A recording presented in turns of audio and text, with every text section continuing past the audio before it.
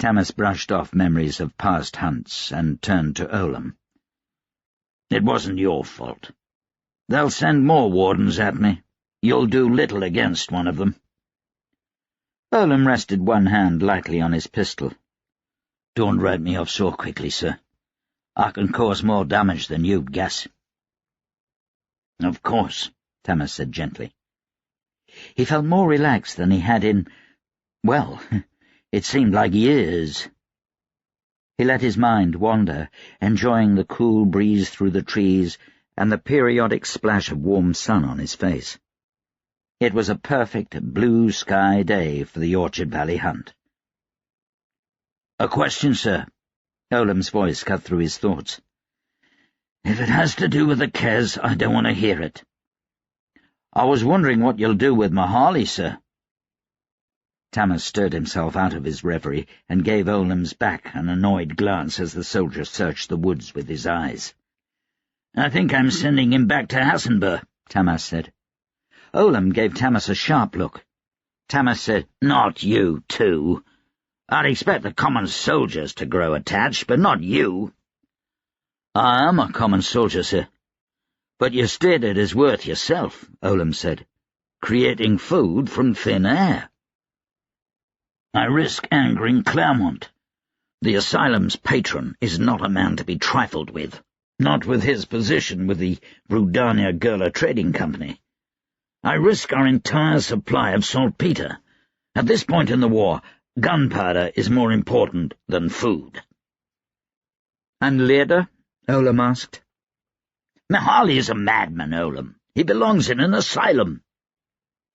He chose his words carefully. "It would be a cruelty to let him live like a normal man." He knew the words made sense in his head, but when he spoke them out loud they seemed wrong. He frowned.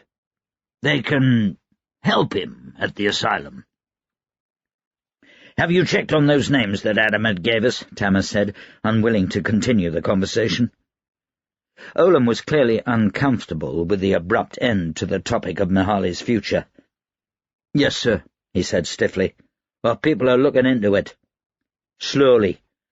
We don't have enough men, to be honest, but Adamat's hunches are proving accurate enough." "He said he gathered that list of names and ships in just 2 days of investigation," Tamas said. "The entire police force on the docks has only given us half a dozen Kes smugglers since the war started. How can he work so fast?" Olam shrugged. "He's got a gift. Also, he doesn't have the restrictions of the police. He's not wearing a uniform. He can't be bribed or intimidated." "You think he can find my traitor?" Tamas asked. "Perhaps." Olam didn't look so sure. "I wish you'd put more men on it.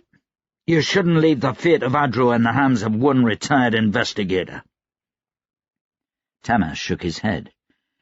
"As you said, he can go where the police cannot. I can't trust it to anyone else. Everyone I truly trust, you, Sabon, the rest of the Powder Cabal, they're doing tasks of utmost importance, and none of them has the set of talents and skills that Adamat does.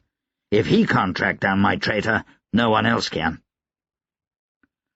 Olam gave him a dark stare. The corner of his mouth twitched, and Tamas felt a thrill of fear through his chest. "Give me a writ of purpose," Olam said quietly, "and 50 men. I'll find out who the traitor is." Tamas rolled his eyes. "I'm not going to let you hack apart my council with a meat cleaver and a hot iron. You'll leave nothing left of them, and I'll have made enemies of the most powerful people in Adro. I'm sorry, Olam, but I need you watching my back, and I need the other 5 of the council, the ones that aren't traitors, fully intact." Tamas turned as he heard horses galloping up from behind. "Pitt! I was hoping for a pleasant day." "Ho there, Field Marshal," Charlemagne said. The Archdiocese looked nothing like a man of the rope. He wore his hunt colours proudly on a hunter easily 10 stone bigger than Tamas's. He was followed by 3 young women, probably priestesses, though it was impossible to tell with them wearing hunt colours. Just behind the women was Andras the Reeve. The old man wore a black hunt coat and pale breeches to indicate that he wasn't part of the hunt proper, yet he rode his hunter with far more poise and confidence than Tamas would have expected from a glorified accountant. "How many hounds do you have competing today, Charlemont?" Tamas asked. The Archdiocese gave him a sour look that always accompanied his response when someone failed to use his title. 10, he said, "though to be fair, 3 of them are running for the ladies here." He gestured to his companions. "Priestesses Kola, Narum, and Ula. This is Field Marshal Tamas." Tamas gave the 3 women a curt nod. Not one of them looked above 20 years old, even though they bore the rank of priestess. They were far too young. And pretty. Women that attractive did not enter into service to the church. The Reeve rode up next to Tamas. "Andras," Tamas said, "you're the last person I'd expect to see at a hunt." Andras turned in his saddle and pointed behind them. "No, that's the last person you'd expect to see at the hunt." A horse struggled through a patch of briars not far off, urged on with an incessant stream of curses by Ricard Tumbler. The Union boss caught his cheek on a thorn and let out a yell, kicking the horse. Hunter and rider surged from the patch, galloping to catch up with the rest. Tamas reached out and grabbed the bridle as the horse came by. He leaned over, placing a hand between its eyes. "Shh, shh, shh, quiet," he said, soothing the animal. "Lord above, Ricard, stop urging it on. You'll get yourself thrown." Ricard's heels had been dug into the creature's side. He let up immediately and gave a great sigh. "Son of a bitch," he said. "I was made to ride in a carriage, not on a horse." Charlemont grinned at him. "I can see that," he said. "We all can. I've seen children who ride better than you." "And I've seen pimps with fewer whores," Ricard snapped. The 3 priestesses gasped. The Archdiocese spun his mount to face Ricard, laying a hand on the grip of his sword. "Take it back, or I'll have your hide." Ricard drew a pistol from his belt. "I'll blow your face off if you come a step closer." Tamas groaned. He grabbed Ricard's pistol by the barrel and shoved it away. "Put them away, both of you," he said. He urged his mount up beside Ricard's. "Where do you get off threatening an archdiocese?" he growled. "Are you mad?" Ricard wiped the blood from his cheek, a scratch from the briars. He looked at his fingers. "Bloody hunt." "Why are you here?" Tamas said. "Lady Wenceslav insisted," Ricard said. "She said I was gentry now, being a member of the council, and that it was expected of me. I've had more fun in the bottom of a fishing boat." "You've never ridden before?" Olam asked. Ricard returned his pistol to his belt and took the reins in both hands. "Not once. When I was a boy, my father had no money for lessons, and by the time I thought of it, I was rich enough to afford to take a carriage. Now, where the pit is that whipper in? Lady Wenceslav said that fool would stay with me and keep me from making an ass of myself." "He was unsuccessful," Charlemont said. Ricard glared. Tamas elbowed him hard in the ribs. Ricard turned to the 3 priestesses. "My apologies, ladies. My comments weren't directed at you." One and all, the 3 turned their noses up at him. Ricard sighed. "I came here for a pleasant afternoon," Tamas said, glancing around at the group. "Now, can I have that, or do I need to ride on my own?" Ricard and Charlemont grumbled to themselves. Tamas resumed riding, leading Ricard's horse. "Let him do the steering," he said after a moment, letting go of the bridle. "He knows the trail. He knows the other horses. He'll follow on his own. He knows you don't know what you're doing. You try to take control, and he'll fight you the whole way." Ricard gave a silent nod, and avoided looking at Charlemont and his priestesses. They were soon joined by the Whipper Inn. Tamas was surprised to find he knew the man. "Garben," he called. "Sir." Garben rode up beside him, all smiles. He was a spry young man who looked well at ease on a horse. Whippers Inn usually kept the dogs on the trail, but this one was obviously meant to keep the people on the trail. "Olam, this is Garben," Tamas said. "Captain Ajukar's youngest son." "Pleased to meet you," Olam said. "I've known the captain for many years." Garben extended a hand. "You're the knack that doesn't sleep?" "Right. It's a pleasure." "So the lady attached you to Rickard here, did she?" Tamas said. Garben nodded. "Said he might need some help." "You lost him for a while, it seems." "He went through a bramble bush, sir. I decided to go around." "Smart man. I've heard from your father you have a singular skill for horses." "He overtells it," Garben said modestly. "No, I'm sure he does not." Tamas saw him eyeing the young ladies. "Please, don't let me keep you." Garben rode up beside the priestesses and answered their questions about the hunt. Soon after, Brigadier Sabastanian came up quietly from behind. He joined the Whipper Inn and the priestesses, listening quietly to their talk. Tamas leaned over to Olam. "Brigadier Sabastanian impressed me during the racket with the Royalists. We'll keep an eye on him over the years. Mark my words, he'll be senior brigadier by the time he's 40. Silence fell in the wood, the only sound, that of horses and the quiet conversation of the young people a few dozen yards ahead of them. Tamas was just beginning to enjoy the relative quiet when Ondraus spoke up. "I want to know about this cook," the Reeve said. Tamas turned in the saddle toward Ondraus. The path here was wide enough for the four of them to ride abreast. Tamas was on one end, with Rickard on his right, lagging slightly behind, and Ondraus between Rickard and Charlemund. Olam stayed just behind them, his eyes on the forest. "What cook?" Tamas said. "The one who is providing for all the clerks and workers in the House of Nobles, in addition to your garrison," Ondraus said. The bent-old accountant looked alert in the afternoon sun and rode his horse like a man much younger. His gaze matched Tamas's. "The one who creates dishes that have never been seen in Erdopest, and receives shipments of raw goods that are well out of season in this part of the world, without ever having made an order in the first place. The one feeding 5,000 people on a few hundred kronas worth of flour and beef a day."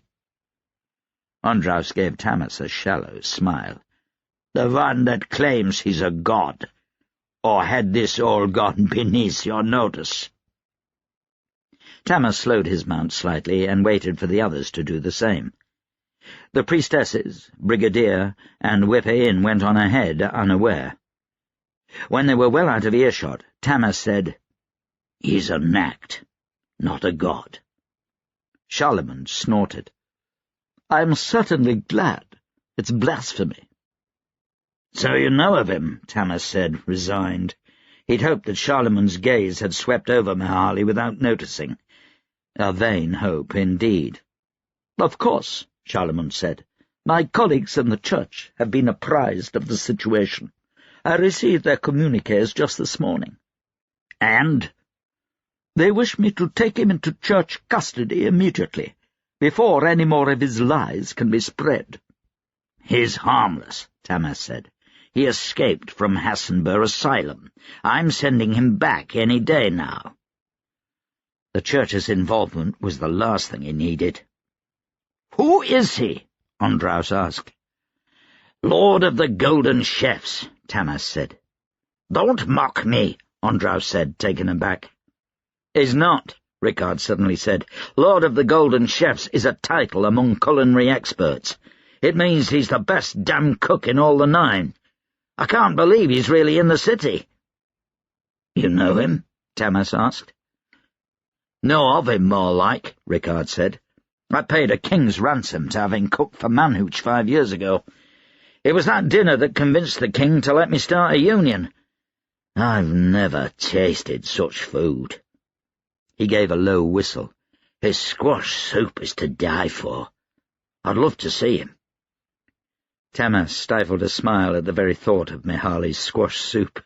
His mouth watered a little, and for just a moment he could smell it, as if Mihali was making it in a pot in the middle of the next clearing. "Well," Charlemagne said, "you won't meet him. I'm bringing him under church custody tonight. I only held off giving the order this morning in deference to Tamas." "And if I don't let him go?" Tamas said lightly. Charlemagne gave a laugh, as if Tamas had made some kind of joke. "That isn't an option. The man is a heathen and a blasphemer. We all know there is only one God, Kresimir." "Aren't Adam, Eunice, Roswell, and the rest all supposed to be Krasimir's brothers and sisters?" Tamas asked. "Well, I'm not up on my church law as much as I should be." "Doctrine, not law," Charlemagne said. "Semantics. They helped him create the 9, yes, that is why they are saints. Kresimir is the only god among them. To claim otherwise goes against church doctrine. It was decided so at the Council of Keslia in 507. Rickard's eyes grew wide. "You do know something about the church. Incredible! I thought all you needed to be an archdiocese was a nice hat and a harem." Charlemagne ignored Rickard as one might ignore an irritating rug seller in the market. "The council also established that heretics and blasphemers would fall under the jurisdiction of the church. Every king of the 9 signed the accord." "Interesting," Tamas said, "that Adro has no king anymore." Charlemagne looked startled by this. "What? Has it occurred to any of the archdioceses," Tamas said, "that Adro is no longer held by any agreement signed by previous kings? Technically, we don't even have to pay tithe anymore." Charlemagne sputtered. "I don't think that's true. I mean, we had an agreement." "With Manhooch," Ondraus said. The Reeve had a nasty smile on his face, and Tamas wondered if he'd just given Ondraus an excuse to do something that would completely alienate the church. Tamas squeezed his eyes shut. "Oh, Kresimir above, I shouldn't have said anything." "I think I'd like to catch up with the rest of the hunt now," Tamas said before Charlemagne could respond. "I can barely hear the hounds." He urged his hunter on, reaching the whipper in a few moments. Garben turned. "Sir," he said, "we have fallen significantly behind the rest of the group." "Yes," Tamas said, "I gathered." "If you'd permit me, sir," Garben said, "I'd like to lead us on a shortcut through the forest. I know where they're planning on being in, he glanced up at the sun, which was showing through the trees. 2 hours? I think we can catch them there. Otherwise we might not reach them until after the hunt is finished." "Sir," Olam said in a low voice, "it's dangerous to leave the hunt trail. These forests were the king's own, bigger than Adapest and all the suburbs. I used to play in them as a boy. We get lost here, and we could be gone for days." "The going will be slow," the whipper-in said, "through the brush, but we should have no problem cutting them off. I know these woods well." "I don't like it, sir," Olam said. Tamas pushed away his own uneasiness and gave Olam a smile. "Calm yourself. I've known Garben since he was a boy. The worst things in these woods are deer. Lead on." They trotted along the deer trail single file, making their way through the woods. The priestesses bantered loudly behind Tamas. He let his mind wander, considering battle plans and strategies. Battle had yet to be joined at the gates of Warsel. Only at South Pike had shots been fired, and the unique positioning of the fortress town required very little strategy. They'd been shrugging off Kes advances for a month, with minimal loss and despite powerful sorceries on the Kes side. The very thought of Juline's betrayal made Tamas's blood boil. And Taniel. What could he do? Bo was still alive, and the two were working together to push back the Kes. That pleased Tamas, yet Bo was still under the Geis. Could Tamas trust them? Taniel had disobeyed his orders. There would have to be redress for that, though Taniel claimed he had a good reason to keep Bo alive. They needed the privileged to help hold Shoulder Crown. Tamas knew the real reason. Taniel hadn't been able to do it. He'd not been able to kill his best friend, even when it was necessary, even on the order of his superior. Taniel had to know that Tamas would see through the excuses. Tamas pushed the thought aside, unwilling to let it ruin his day. The terrain slowly changed as they rode. They descended into a valley where moss-covered boulders hemmed them in, and the forest floor was thick with fallen branches and rotted pine needles. The place seemed to deaden all sound. An icy hand climbed Tamas's spine.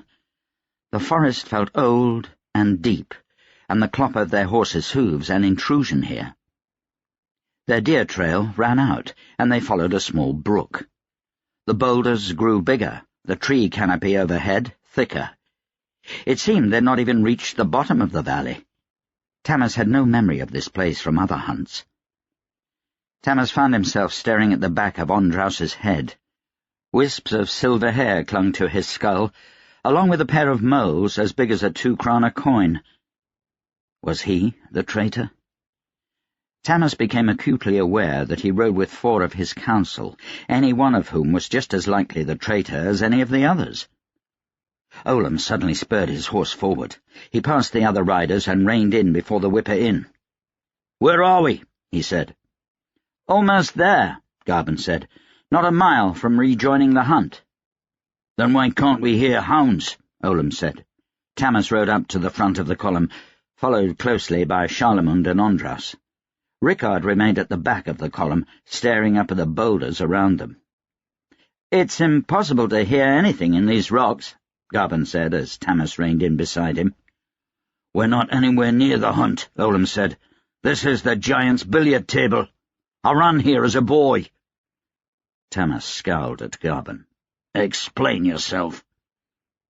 A rock fell from one of the boulders above. Tamas jerked around, eyes searching the forest. "Rickard!" he said. Rickard's horse was alone at the back of the column, the reins thrown over a broken tree limb. Rickard was missing.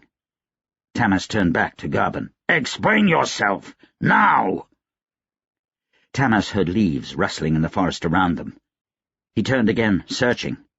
He saw nothing. Rickard had been carrying a pistol. Tamas reached out with his senses. Rickard was nearby. Tamas could sense the powder. He'd scrambled up onto one of the boulders and lay flat on it, facing the group. Was Rickard the traitor? Was this some kind of trap? Rickard was carrying a pistol. Surely he knew that Tamas could find him just from the gunpowder. A man stepped out on a boulder just ahead of their trail. He held a bow, strung, with arrow at the ready, aimed at Tamas. He sighted along one eye, because the other eye was covered by a white patch of cloth. The man was older than Tamas, his face weathered by battles. He wore a brown and green patched cloak to blend in with the forest. "Brigadier Reiser," Tamas said. Olam tossed Tamas a pistol and brought about his rifle, moving with the speed of a seasoned soldier. Tamas caught the pistol and levelled it at the brigadier, not bothering to cock it. A powder mage didn't need to. "Lower the weapon," Brigadier Reiser said. His aim with the bow didn't waver. He took a half-step forward, his footing sure on the boulder. His cloak rippled, revealing the scarlet colours of the hunt underneath.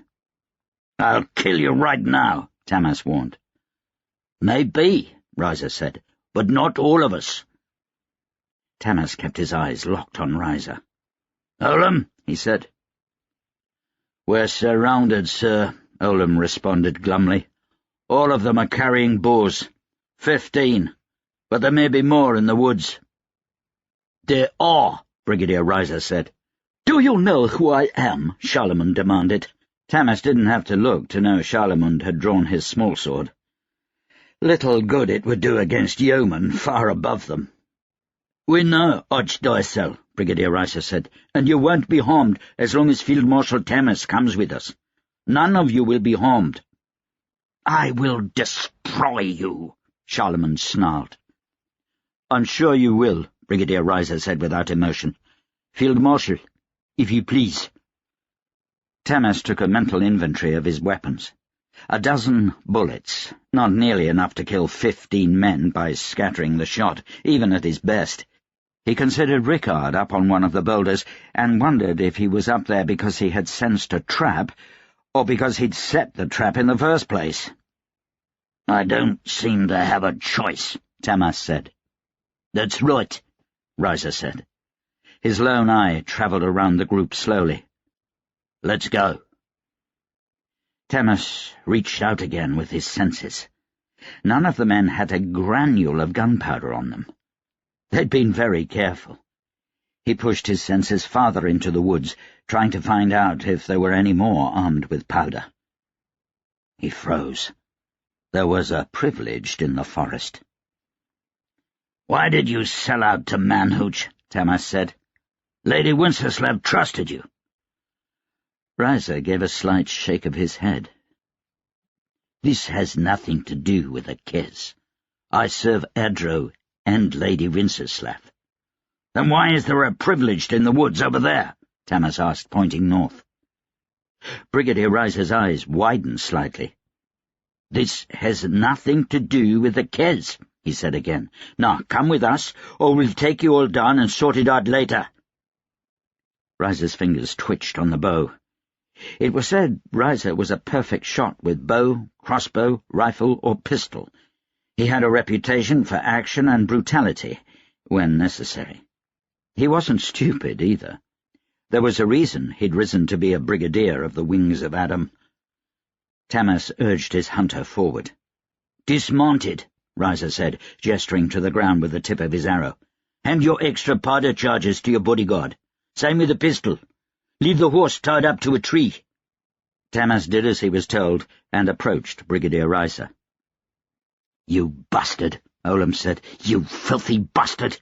I'll take out that other eye." "Quiet, you dog," Reiser said. "Olam, it's all right," Tamas said. He paused next to Garben and glanced up. The man was expressionless. "I take it this is one of yours," Tamas said to Reiser. "He is," Reiser said. "He'll guide the rest back to the hunt."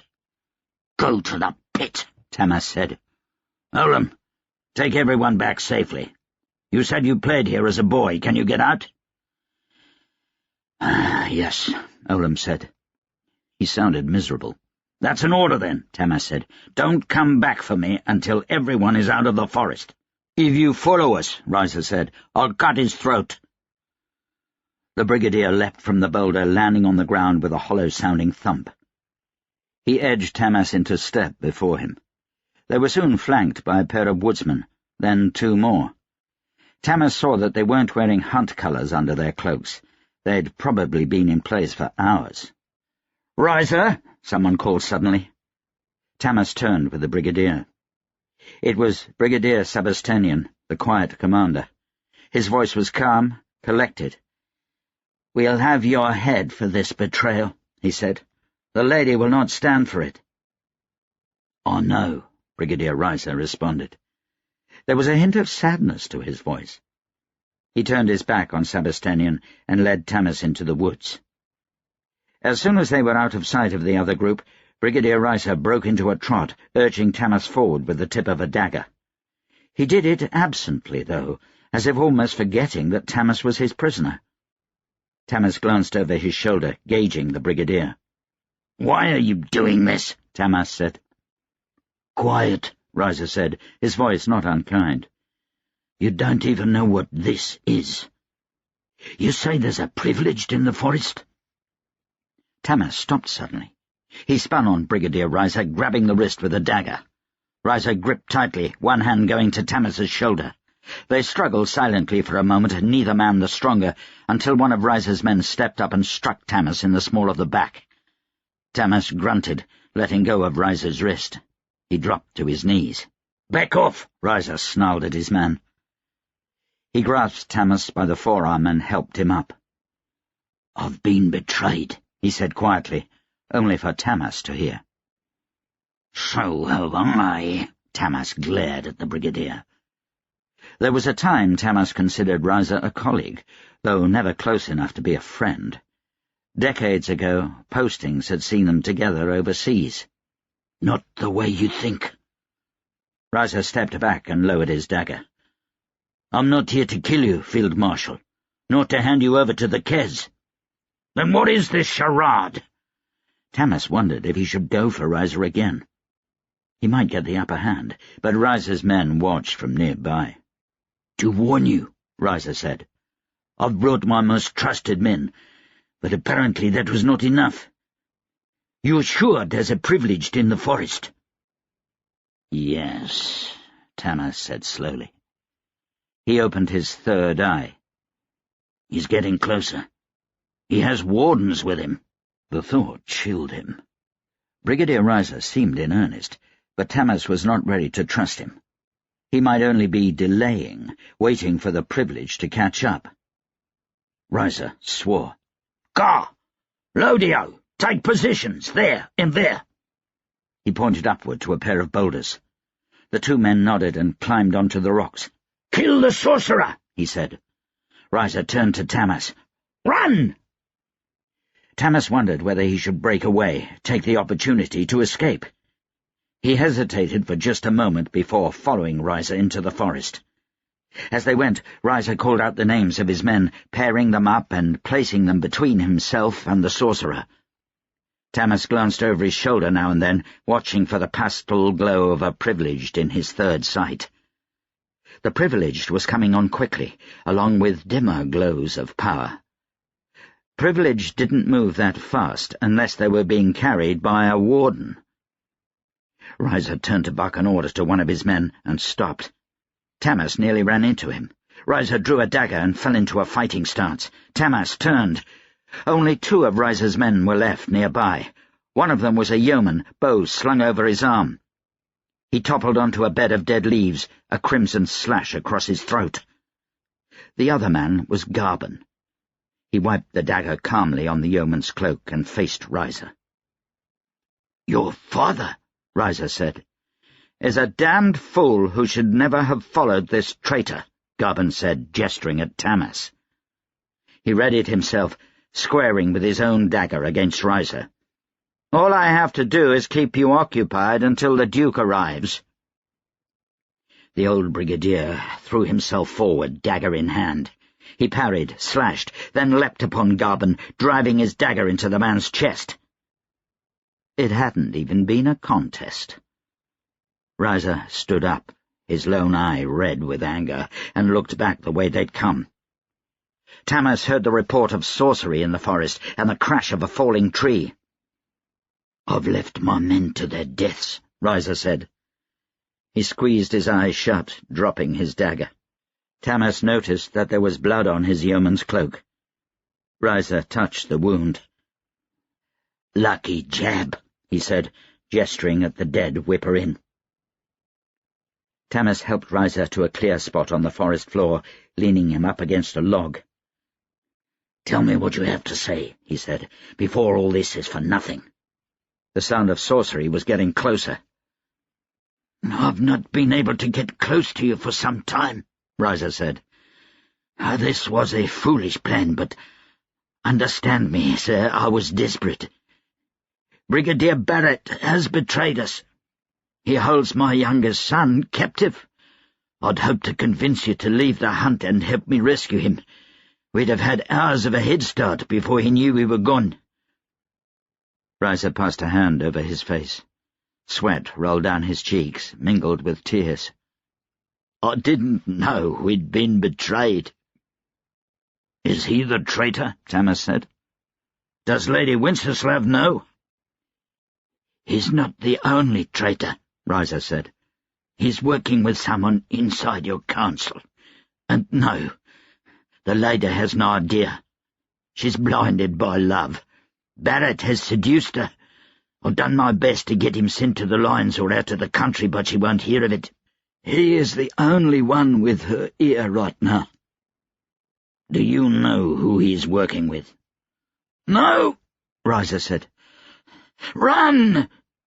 Riza lurched forward, shoving Tamas to the ground. The forest erupted in flames suddenly, heat-searing Tamas's face and hands. He hit the ground and rolled, pushing himself up to his feet and spinning toward Riza. The old brigadier screamed as his skin peeled from his body and his flesh withered. Tamas dove behind a boulder, eyes wild for any sign of the privileged and his wardens. He heard a crack, and the last thing he remembered was the boulder exploding. Chapter 24. What do you want? Lord Vitus stood on the front step of Adamat's house. He was dressed sharply in a new black tailcoat with matching boots shiny enough to hurt Adamat's eyes. He wore a scarlet vest beneath and a black silk shirt. He held his hat in his hand, short black hair styled and flattened against his head. Adamat wiped the sleep from his eyes and adjusted his dressing gown. He glanced at the hall clock. "It's 7 o'clock," Adamat said flatly. "May I come in?" Lord Vitus asked. His tone was polite. "No." "Why are you here?" He paused, suddenly suspicious. "And where are your goons?" "I've no need to make threats today," Lord Vitus said. "Last time my men were only there to take care of Pelagi. I trust you had no problem disposing of the body?" For all the concern he showed, he might have been asking about Adamat's morning tea.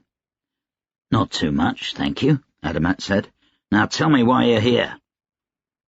Lord Vitus seemed unruffled by Adamat's brusque tone. "A gift," he said. He held up a small black box. "I've not yet heard from you. I assume you've decided not to take our offer of employment." Adamat snatched the box. "Tell your master to stuff it. I dropped by that address on the card, an empty warehouse near the river. It was no good to me, and you," he added, "you don't exist.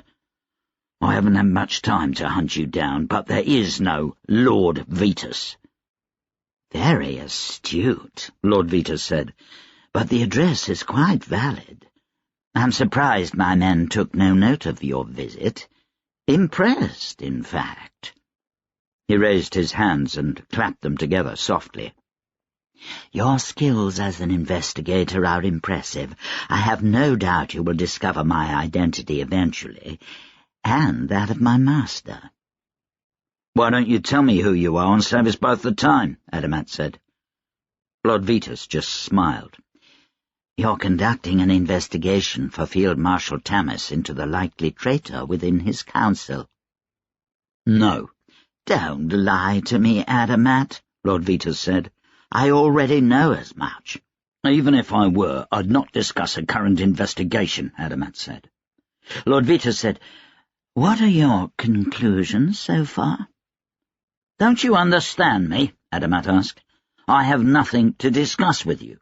Good day." He made to close his door. Lord Vitus held up his hand politely, like a clerk trying to get a superior's attention. "What?" Adamat said. "Won't you open your gift?" Adamat frowned at the box in his hand.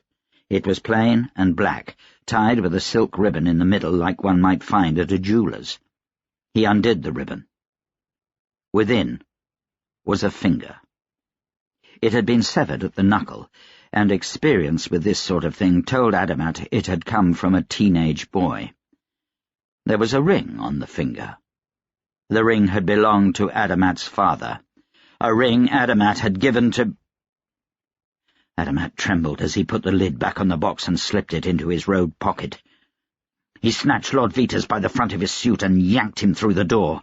Lord Vitus made no protest as Adamat kicked the door shut and slammed him against the wall. His breathing was steady as Adamat put his face close. "It belonged to your son," Lord Vitus said helpfully. "I know who it belonged to!" Adamat couldn't help but shout. He took hold of Lord Vitus's suit coat with both hands and threw the man down the hall. He drew his cane sword from the cane holder by the door and bared the blade. He thrust it under Lord Vitus's chin. Lord Vetus didn't even tremble.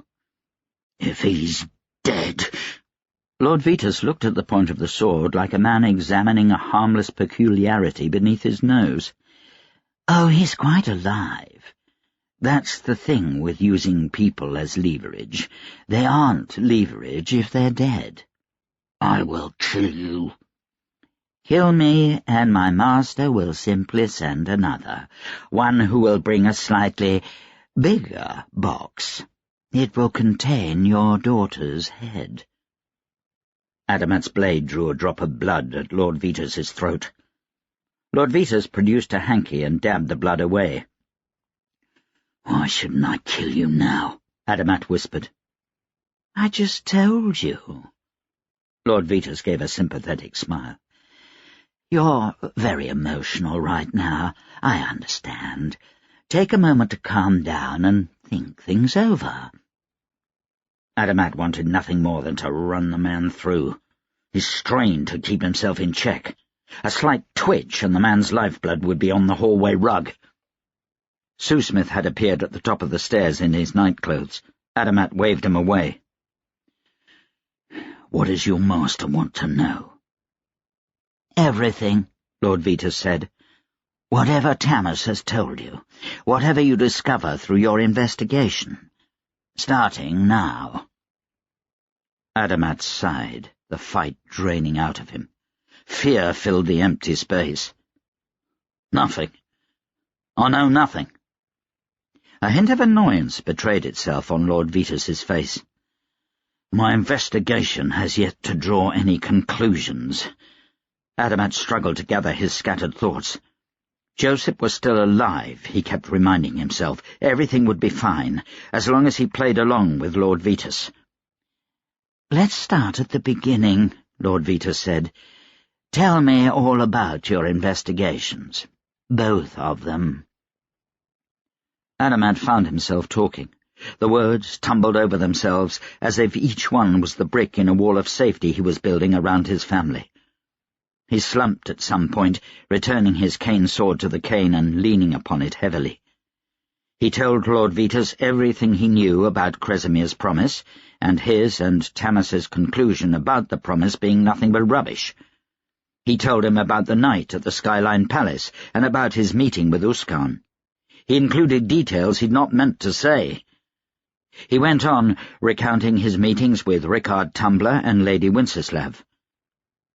Through it all, Lord Vetus remained quiet. Adamat could read nothing on the man's face. He absorbed the information impassively. Adamat spoke so quickly that it did not even occur to him to fudge the truth or lie outright until afterward. When he finished, he fell to sit on the stairs, his hands shaking, and he felt drained. It seemed his age had caught up to him then, and far surpassed him. Lord Vetus took a moment to think. 2 months of investigation, and this is all you have? Adamat narrowed his eyes. "I've been doing the work of 20 men. "And these are all the details, you're sure?" "I'm sure," Adamat said. "I do not forget things." "Ah, yes, your knack. Tell me more about this, pending destruction of Adro," Lord Vetus said. "I know very little." Adamat was tired. He wanted nothing more than to crawl back into a hole. "It is a prophecy that Cresemir will return. It implies a great deal of violence accompanying his return, an old legend." Lord Vetus remained thoughtful. He dabbed at his neck one last time to remove the blood there and put on his hat. "I'll be back," he said. "I hope you'll have something of greater interest for me when I do. If not—" His eyes flicked to the box in Adamat's robe pocket. Chapter 25. Taniel wiped the blood from his face and watched a pair of women drag another watcher away from the bulwark. The man's skull had been creased by a bullet, not a minute after he and Taniel had shared a flagon of wine behind the relative safety of the bastion walls. Taniel closed his eyes and tried to remember the man's face. He'd sketch it later tonight. Blood was everywhere. New blood, old blood. Fresh splatters of red on the ground and on Taniel's coat. Old rusty stains on everything. The whole bastion smelled of salty iron. The sickly, clogging scent of death wafted up from below and warred with the clouds of black powder for Taniel's senses. The Kes were carrying the wounded down the mountainside at an alarming rate.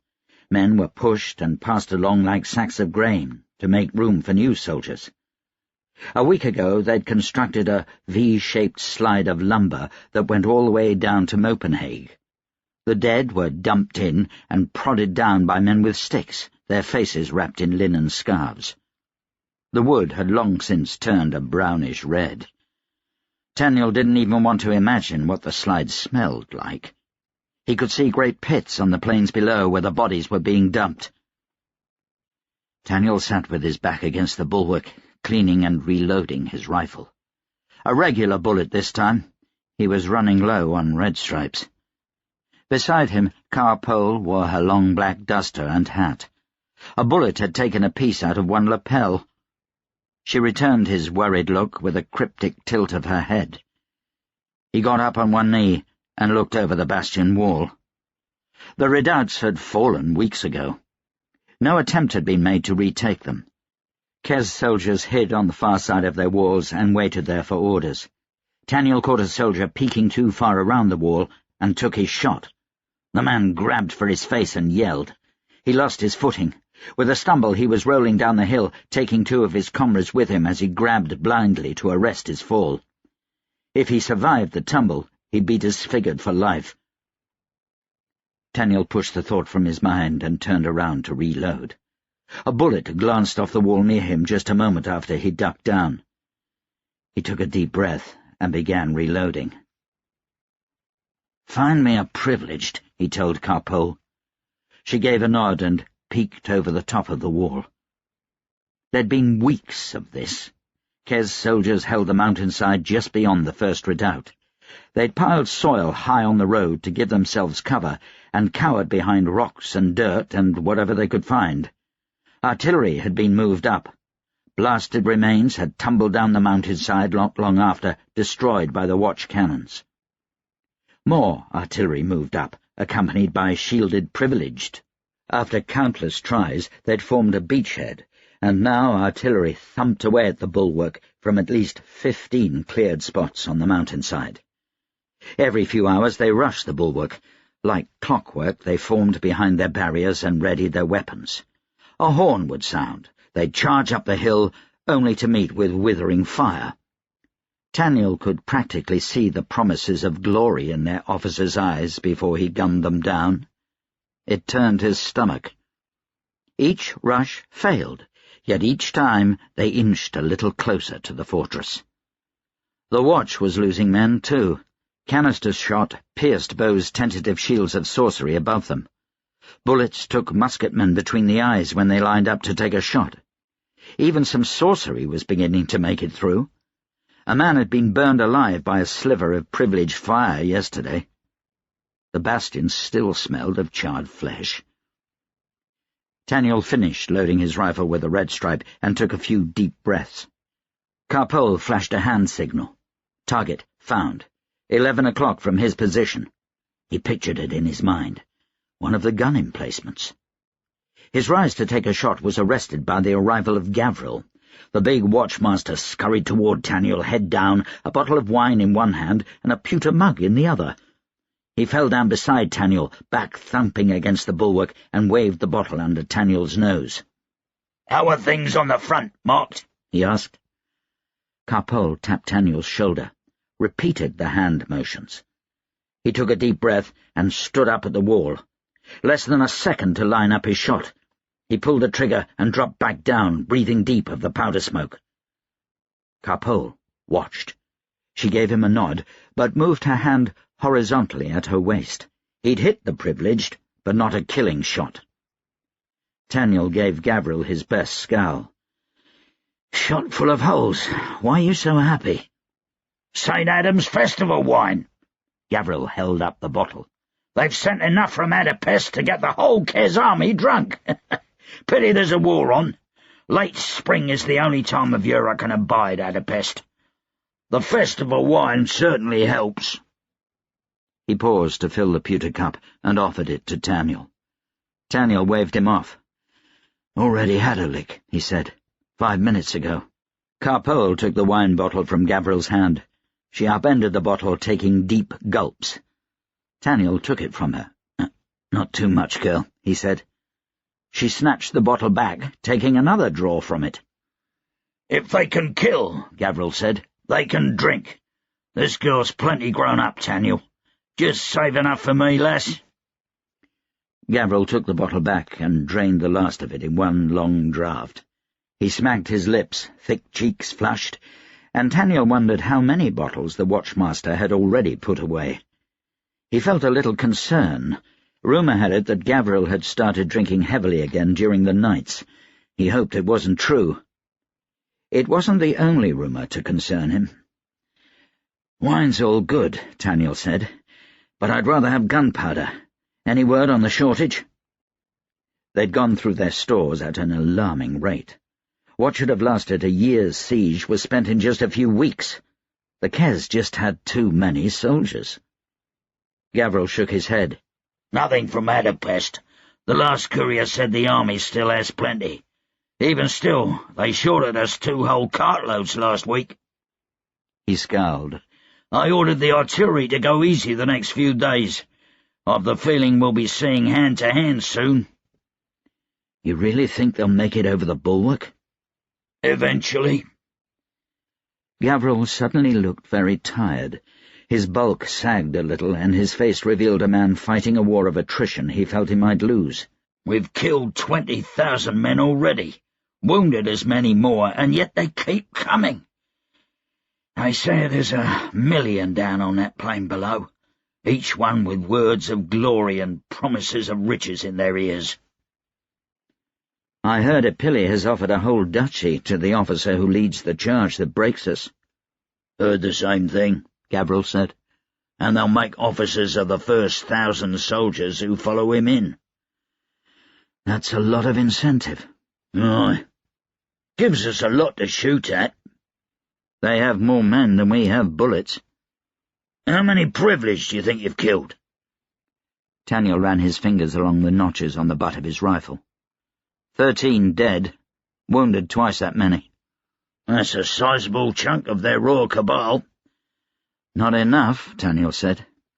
"Well, I want you to keep an eye on something else." Taniel frowned. "What's more important than privileged?" "Sappers," Gavril said. Taniel remembered the sappers.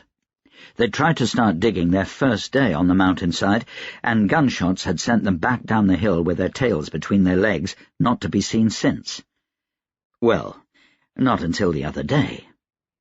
They were back at it again, down below the last redoubts, well behind the Kes front line. They were deep enough already that artillery wasn't bothering them, though a couple of cannons had been blasting away at their position. "Are you really worried about them?" Taniel asked. "It'll take them years to dig the distance all the way up to us. If they break through, all we do is point a cannon down that hole and fill it with grape shot." "Wish it were that easy," Gavril said. "Bo says they've got help. Privileged. And Julene." Taniel felt his hands begin to shake a little. He stilled them by rubbing them together. "Whatever she feels like helping with can't be good news for us. Still, you want me to shoot at sappers?" "Not the sappers themselves. Watch for the privileged helping them." "Gavril!" Bo joined them at the bulwark, crossing the yard at a dead run. He dropped down on the other side of Taniel, breathing hard. Taniel could tell he was exhausted. His cheeks were sunken, all traces of fat gone, and his hair dirty and scraggly. There was mud on his face from Kresimir knew what.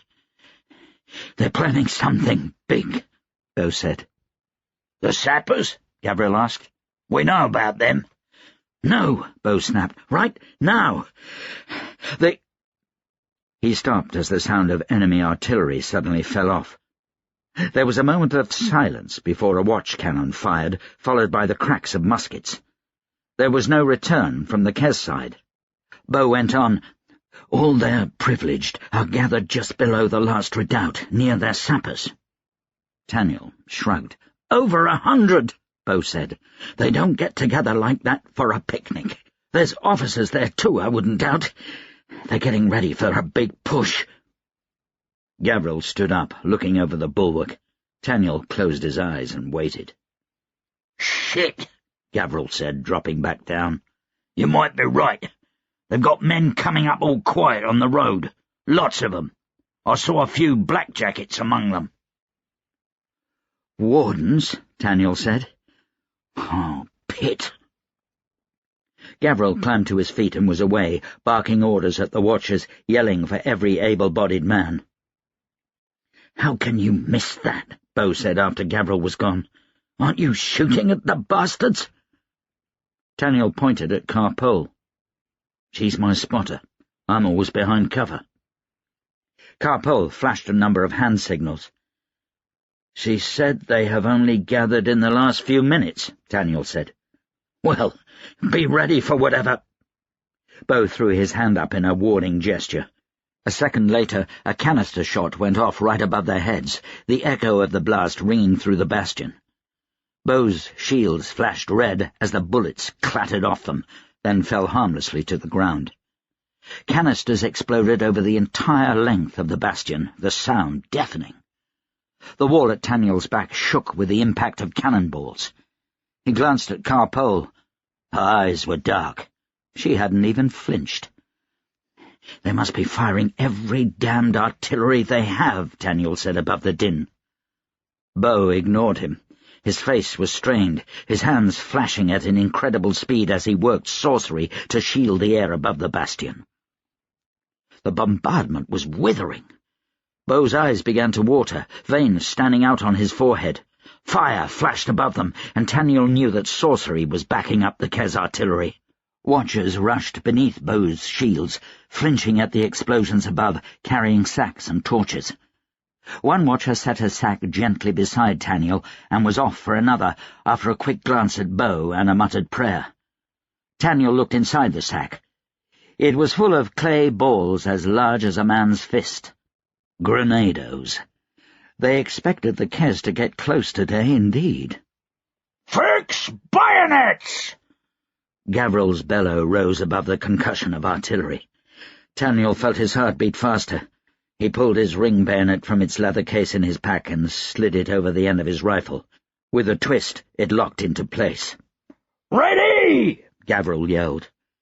Taniel checked his rifle, already loaded. He glanced at Bo. The privileged was doing all he could to stay standing while his fingers flashed commands to unseen elements. His shields were beginning to break down. On the other end of the bulwark, a canister shot went off within the shield. Men screamed and fell, and a cannon lost its crew. Taniel peeked over the edge of the bulwark as a trumpet sounded. The mountainside suddenly swarmed with Kes soldiers. They rushed up the road. They climbed the steep rocks. Every inch of mountainside was covered. Where had they been hiding, all of these men so close to the fortress? "Aim!" Taniel picked out an officer near the front. The man's white feather wriggled in the air as he ran up the road at the head of his men, waving his sword in the air. The Kes troops ploughed on behind him, bayonets fixed on their muskets. A black coat among all the red and gold caught his eye, and he changed targets. His heart beat loudly in his ears. Wardens, lots of them scattered among the troops. They carried big knives in their teeth like sailors as they scrambled over the rocks on the mountainside, heading straight for the slanted walls of the bulwark. "Fire!" Taniel pulled the trigger. He burned a little powder, giving extra oomph to the ball. A cloud of spent gunpowder burst into the air, obscuring his vision for a moment. It cleared, and yells of dismay echoed through the bastion. Only one man fell from the volley. The warden Taniel had shot right between the eyes with a red stripe. Bullets and grape-shot burst into sparks and fell harmlessly to the ground a few feet in front of the first ranks. The Kes charge didn't even falter. "They have privileged in their ranks!" Taniel yelled. "Fire at will!" came the order. He snatched for his purse of red stripes and opened his third eye. A wave of nausea came over him, which he pushed away as he reloaded. He didn't have time for powder. He simply dropped a red stripe down his muzzle and rammed cotton swabbing in after it. He sighted down the rifle, opened his third eye. Pastel colours from the third sight made his head spin. The invisible shield the Kes privileged were using became a translucent yellow sheen, partially obscuring all behind it. He struggled to pick through the colours beyond. Wardens glowed, and so did Nacht among the Kes troops. Taniel looked for the brightest colours, the privileged. He picked one out and pulled the trigger. The man jerked and dropped, and Taniel reloaded another red stripe. He managed 2 more before the Kes reached the walls. The thunder of artillery suddenly dropped off. Gavril's voice shouted, "Hold!" Taniel heard Bo wheeze. He spun in time to catch Bo under one arm and lower him to the ground. Bo shook his head. "Keep going," he coughed. "You're weakening them."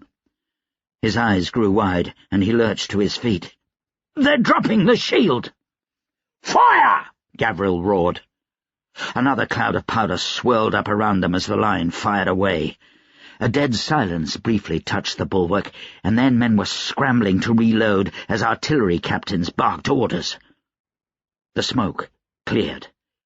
The volley of shots had torn through the first few ranks.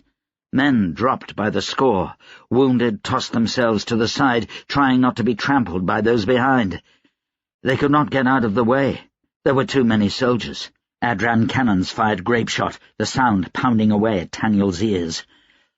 Only wardens remained standing after the grape-shot. They pushed onward, wet stains on their black coats betraying blood loss, yet seemingly no worse for the wear. They bellowed in defiance, shook their knives in the air, and waved to the ranks behind them. The dead were trodden underfoot.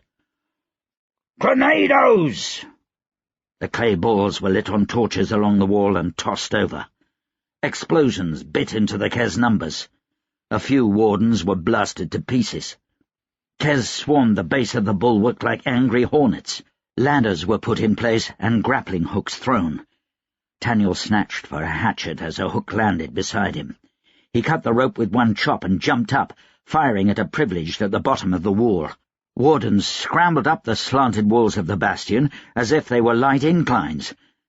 They made it up the wall in moments, and a half-dozen jumped down among the watchers. "To bayonets!" Gavril yelled. "Keep up the cannon fire!" One great, ugly head poked over the bulwark right in front of Carpole. Taniel swung his rifle toward the warden, but Carpole was faster. Her hand jabbed forward, revealing a long needle that had been hidden in her sleeve. It went through the warden's eye and into his brain. The creature let go his handholds and fell. Taniel stabbed a Kes soldier in the shoulder as he scrambled over the wall. He cracked the next man with the butt of his rifle and tried to load another red stripe. The Kes were coming too fast. He took a quick snort of powder and gripped his rifle in both hands, sure he wouldn't get off another shot. He readied himself for the next wave. They'd find a trance-taken powder mage ready for them. A warden came over the wall with one hand on the brick, the other clutching a knife big enough to cut Taniel in two. Carpole leapt for him, but was battered away like a doll. Taniel yelled, thrusting his bayonet. The warden reached long arms over the rifle, ignoring 14 inches of steel through his middle, and backhanded Taniel. Taniel stumbled. The blow had rattled him even in a powder trance.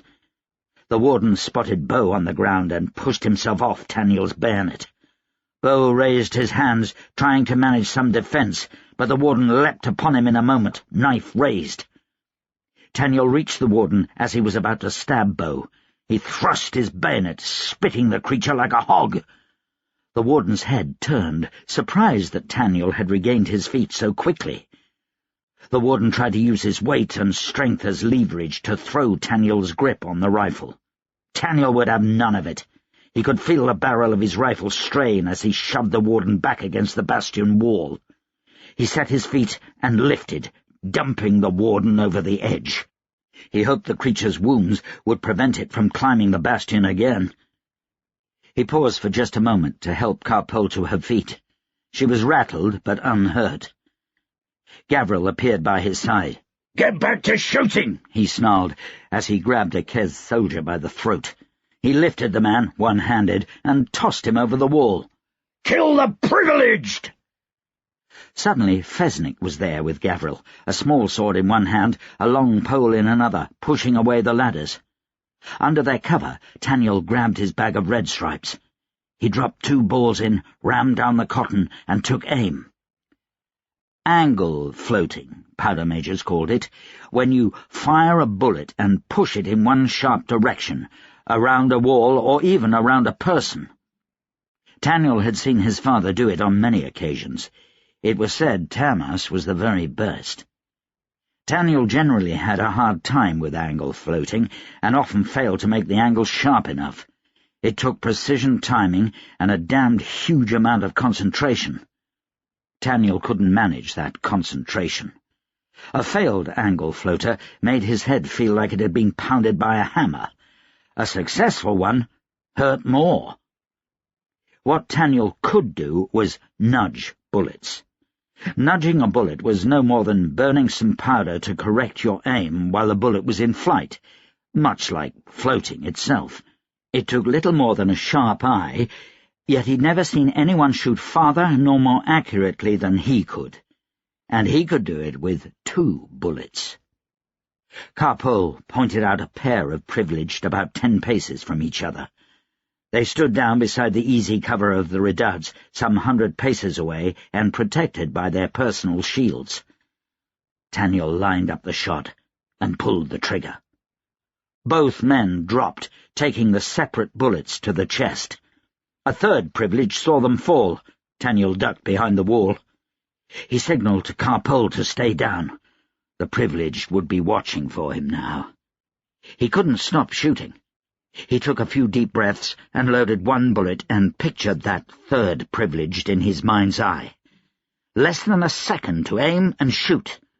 He crawled, rifle in hand, changing his position on the wall by 5 paces.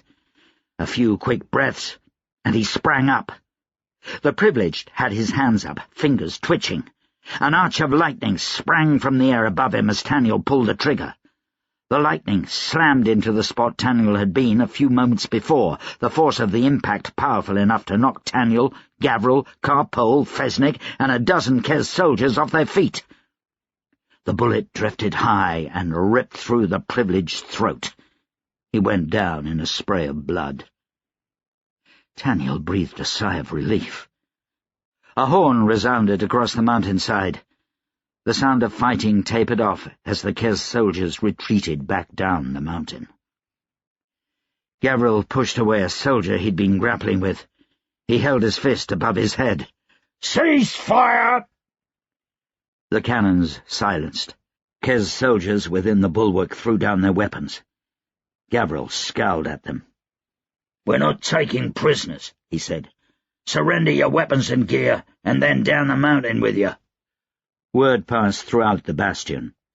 Kez climbed back over the walls after being relieved of their muskets and powder, and began the long walk among their dead. Gavriel found a Kez officer among the wounded and took him by the shoulder while Taniel watched. "Tell Field Marshal Tyne that he can send some unarmed soldiers up to collect your dead, and I suggest we all take a few days to tend to the wounded." Gavriel repeated the order in Kez to be sure he was understood. The officer nodded wearily and, with the help of a Kez soldier, headed over the wall and down the mountain. Taniel dropped down beside Bo. "You okay?" Bo gave him a long look. "I'll take that as a no." "To the pit with all this," Bo managed. Katerine, Raina, and Alison appeared as if from nowhere. All 3 of Bo's women.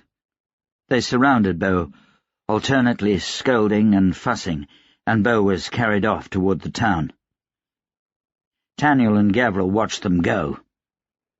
"I need to get me one of those," Taniel said. "What?" Gavriel asked. "A harem." "Yeah," Taniel said. Carpole punched him in the arm.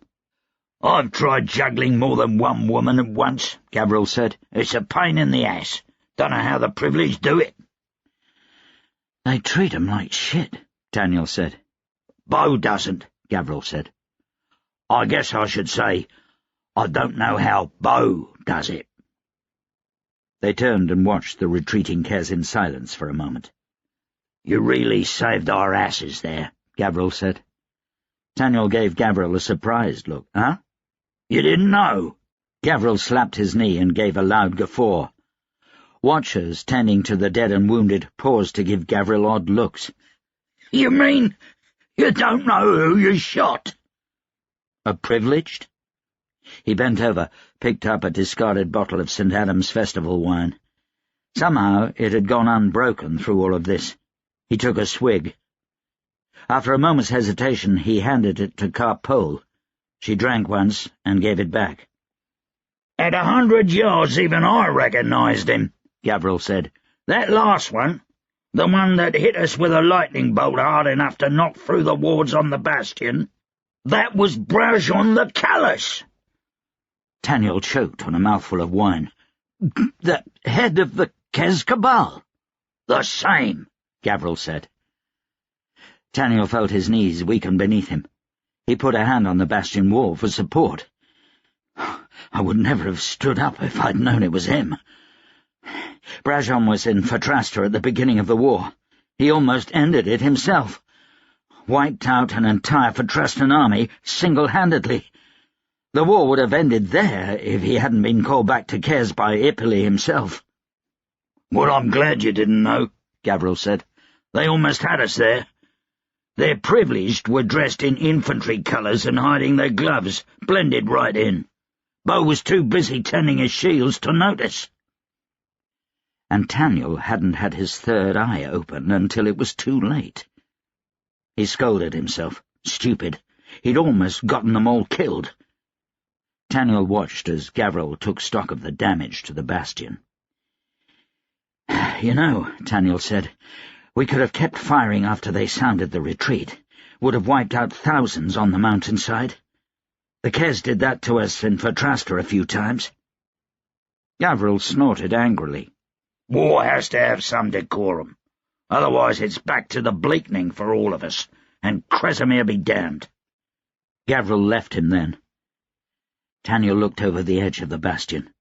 He thought to open his third eye to track their privileged, but decided it would just give him a headache. A thought troubled him. If that was their big push, then where was Julene? He searched the hillside for the entrance to the sapper tunnels. There was some movement there, and he thought he saw a man empty a wheelbarrow of dirt. Tamas stared up at the ceiling of a small room, his vision blurry. There wasn't much to see, even had his eyes been clear. He could make out the slanted logs of a roof, plain wood with mud in the cracks to seal them against the weather. It was light, barely. His body told him it was dawn. The light was gloomy, indicative of a stormy day ahead. He heard the crow of a rooster, and the sound of hoofbeats, followed by a muffled conversation. The men outside spoke Kez. He couldn't feel his right leg. It wasn't a pleasant sensation, and combined with his blurry vision, Tamas had to fight rising panic. Without a leg or good vision, what hope did he have of escape? He breathed deeply, calming himself, and assessed the rest of his body for wounds. Both of his hands and arms still seemed to work. They moved when prompted. He could feel the stab of a straw mattress beneath him. His chest hurt when he took too deep a breath, but not enough for a broken rib. His side was tender, perhaps from a cut or a bruise. He touched it gently. A bruise, he decided. He was in short undergarments and nothing else, and years of instinct told him he was not alone in the room. Tamas struggled to push himself into a sitting position. He'd been provided with neither blanket nor pillow, and lay upon a filthy straw mattress on a wooden frame. There was a window on his left and stairs going down at the end of the bed. He rubbed his eyes, which improved his vision slightly. A warden sat in the corner, his muscled, malformed body easy to recognize, though Tamas could not make out much more than the outline of the body. "Where am I?" Tamas said. The blurry mountain of flesh seemed to regard him for a moment, then mumbled something unintelligible in Kes. "Where am I?" Tamas repeated. The warden left the room. "Where am I?" Tamas shouted after the warden. He pushed himself up further. "Monster! Beast!" He lay back down, what little strength he had now gone. His head had begun to throb when he moved. He felt along the wrapping gingerly, grimacing. The slightest touch brought a jolt of pain, and he eventually left it alone. He'd been treated. They'd covered his wounds in strips of dirty linen. His leg was wrapped tight, but there was still circulation. He wouldn't be walking on it any time soon. He heard steps from below and 2 pairs of boots upon the stairs. The warden returned, with him a smaller man. "Field Marshal," a voice said in accented Adran. Tamas felt his hackles rise at the sound of the voice. "Nixlaus," he spat. "I thought I threw you in the Adsy." The Duke's voice was genial. "My wardens fished me out. How is your leg?" "It's fantastic," Tamas said. "I'm going to dance a jig. Where am I?" Nixlaus took the warden's seat in the corner of the room, while the warden stood at the foot of the bed. "Deep in the King's Wood," he said. "Now, my surgeon said you'd hit your head hard when you fell. Are you having any problems with your vision?" "No," Tamas lied. "Of course you are," Nixlaus said. "I can tell that your eyes aren't focusing. I'll have the surgeon take a look at you before we go." Tamas did his best to glare at Nixlaus, but found it hard when he could barely see him. "Why the pit am I still alive? Where are we going?" "To Kes," Nixlaus said. "I advised against it, but after that first warden didn't kill you, Ipperley decided that we should send a message. If everything goes as scheduled, you'll face the guillotine beneath my king's gaze on the final day of St. Adam's festival." "You've planned this for a long time," Tamas said. "One of many contingencies. We need to be rid of you, one way or another, if we're to take Adro. You're the strongest of the Powder Mages and a tactical genius. I don't mind saying it, it's the truth. The mercenaries will give us some fight, but you're the backbone of your army. Your soldiers will crumble without you." "You underestimate them," Tamas said. "Perhaps."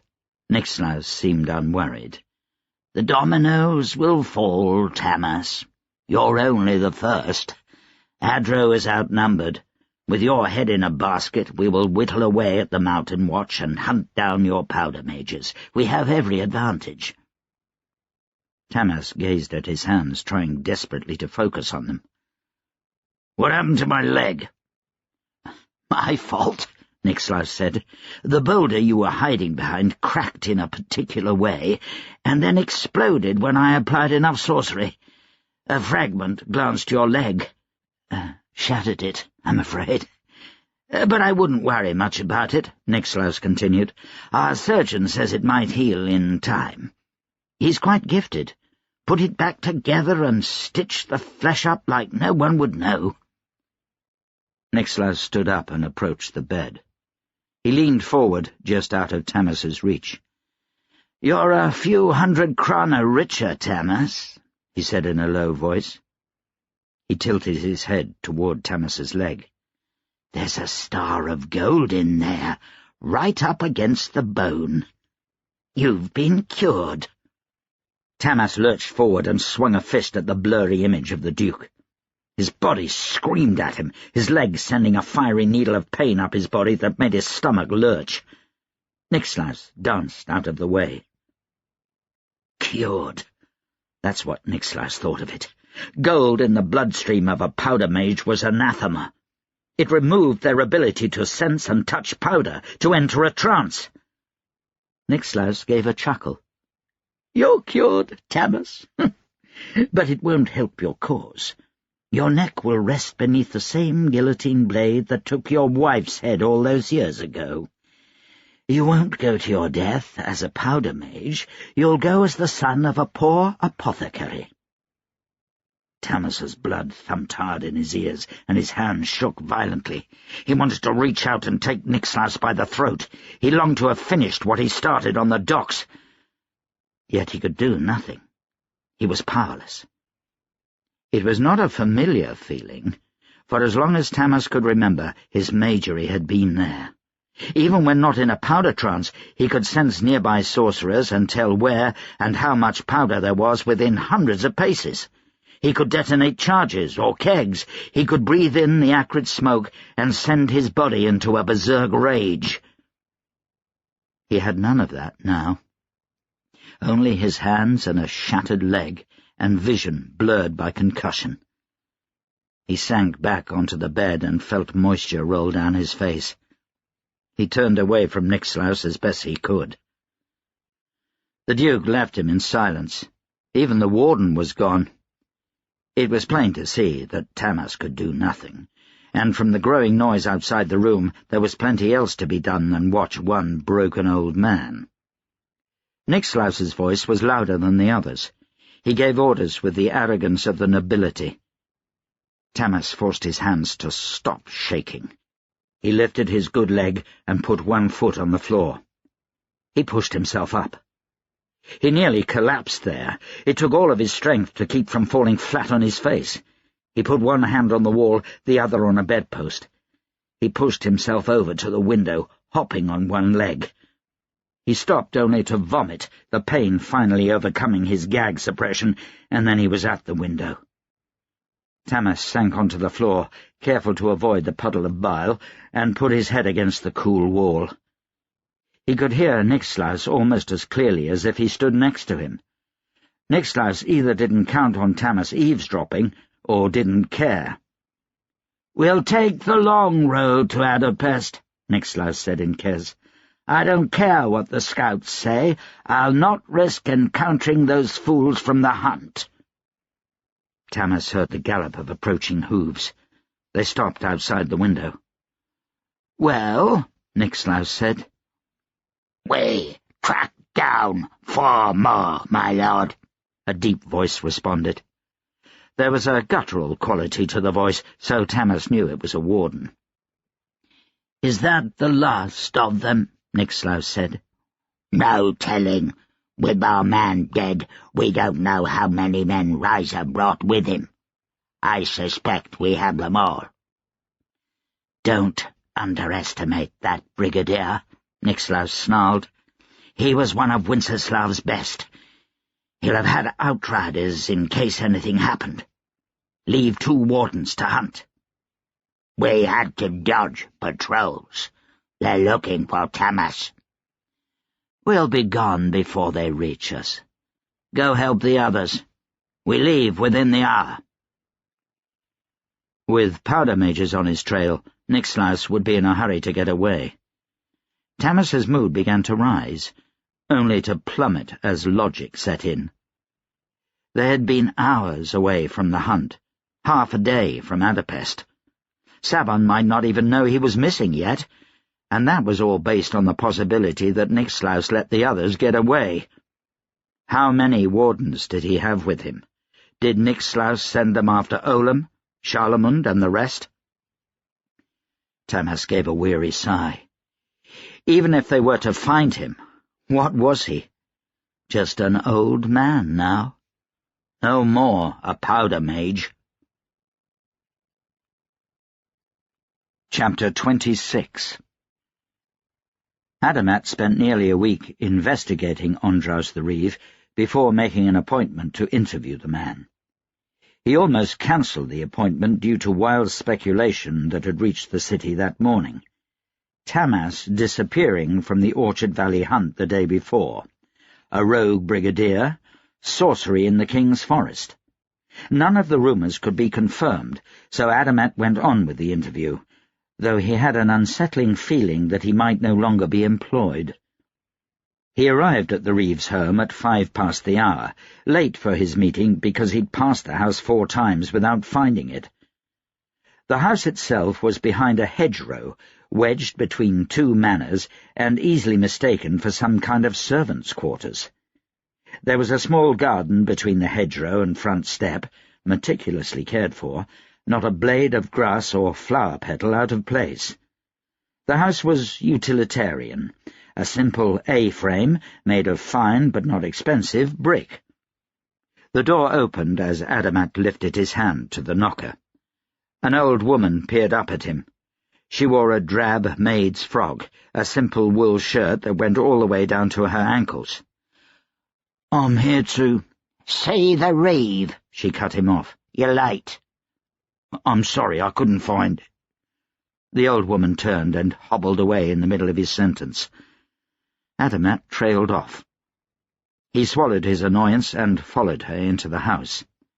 The inside was as unremarkable as the outside. The mantelpiece was clear of knick-knacks, the shelves freshly dusted, and also empty, but for 2 rows of bookkeeper's volumes. A single chair sat before an empty fireplace. There were 3 doorways. One led to an alcove of a kitchen, where the only sign of use was a fresh loaf of bread on the table. The second door was closed, presumably the bedroom, and the third door was open, showing the Reeve sitting at a small desk in the corner, spectacles balanced on the tip of his nose as his finger ran across the page of a book of numbers. The housekeeper clucked to herself and went into the kitchen, leaving Adamat to show himself in to the Reeve. Adamat watched her for a moment and wondered if the kitchen was used at all. There was no smell of baking or undue heat from a cooking fire, so she must have bought the bread somewhere else. She turned and caught him watching her, and shut the kitchen door. Adamat turned his attention to the little man sitting at a desk. "He's more than he seemed," Rickard had warned. Well, what did he seem? A dusty bookkeeper, an accountant, though admittedly the finest one in Adro. So what more could he be? Anything, Adamat supposed. "You're late." The Reeve didn't bother to look up from his book as Adamat entered. My apologies, the streets are awfully full with the festival and all." Adamat didn't bother adding how unusual it was to hold appointments on a festival evening. Something told him the Reeve didn't actually enjoy having fun. "Saves the excuses for someone else. Don't waste my time, investigator," the Reeve said. "I didn't try to have Tamas killed. I have neither the patience nor time to answer your questions. The ledgers still need to be kept in Tamas's absence." He made a face, realizing that he'd let something slip. "So he is missing?" Adamat asked. The Reeve glared at him. Adamat examined the Reeve for a moment. Andras was a small man, bent from decades of leaning over a desk, shoulders hunched. His face was long, his cheeks sallow, shoulders narrow. Andras was one of the most well-known men in Adapest. This was quite the feat, considering that he rarely showed his face in public, he never sat for a portrait, and he reportedly tried to alienate everyone he met. Adamat could see that the last seemed to hold true. He could also see that Andras would not be talking about Tamas's disappearance.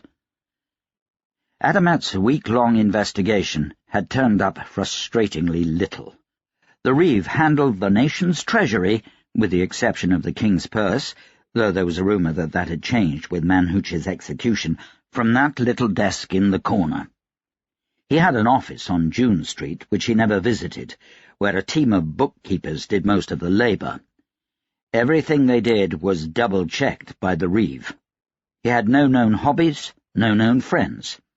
His housekeeper had been with him for 40-some years, but no one considered them to be friends. He had one bodyguard who went with him whenever he left the house, which was rare. Rumour had it that the Reeve had ridden at the hunt, that he had been there when Tamas disappeared. Adamat couldn't picture the man on a horse. "You don't seem the type of man to betray his country," Adamat said. As the city reeve, you could undermine Adro from its very heart without Kez help. It's not a question of money. My research indicates that you're one of the wealthiest men in Adro. You receive 200,000 krona a year for services rendered, and you own 3 million acres of farmland in Fatrasta, 500,000 acres of Bakashan coastline, that includes a major port, a coal mine in Deliv, and half of a trading company in Kez. I do wonder at all the foreign stock. Do you not have faith in your country? You'd know if you were more thorough, Ondraus said. I own 3 gold mines and 12 mountain watch toll roads. I own 312,000 acres of vineyards, and I finance a merchants' guild in the north. He waved his hand dismissively. Ask your friend Ricard Tumbler if you want to know more. I personally employ 3,000 of his union workers in my ironworks. Among other factories, Adamat said. Ondraus's eyes narrowed. You knew. I was just curious what you'd catalogue as the most valuable. If you don't suspect me, then why are we having this conversation? I never said I don't suspect you. I'll admit you're low on my list. I want to know, sir, what the books tell you. I don't get your meaning. By the way Ondraus's hand tightened on his ledger, Adamat suspected he understood perfectly. Money. You track everything.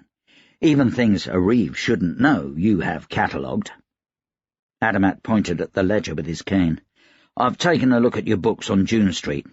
Very thorough, very impressive. Those aren't for public eyes, Ondraus snapped.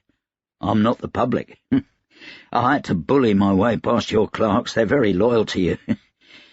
Now tell me, what does the flow of money tell you? Ondraus watched him through those bespectacled eyes for several moments before he responded. Calculations were being made, thoughts sliding into place.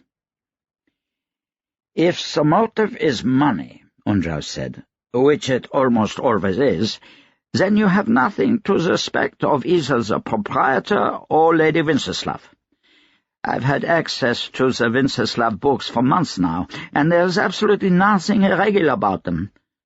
The proprietor, well, criminal or not, he pays his taxes, every penny of them, even that made on illicit gains. A man who pays his taxes like that is not concerned with the day-to-day of the government. He wants nothing more than a stable world in which to expand his influence slowly, assuredly. War can mean a great deal of money for an opportunist. Opportunists do not pay their taxes, Ondraus said. And the other councillors? Ondraus sniffed. Prime Lector is a mystery. The man's finances do not exist. Very strange, that. Aside from the occasional grant from the university, it's as if money does not even go through his hands. Ricard Tumbler is a businessman. He cooks the books as well as he can. He's received very large sums of money lately from Brudania and from banks in Fatrasta and Gerla. Brudania is a major ally of Kez, and the banks in Gerla are owned by the Kez. Fatrasta is not an ally, Adamat said, and I'm not sure if I can trust what you say about Ricard. The unionization of your workers must have infuriated you. Did it? Ondraus raised an eyebrow. His unions have organized production in a way even I couldn't. Revenue has increased 300% in my ironworks and gold mines since the unions came in. Ask Ricard. I did not bar them. I welcomed the unions. Ondraus made a dismissive gesture, moving on. Then there's the Archdiocese. As a man of the cloth, his movements are completely shrouded in secrecy. No one outside of their order may so much as glance at their books. Yet he spends enough to make a king weep, far more than his allowance as an archdiocese. I often wonder at that. And yourself? I am too suspect myself. Is there any reason you'd want Tamas killed? Tamas is spending too much on the army and too much on spies. This is wartime, however, so his expenditures are practical. He's increased public rations higher than I would like, but that came about from a previous agreement of ours. A ferret could run this country better than Manhooch did. At least Tamas listens to my advice." Andras went on without prompting. "If Tamas were to die, the military leadership would not be up to the task of holding off the Kez. The Kez would conquer Adro, and Adopest would be taxed. The Kez have a long history of excessive tax on their colonies in Fatrasta and Gola. We would be no different, and the city coffers would be even worse off than they were under Manhooch." Adamat considered, not for the first time, Andras's singular position of power. If he wanted to thwart Tamas, he could be far more subtle than by having him killed. He could just tell Tamas there was no money to pay the army or feed the people. Tamas would have riots within a month and be completely undone within 2. What he'd said about Rickard bothered Adamat. Rickard may have been the head of the Warriors of Labour and received a great deal of money, but he was not wealthy in the way that people like Andras or Charlemagne considered wealth. He was no king. The Kez had the money to make him one. Adamat said, "Thank you for your time. I think I'm done here. I may return if I have further questions." The Reeve turned back to his ledger without another word. "I'll show myself out," Adamat said. Nixlaus, whether he feared Tamas or not, was taking no chances. Tamas sat facing backward in the carriage. He wore wrist and ankle irons, both of them bolted to the floor by thick chains in the style of a prison wagon. A warden sat next to Tamas, his twisted bulk pushing Tamas against the side of the wagon. Tamas's skin crawled being so close to one of the creatures. Despite the irons, the carriage was fit for a duke. Nixlaus sat opposite Tamas upon a velvet cushion, which left plenty of room for his legs. The wall covering and window hangings matched the cushion, and did a little to muffle the sound from outside. The carriage had recently ceased its rocking motion and now moved upon a cobbled thoroughfare. From the sound of increasing traffic, they were getting close to the city. Nixlaus appeared deep in his own thoughts. His fingers danced in his lap, sheathed in white, ruined, privileged gloves. Tamas wondered whether he was doing some sort of unseen sorcery or simply passing the time. Tamas lifted a finger to the curtains and glanced outside. There was nothing of interest to see. At the sound of his chains jingling, Nixlaus glanced at him. He nodded to the warden, who reached out and firmly moved Tamas's hand from the window. Tamas sighed.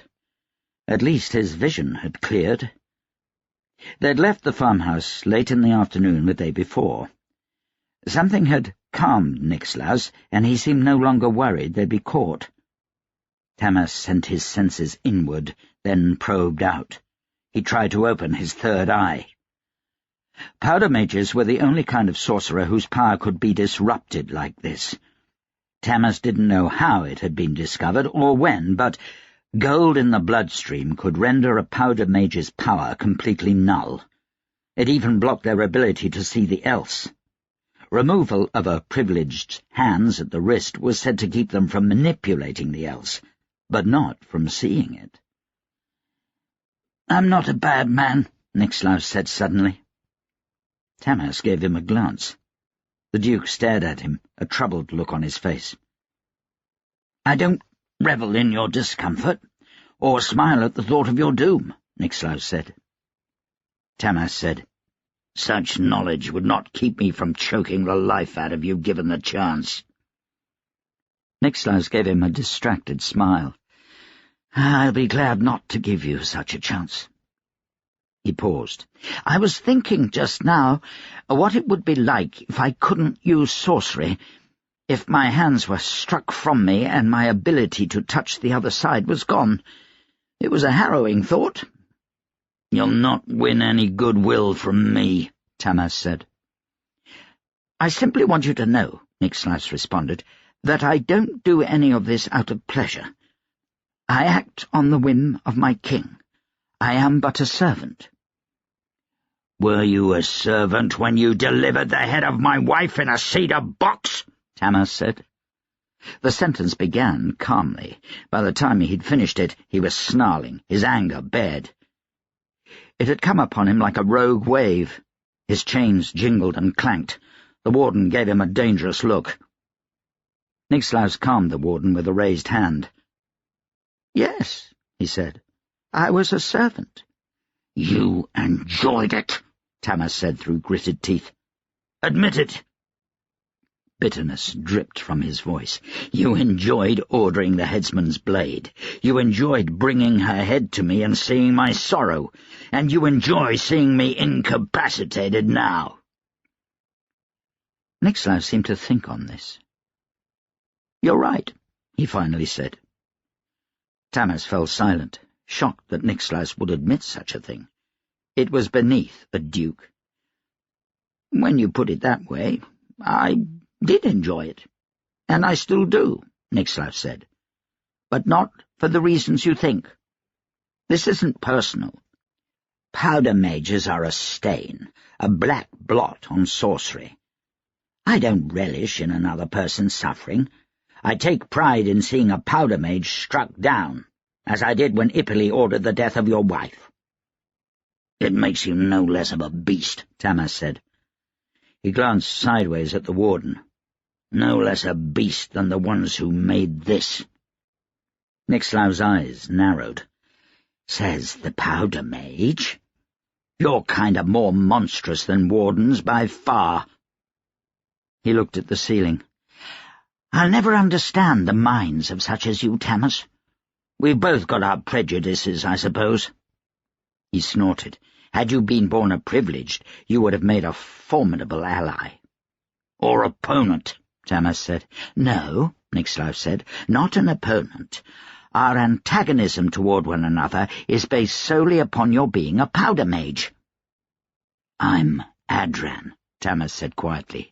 "You're Kez." "And the Adran Cabal would have been enfolded into the Kez Cabal had the accords been signed, as they should have been."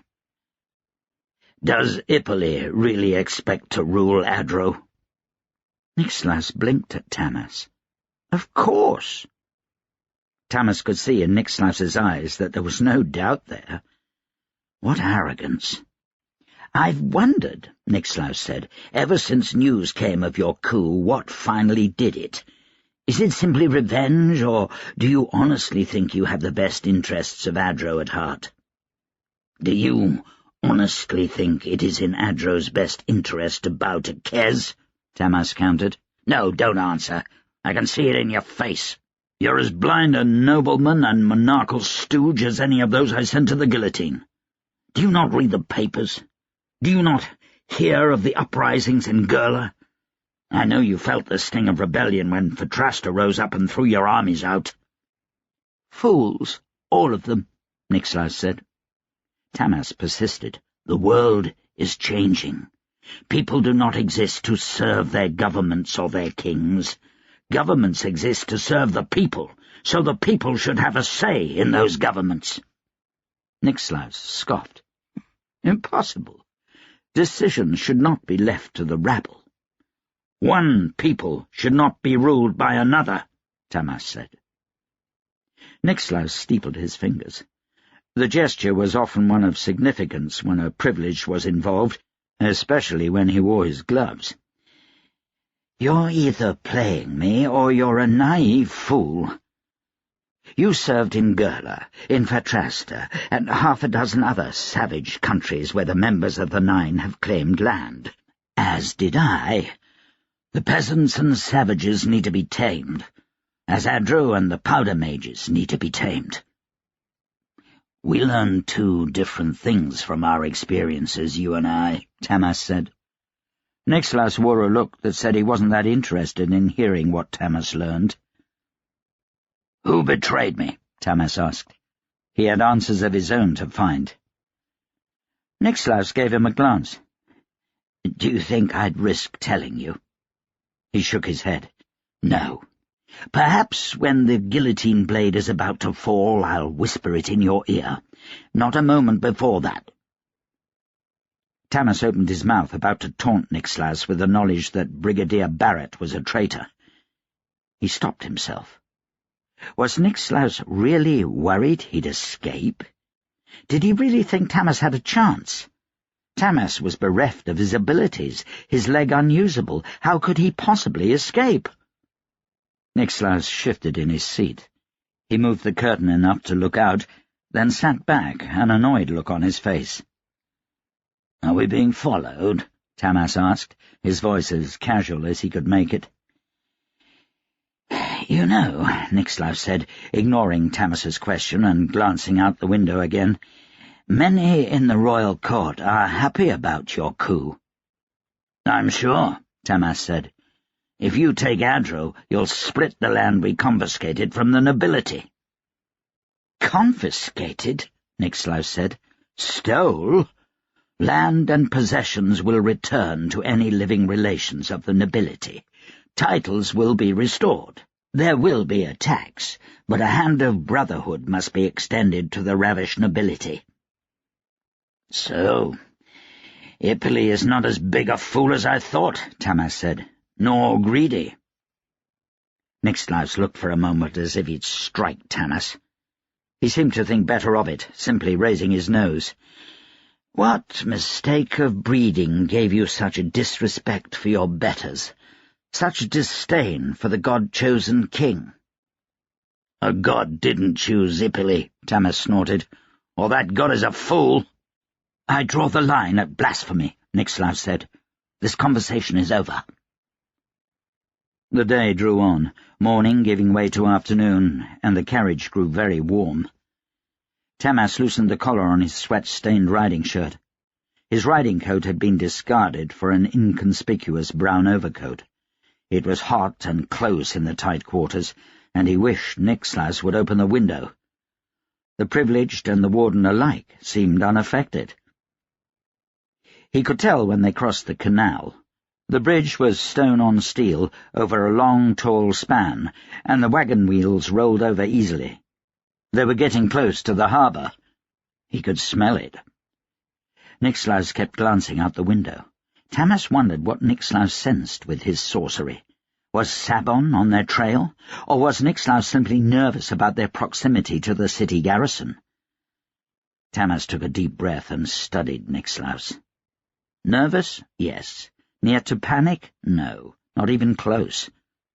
And panic he would if he thought any of the powder cabal were getting close. Tamas listened to the sounds outside the carriage, trying to place their location. Somewhere near the docks and the canal. If they had taken the Roan bridge, they were very close indeed. They could take a smuggler boat out of any of the pier warehouses. Nixlas wouldn't wait for anything fancy. He'd want to be off with his prize as quickly as possible. The carriage rolled to a stop. Nixlas lifted the curtain and smiled at what he saw. Tamas's heart fell. They were here. Tamas didn't know which startled him more, the explosion or the screaming horses that followed it. The whole carriage rocked, slamming Tamas against his chains. He bit his tongue against a scream as his weight, and the weight of the warden, threw his bad leg against the side of the carriage. Nixlas kicked open the door. "Kill him if they take me," he told the warden as he leapt from the carriage. The echo of sorcery clapped the side of the carriage, shaking it more than the explosion had. Tamas shed a glance with the warden. The warden positioned himself in Nixlas's seat, drawing a knife. More explosions followed. People screamed. Women and children's voices were mixed in. Tamas felt ill. People were dying out there. Bystanders caught out on their weekend errands by a crossfire made in the pit. A volley of gunfire erupted, followed by the nearly inaudible pops of the wardens returning fire with air rifles. A bullet shattered the window and left a hole in the other side of the carriage, passing right between Tamas and the warden. The warden's eyes grew just a little bit wider. "Clear the way!" Tamas heard the driver yell. "We'll make a run for it!" Tamas gritted his teeth. He wanted to strike, to reach out and wrestle the knife from the warden's hands. He'd have lost without powder, but at least he'd have done something. With both hands and legs chained and his majory gone, he could do nothing but sit and listen, grimacing when sorcery or explosions rocked the carriage. They began to move suddenly. Whatever obstacle had obstructed the road, probably a burning carriage, one filled with wardens, was now gone. The driver whipped the horses into a frenzy, galloping down the street to the sound of yells. Gunfire and sorcery fell away from behind them. The carriage rocked violently.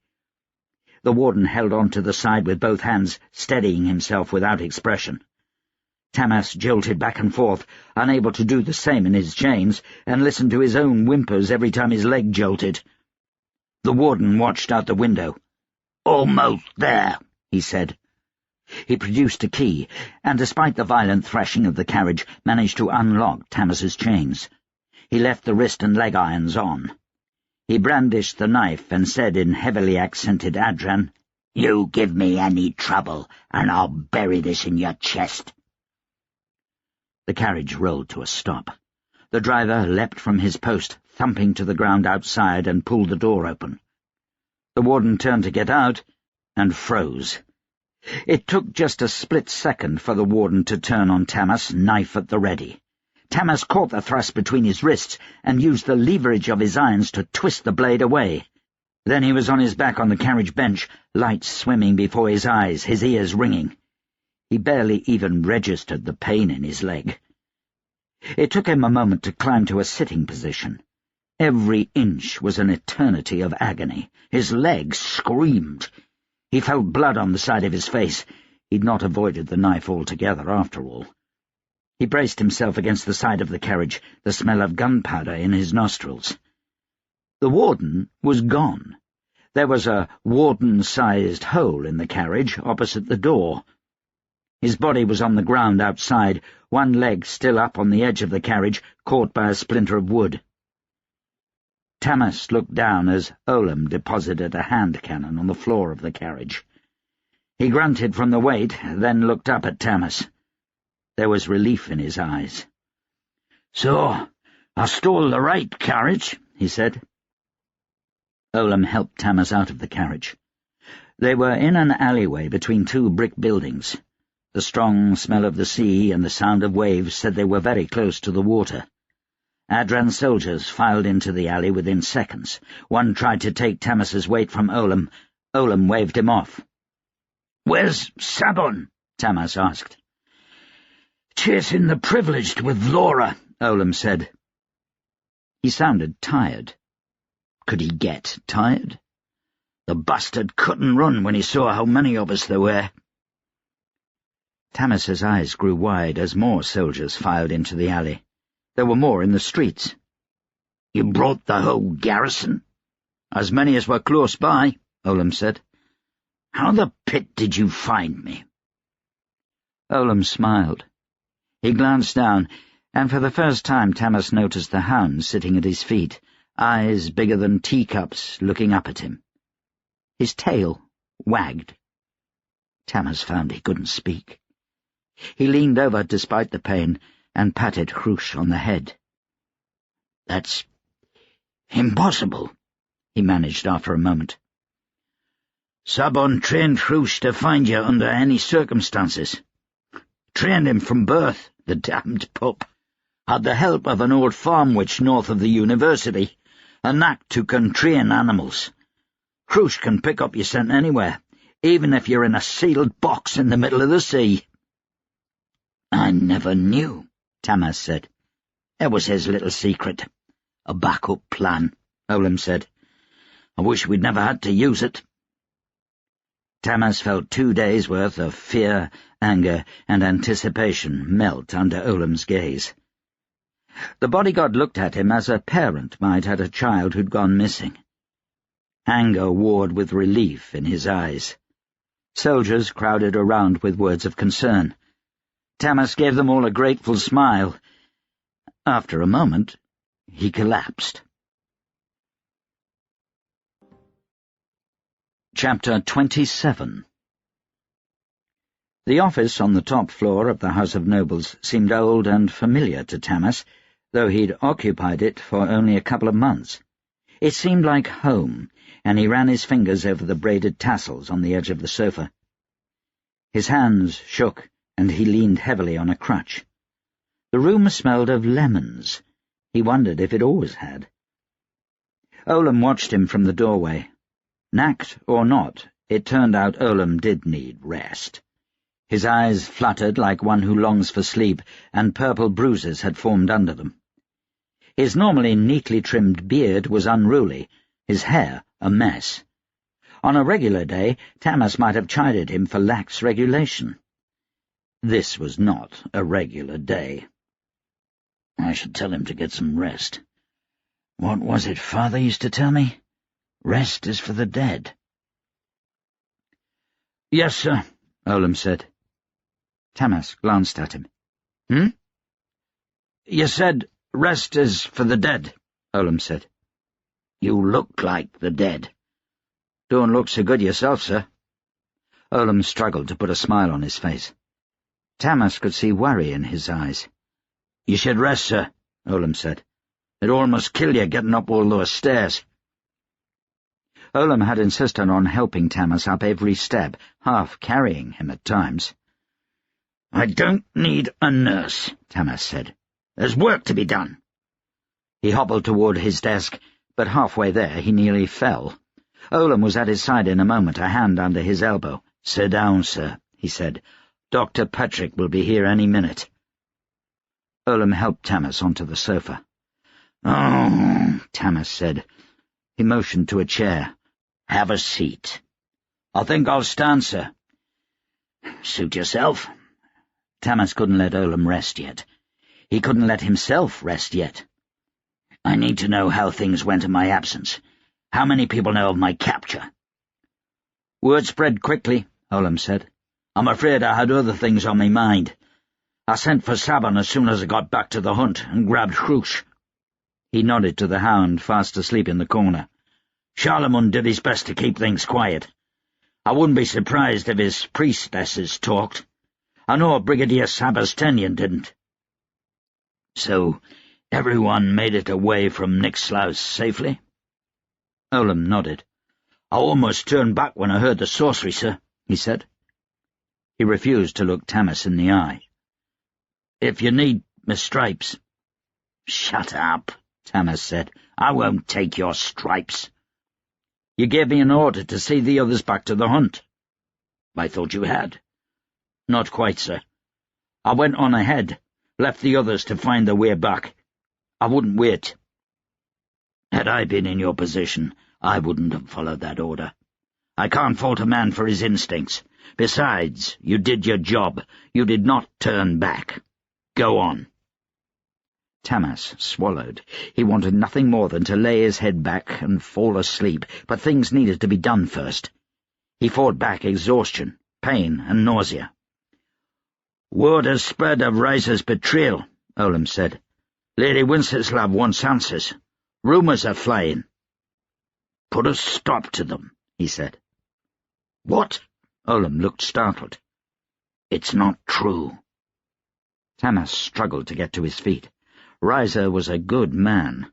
Tamas wouldn't let him take the blame for this. Olam put a hand on Tamas's shoulder, gently restraining him. Olam said, I watched him take you off. You found the bodies, didn't you? Tamas asked. Olam slowly shook his head. Blood, yes, but no bodies. That sorcery you heard as you left, that wasn't me fighting back. That was Riser's men holding off Duke Nixlaus so Riser could warn me. Riser was cooked alive. Are you sure? Go to the pit, Tamas growled. Don't patronize me. I haven't got mad in an afternoon. If Riser wanted to warn you, why did he go to all the trouble? Olam said. He could have just sent you a note or come to see you in person. Tamas rubbed his temples. I don't remember. I remember he was scared, angry. Barrett had something on him to keep him silent. Brigadier Barrett. You hit your head pretty hard from the look of that bump. Olam gave him a weak smile. Don't be a fool. Tamas struggled to get up again. His leg burned and he broke into a hot sweat. He gave up. "Send a missive to Lady Winceslav. Tell her Riza is innocent of all accusations." He paused. "Bring me Brigadiers Barrett and Sebastanian." "I'll send a man," Olam said, heading for the door. "No," Tamas grunted. "Get them yourself. I don't want either of them slipping away. Take a squad with you. And on second thought, don't tell anyone about Riza." "But if he's innocent—" Tamas closed his eyes. He'd need strength for what lay ahead. "I'll deal with that later. Dismissed." "Right away, sir." As soon as Olam was out the door, Tamas let out a gasp of pain. His leg had stiffened up in just a few minutes. It throbbed when it didn't hurt, and when the lances of pain worked their way up his leg each time he moved it, he wished he'd let it throb. He ran a hand through his dishevelled hair. Tamas forced himself to think. Why had Riza faked his kidnapping just to tell him about Barrett? Tamas wished he had Adamat's gift. His son! "Olam!" he yelled. He waited a few moments. Olam didn't return. He yelled again. A guard poked his head through the door. "What is it, sir?" "Kima, is Olam gone?" The soldier nodded. "Took off just a minute ago. Looked like he was going to give someone the pit of a time. Hand me a pen and paper." Kima fetched a fountain pen and some stationery from Tamas's desk and brought it over. Tamas sketched out a quick note. "Catch up with Olam. Have him do this before the other task." "Yes, sir." Kima was gone again in a moment, leaving Tamas alone when his leg began to throb again. A finger of black powder and he'd feel no pain. If he could use it.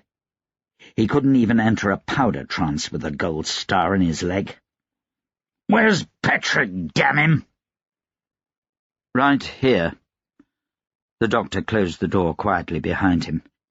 He carried his medical bag in one hand, his coat over the other. He examined Tamas through a pair of spectacles. "Pulled me away from a rather good game of bridge," he said. He looked peeved, but he usually did. The man had been drummed out of most of his postings as a public and private doctor because he completely lacked a bedside manner. What he lacked, however, he made up for in brevity and skill.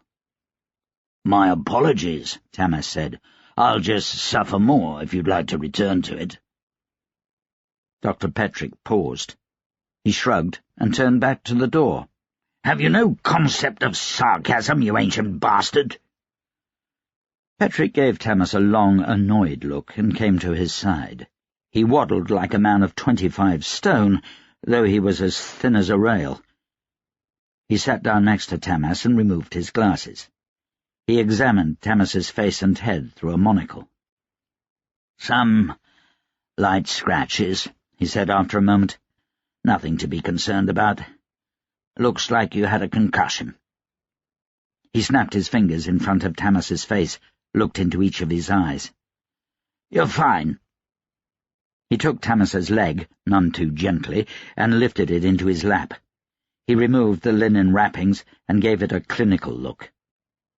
"You've seen a doctor already," he said. There was an edge to his voice. "Yes," Tamas said. "It was the physician with my captors. He's the one who put the leg back together." "What did it look like before?" "I don't know. I was out for the whole thing." "Lucky. Looks like you shattered the whole leg." "He did a good job, whoever he was," he said grudgingly. "I want you to take it apart." Petrick blinked up at him. "Say that again." "My leg. You need to take it apart." Petrick set the leg down gently. "You hit your head harder than I thought." Was that a hint of concern in Petrick's voice? No, Tamas must have imagined it. "The surgeon inserted a gold sliver before he closed the wound." Tamas paused, swallowed. Even saying it made him nauseous. "I can't use my majory." Dr. Petrick returned his spectacles to his face. He took them off, then put them on again. He tucked one fist up under his chin, glaring at the leg. "You're mad," he said. "I won't do it. If you leave it, a cyst will form. That should close the gold away from your bloodstream and let you use your powers again." "Do it," Tamas said. "That's an order." "You think that'll help? If the shock doesn't kill you, you'll lose your leg, which might kill you anyway. You're not thinking clearly." Nixlaus said the sliver was in the form of a star. "Any time I move, it will tear the tissue, letting the gold touch my blood again. I can feel it in there, working its way around." Petrick hesitated. "I appreciate your concern," Tamas said. "Concern?" Petrick said. "Yes, for myself. You know what your lackeys will do to me if you die during the procedure. I saw Olam on his way out of here. I'm not an idiot. You sent him away so he couldn't protest, and Sabon isn't back yet. They'd tear me apart." "Who'd tear you apart?" Sabon stood in the doorway, paused in the midst of unbuttoning his jacket. The jacket was covered in powder stains, dirt, and burns. It looked like he'd been in a coal mine. He hung it on a peg in the corner. A single cut ran the length of his cheek, the blood already dry, and his hands were dirty and smudged. "Did you catch him?" Tamas said. Sabon shook his head. "I'm sorry." Tamas bit back a rebuke. "Shit. How'd he get away?"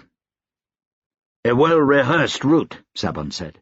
"Into a warehouse with a false floor and down into the sewers. Our men are scouring sewer exits, but I'll be surprised if they find him. Vlora is still tracking him, but he could come out anywhere in Adopest. It's as if he expected us to catch up with them." Sabon made a disgusted noise in the back of his throat. He stepped over and gave Tamas's leg a look over. "You've had better days," he said. "Right, I have." "Will he lose the leg?" Sabon asked Dr. Petrick.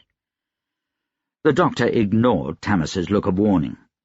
"He might," he said, "if he has me open it up like he wants." "Why?" Sabon looked to Tamas for an explanation. Tamas took a deep breath. "Nixlaus's physician fixed the leg. Before he did, he inserted a golden sliver right up against the bone. It's star-shaped to prevent a cyst from forming."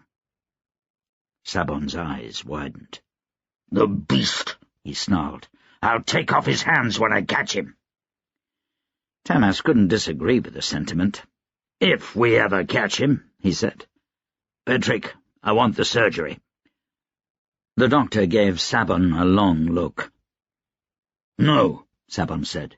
"If you die, the whole campaign will be at risk." "The campaign," Sabon had said. Tamas almost smiled. Sabon would never admit to being concerned. "We just got you back," Sabon said. "I won't go on without my majory," Tamas said. "Petrick, what are the risks if I don't have you take it out?" The old doctor frowned. "If what you say is true, you'll be in constant pain. You won't sleep, and the exhaustion will keep your body from healing naturally." He didn't look happy. "We should take it out."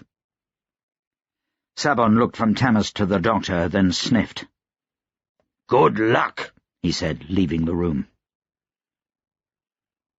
"You wanted to see me?" Adamat shifted from one foot to the other and examined the row of surgical equipment laid out beside Tamas. Surgery had always made him nervous. Too many things could go wrong, and it seemed like every year doctors were coming up with a new and painful way to kill you under the guise of medicine. It was an irrational thought, and he knew it. The statistics supported the opposite. The ancient practice of bloodletting was becoming more unpopular, while recent ideas about sterilization had begun to spread in the medical field. Survival rates were higher than they'd been since the time of Kresimir. The field marshal sat on the edge of an operating table, an impromptu surgery set up in a side room in the House of Nobles. He wore nothing but a towel around his waist, and Adamat was amazed at the number of old scars crisscrossing Tamas's chest. Some were from swords, one that looked like a knife wound, and 3 pink, faded welts from bullet wounds. He had a bump on his head visible even under his greying hair, and his right leg was red and swollen. To one side, a doctor in a white coat examined his instruments with care. So Tamas was alive, though the worse for wear. The gossip columns would kill to find out what had happened over on Paolo Street yesterday, and where Tamas had been the 2 days prior. Adamat decided not to ask. Tamas nodded. "Have you found my traitor?" "No, sir." "Why not?" "Not to offer excuses, but I'm doing the work of 20 men." "We're paying you well, are we not?" "Not exactly. And pay doesn't make the work go any faster. I have interviews and research to conduct and a great deal of travelling." "Not exactly." "I'm investigating the Reeve, sir. I'm not going to interrogate him and then ask for a cheque." Tamas snorted. "Olam, see that the good investigator gets paid." The bodyguard in the corner paused his pacing long enough to give a brisk nod. "Surely you have suspicions." "Always," Adamat said, "but no hard proof." "I have here a letter," Tamas said, gesturing to his desk, "from my son, Taniel. He is at Shoulder Crown with the Mountain Watch, helping fend off the Kez attack. It seems he and Privileged Bourbador are in agreement that a powerful sorceress has joined the Kez side and seeks to lead the Kez cabal through the fortress and up to Kresim Kurga, where they will attempt to summon Kresimir." Adamat felt his mouth hanging open. "That's absurd." "Quite," Tamas said. "Men under siege can often lose perspective. What's more, my son is not well." Tamas did not elaborate on this. "Yet I am forced to make contingencies. The Kez may have developed a new weapon, or—" He glanced out the window and grimaced. "This business about Kresimir's promise. Did you find out anything else about it in your research? Anything to indicate that Kresimir needed to be summoned, or in what manner he would try to seek revenge for his dead king?" Adamat said, "No. As I told you, my research came up with nothing. Passages were ripped completely from the books, expunged by someone who didn't want this information known." This alone had troubled Adamat from the beginning, but he was not one to speculate. "My knowledge of Kresimir's promise comes from Privileged Bourbador alone." "That is unfortunate." Tamas touched a hand to his forehead and swayed slightly. He was not well. "I hesitate to give in to hysteria, but I must guard against the possibility that there is some truth to it." "Summoning gods! Who thinks of such things? I've sent the 4th Brigade to Shoulder Crown. That should be more than enough to hold a pass against the Kez." He made a dismissive gesture. "I'm sorry I interrupted your investigation, Inspector. I did want to tell you one thing before you go." "Sir?" "If I do not survive this surgery, or my recovery goes badly, I want you to continue your investigation." Adamat felt a thrill of fear. "With all due respect, sir, I'd be dead in a ditch within hours. I suspect only fear of suspicion keeps me from falling prey to assassins. A fear of you, to be precise." "You will ever guard," Tamas said. "If I am dead, justice will be served not from a trial, but from cold steel. The 7th Brigade will assist you with some glee, I suspect."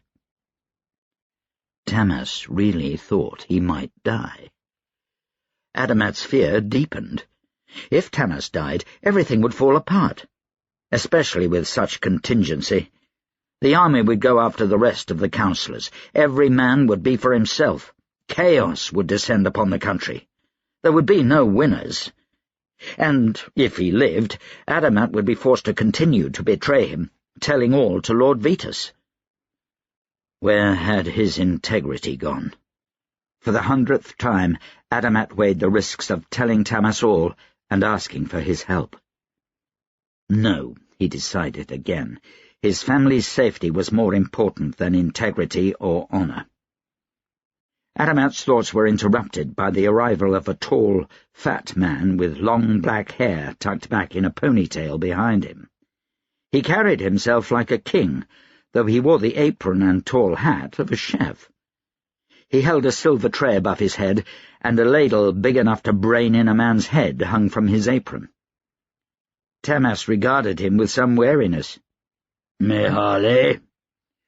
"Field Marshal," Mihaly said. "I've brought you a broth to drink before your surgery. It will aid in your recovery, I think." The doctor scowled at Mihaly. "No food or drink," he said. "I insist." Mihaly held the tray out for Tamas. "Absolutely not. Food or drink can cause complications during the surgery. Tamas waved the doctor off. "I think I will manage," Tamas said. "You aren't even giving me ether." Adamat was about to slip off, leaving Tamas to his broth and surgery, when the door burst open. Adamat recognized the archdiocese by the robes he wore, if not by his face. Charlemagne was a man with a fearsome reputation, and he did not give many public sermons. He was not well liked among the lower classes, as archdioceses went. "Tamas," Charlemagne said, "I am glad to see you alive and safe, but I've come on business. My men say your soldiers will not give up this blasphemous cook of yours. There was some kind of scuffle yesterday when my guard tried to come for him." He paused, a frown crossing his face when he saw Mihaly, Adamat, and the rest. "Surely Mihaly is of little import," Tamas said. "If it were my choice, I would leave him in your hands. What is a mad cook to me? Yet archdioceses more zealous in the faith than I are demanding his arrest. They are putting pressure on me, Tamas. They are threatening the Church's neutrality." "You'll have my decision later," Tamas said. "I must insist that it be now." Charlemagne squared his shoulders. His gaze fell on Mihaly.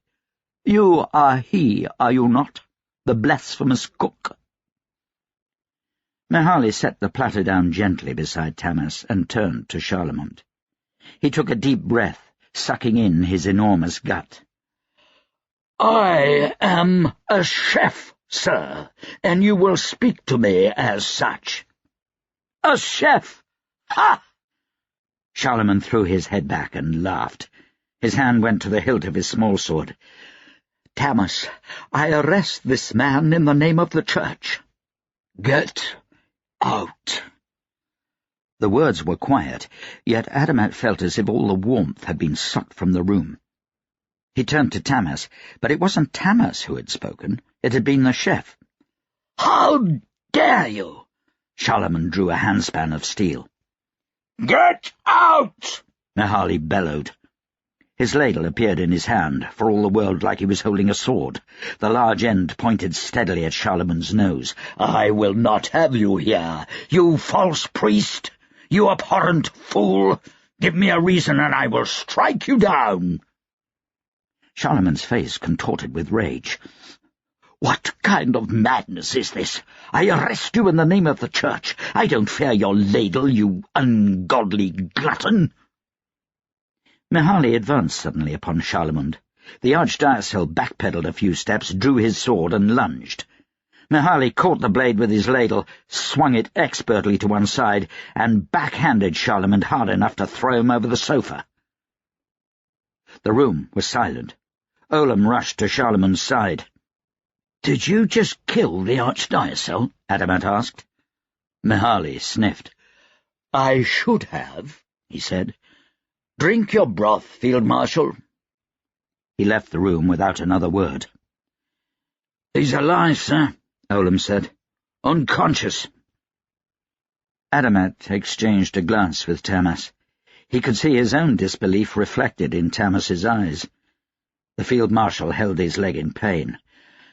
"Olam, see that the archdiocese is put in a room downstairs. Let it be known he had a bad fall down the stairs. Find witnesses. Inspector, I'm sure you saw it." Adamat smoothed the front of his jacket. "Oh, he was a very nasty fool. He tumbled 2 flights before we could catch him."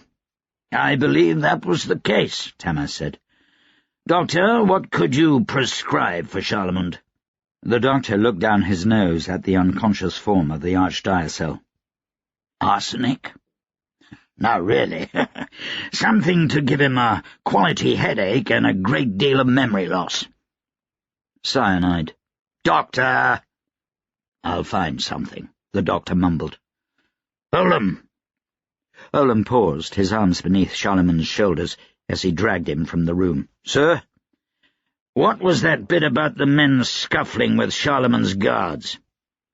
"I was going to tell you, sir, after the surgery." "I'm sure you were. What happened?" Olam paused with his hands under Charlemont's arms. Just that, sir.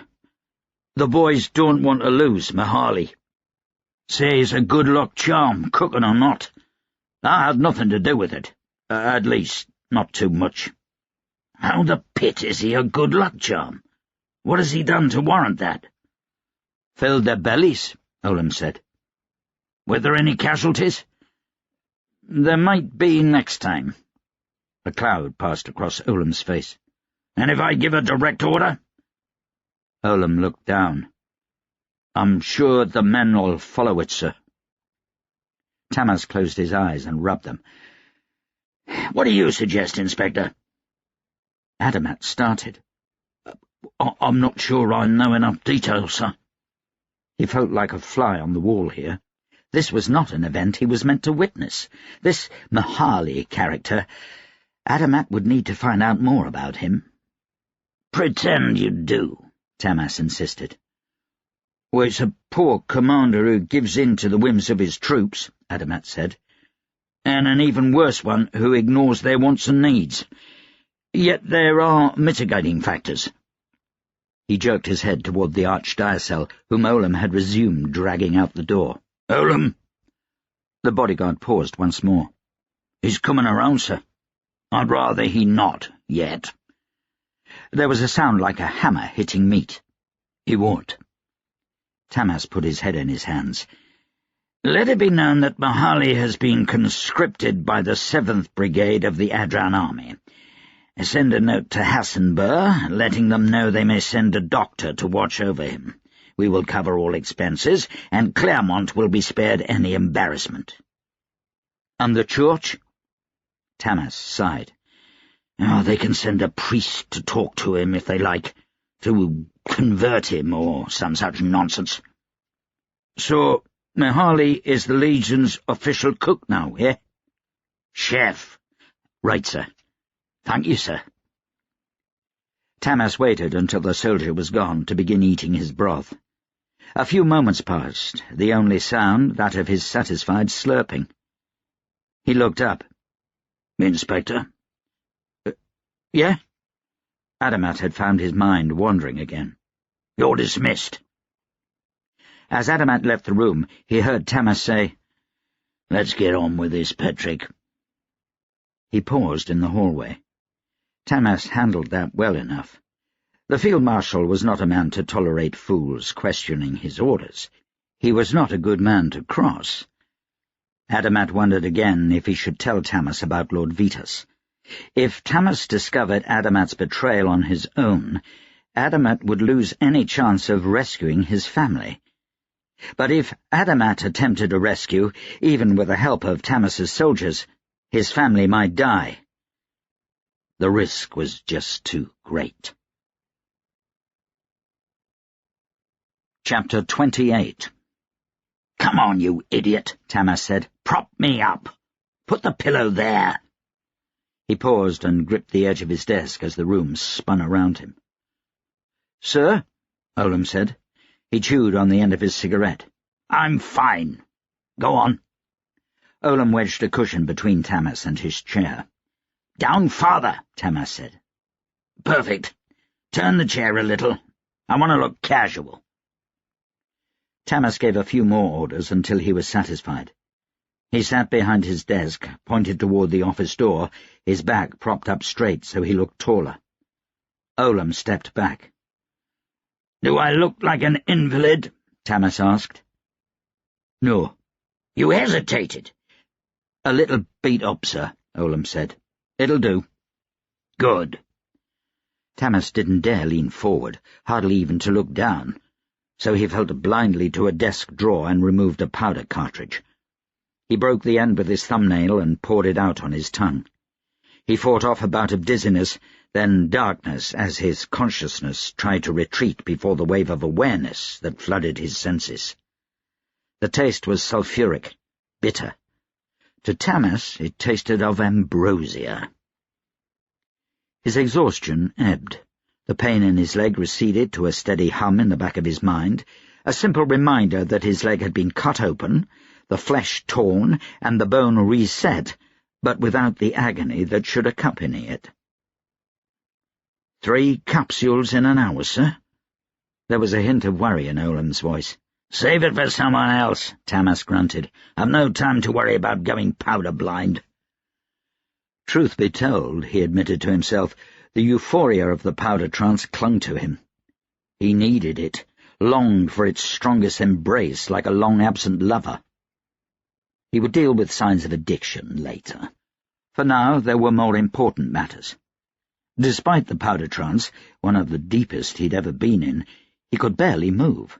His body still felt the pain, still cried out over his lack of rest. His brain simply did not register it. "Tell me about Brigadier Sabastanian," Tamas said. "He was an orphan," Olam said, "adopted into the Wings of Adam as a bullet boy. The Wings of Adam are his family. Adro his mother, the army his father." "As I've heard as well."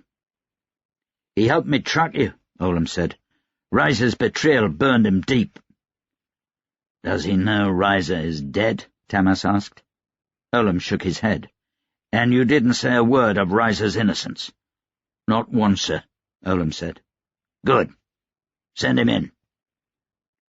Brigadier Sabastanian was one of the youngest commanders of the Wings of Adam, barely 25 years old. Tamas knew that brigadiers were not elected at whim. They were quick, they were intelligent, brave, and fanatically loyal to the Wenceslav family and to Adro. Or they had been, until Brigadier Barat. Brigadier Sabastanian was a shorter man, with dark, unruly hair cut just above his eyes.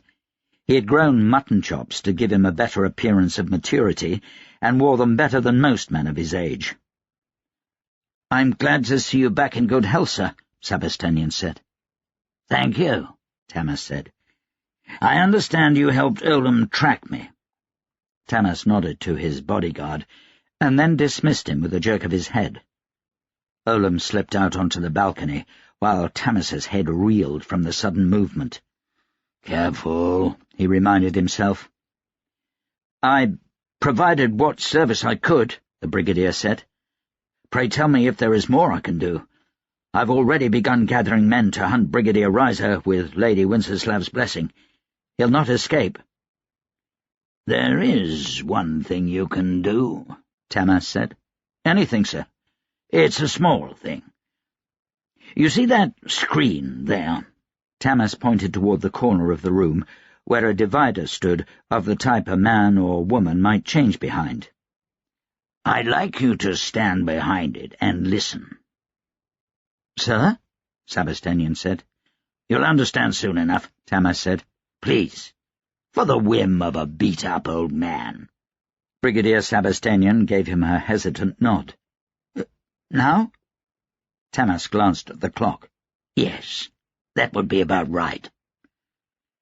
Sabastanian positioned himself behind the curtain. A few moments passed, during which Tamas closed his eyes. His mind, though blocked off from the pain and weariness that would have rendered a man unconscious, still spun from the powder trance. Eyes open, he could see Olam out on the balcony, watching the birds fly in the sun over Election Square. He could see stray fibres on Olam's jacket, and when he concentrated, he thought he could even hear the beat of Sabastanian's heart from where he hid behind the curtain. The young brigadier was calm. A knock sounded at the door. "Come in," Tamas said. He straightened in his seat. Now was not the time to appear weak. The door opened, and Tamas caught a glimpse of Vlora waiting in the hall, hands resting on the butts of her pistols, as a pair of soldiers brought in Brigadier Barrett. In contrast to Sebastian, Barrett was a tall man, taller than most. His features sharp, his brow severe, though with enough softness in the cheeks and eyes as to remain quite handsome. He was clean-shaven, and Tamas had heard soldiers say that the man could not grow a beard if he wanted. Barrett was 26, and his father had been a wealthy viscount in the north before his death years before. Tamas did not miss the look of confidence on Barrett's face, nor the sword still buckled to his belt. "Please sit," Tamas said, indicating one of the chairs on the other side of his desk. "I prefer to stand, thank you," Brigadier Barrett said. "I hope there's a reason I was escorted here by your soldiers. Perhaps there's been some misunderstanding." "I'm certain that's the case," Tamas said. "Give me just some of your time." He fell quiet, watching Barrett, waiting for him to squirm. A minute or two passed. "This is quite irregular, sir," Brigadier Barrett said. "Forgive me," Tamas said. "My adventure over the past few days had quite the effect on me. I'm just thinking—" "About what, sir?" "You've heard of Riser's betrayal," Tamas said. Brigadier Barrett stiffened. "A disgrace for the wings of Adam." "I'm very relieved you're all right, sir," he added, as if an afterthought. "Thank you." Tamas smiled shallowly. "Do you know why Riser betrayed us?" "He was a broken man, sir," Barrett said. "Old and brittle." Tamas feigned surprise. "Really? I can't say that we were ever really friends, but Riser was a contemporary of mine. He was a few years ahead at the university and the academy. He never loved anything the way he loved Adro, and he was a fine commander and father. He handled the campaign against the Royalists splendidly." "That was only my impression of him, sir," Barrett said. "I mean, I've only known him for a year or so. I meant no offence." "Why was he brittle and broken?" Tamas asked. I don't know. He—" "Yes?" "Well, I don't want to start rumours, sir. Not without all the facts in." "It's a bit late for that," Tamas said. "Riser handed me over to a Kes privileged. He's a traitor and a villain." Barrett looked slightly shaken by this. He licked his lips. "Well, I think he didn't like me. He was jealous of my favour with Lady Winceslav. He didn't think one so young should have risen the ranks to brigadier so quickly." "Really?" Tamas once again acted surprised. Well, I can't imagine. I know Brigadier Sebastian rose faster than you, and he wasn't bedding Lady Winceslav." "Well, yes, but—" Brigadier Barrett's eyes grew large. "Sir, with respect, sir, I'll have to ask you to take that back." "We both know it's true," Tamas said. "In fact, it's common knowledge around both my army and the Wings of Adam." It wasn't, but Barrett didn't need to know that. Tamas heard Sebastian shift behind the curtain. Barrett glanced that way for a moment. Tamas called back his attention with a cough. "I will call you out if I have to, sir," Barrett said, "to protect my honour and the ladies." "Call out a powder mage," Tamas said. "You'd really do that?" A small smile formed at the corners of Barrett's mouth. "Yes," he said, "and I'd beg you choose pistols, even if it meant my death, to prove my honour." Barrett knew about the star in Tamas's leg, or he wouldn't be so cavalier about a duel. He was also grandstanding. He knew he was being watched. "Where's Riser's son?" Tamas asked. Brigadier Barrett was taken off guard. "What? How should I know?" "I'm sorry," Tamas said. "My mind is slipping. I already know. His body was recovered from the canal this afternoon. There were weights on his ankles. He was garroted so cruelly that his head fell off when they brought the body up. Sad. An 18-year-old boy with such promise meeting an end like that. You know, that's another thing both Riza and I shared. We both married late in life and were gifted with just one son before our wives passed.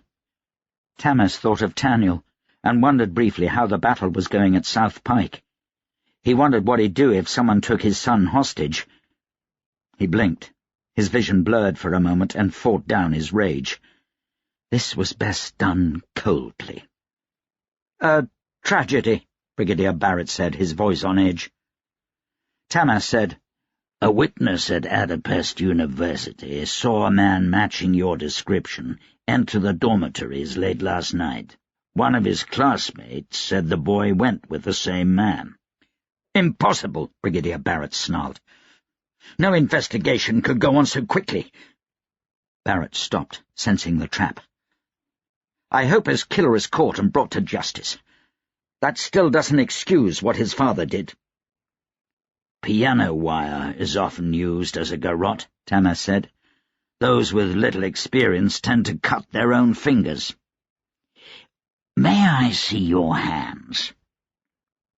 Barrett clasped his hands behind his back and took a step back from Tamas's desk. Tamas took a deep breath. Loudly, calmly, he said, "His father warned me of a traitor coming from the Brigadiers. He warned me that his son was a veritable hostage and begged me to protect him. He didn't care that his own life was forfeit when the sorcerer caught up to us. Riza was no traitor, Barrett. He was a patriot, a hero, and he warned me about you." "What rubbish is this?" Brigadier Barrett hissed. "You've gone mad." "Sometimes I think that would be simpler," Tamas said. "Who is the traitor in the council? Things will go easier for you if you tell me." "Go to the pit," Barrett scoffed. "You have no evidence, old man. I won't play this game with you." He spun on his heel, heading for the door. The door rattled but did not open. "Why is this locked?" Barrett glanced nervously toward the balcony. Olam watched the scene through the window, a rifle in his hands. Barrett spun on Tamas. "Who the pit do you think you are? Lady Winsterslav will not stand for this. What do you think you'll do? Bring me to justice? Send me to court? The lady will protect me. I'll never see a cell, and you will only disgrace yourself in the process. False accusations from a bitter, broken man," Barrett said. His smile grew. "Just like Riza, filled with lies and delusions, a traitor to his own country.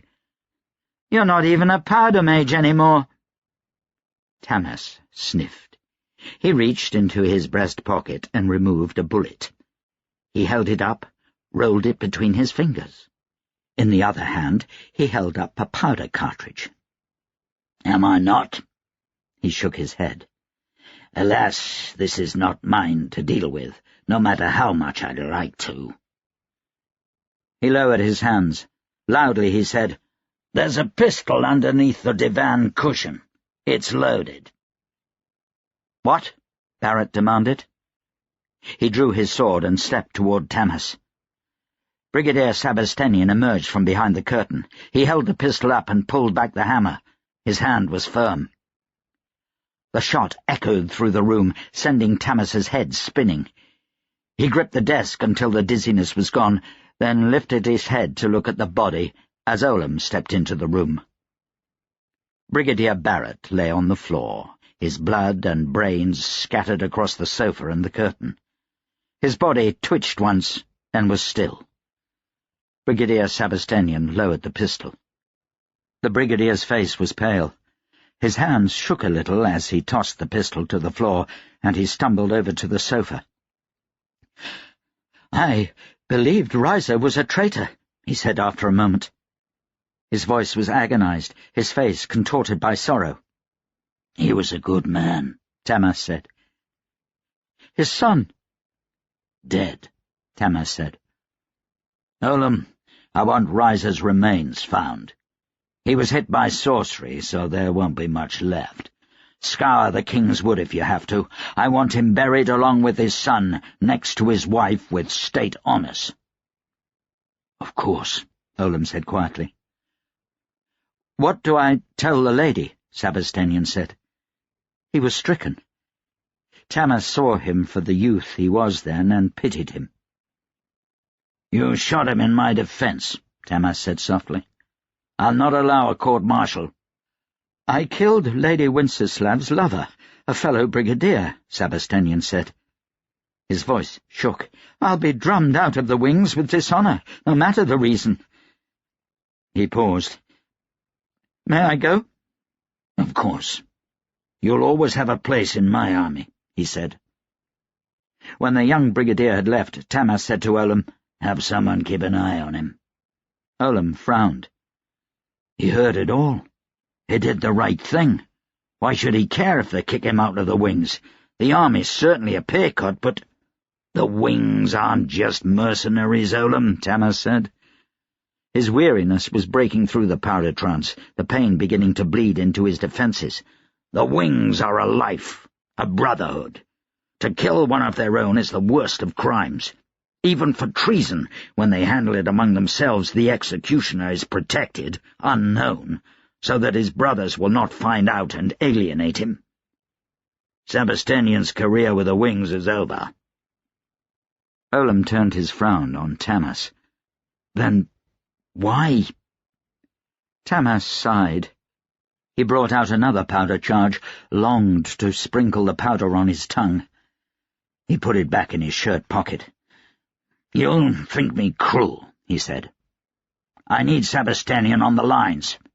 If he survives this war, he'll be a general at 30. He ignored Olam's look of disapproval. "Have someone ready to offer him a job when he's been drummed out. Full commander." Tamas leaned over his chair, head light, and vomited on the floor. He dragged his sleeve across his mouth and looked up at Olam's worried gaze. "I think I'll rest for a while now." Olam went to fetch a janitor. Tamas leaned back in his chair, tasting bile. He'd taken care of the fox in his hen-house. Now he had to find the lion among his cattle. Nyla couldn't take her eyes off the blood on the sofa. She wondered if Field Marshal Tamas had shot the man whose blood spattered the royal offices, or if he'd had one of his underlings do it. She knew he could kill casually. She'd seen him gun down Bester in the streets without a second look. "Olam, The Field Marshal leveraged himself around his dressing screen and stopped when he saw Nyla. "I'm sorry," he said. "Didn't realize they'd sent someone up to clean up the mess already." Mess, he called it, as if the bits of brain and skull and all the blood were nothing more than the leftovers from dinner. "My apologies, sir," Nyla said with a curtsy. "I was just told to come get your uniform." "Of course, the laundress. Olam, help me get this uniform off." Olam came through the front door, rolling a cigarette between his fingers. He smiled at Nyla before heading behind the dressing screen. "Damned blood got everywhere," the Field Marshal said. "That's what happens, sir." "Ow! Son of a— Oh, be more careful." "So sorry, sir." "Damn my leg." "There's a lady present, sir." The Field Marshal's curses lowered to a grumble for a few moments. Olam reappeared a moment later with the Field Marshal's uniform tucked under his arm and gave it over to Nyla. The bearded sergeant looked different from that night when Adran's soldiers had stormed the Eldermint's townhouse. A touch of grey had entered his beard. Worry lines at the corner of his eyes were etched a little deeper. Nyla had seen him around the House of Nobles, but he'd shown no recognition of her. "Think you could wash the curtains, too," Olam said. "Who knows when they'll send up someone to get to the upholstery." "Of course," Nyla said. Field Marshal Tamas limped out from behind the dressing screen and over to his desk. He wore a white shirt and blue soldier's pants. His face was white and bloodless from his ordeals. Nyla wondered what that face would look like after she'd strangled him in his sleep. Olam removed the curtains from the windows and gathered them all up in his arms. "Sir," he said, "I'll help her downstairs with these and be right back up." "Take your time," the Field Marshal said, waving him off. "Charlemont has sent me some idiotic church decree that must be read by supper." "I can take them," Nyla said when they reached the hallway. Olam tucked the curtains under one arm. "I don't mind. The Field Marshal demands time alone now and then." "Aren't you his bodyguard?" "His manservant, more like," he said without bitterness. "We've tripled the guard on the top floor. Anything that can get through the rest of the boys watching his back would have no trouble with me. Cigarette?" Nyla studied Olam out of the corner of her eye as they went down the stairs. "Thank you," she said, taking the offered cigarette. He began rolling another one immediately. "You don't seem the shy type," Olam said, "but the boys say you don't talk much." Cold fear seized Nyla's belly. Why would Field Marshal Tamas's bodyguard be asking after her? "I keep to myself mostly," she said evenly. "That's what I heard." He let the conversation lapse for a moment, then, "I didn't think I'd see you again after that night." Nyla's heart jumped. He remembered her? She didn't want to be remembered. She didn't want to be recognized. If he knew who she was, maybe he'd figured out it was her who'd smuggled Jacob out of the townhouse. "Oh?" she said when she'd found her voice. "You seem better suited here than scrubbing livery for some lord," Olam said. "I like your dress. Better than what you were wearing before." Nyla tried to picture her uniform under Duke Eldermint's. She found she couldn't even remember what it looked like. She needed to turn the conversation away from herself. She didn't need him asking questions. "You were wearing something different too," she said. Olam fingered the captain's pin at his lapel. "Field Marshal said his bodyguard couldn't be less than a captain." He shrugged. "I'm not much of an officer. Never liked them much myself. I'll take the pay that comes with it, though." Olam removed his cigarette, switched it to his other hand, and put it back in his mouth. He stopped suddenly, forcing her to turn around. "Would you like to see a play tonight?" he asked. Nyla blinked. A play? So he wasn't interested in her in his capacity as Field Marshal Tamas's bodyguard. She couldn't help the relieved grin that spread across her face. Olam seemed to take that as a yes. "The Field Marshal insisted I take the night off. Not many better ways to spend it than with a beautiful woman." "I'd be honored."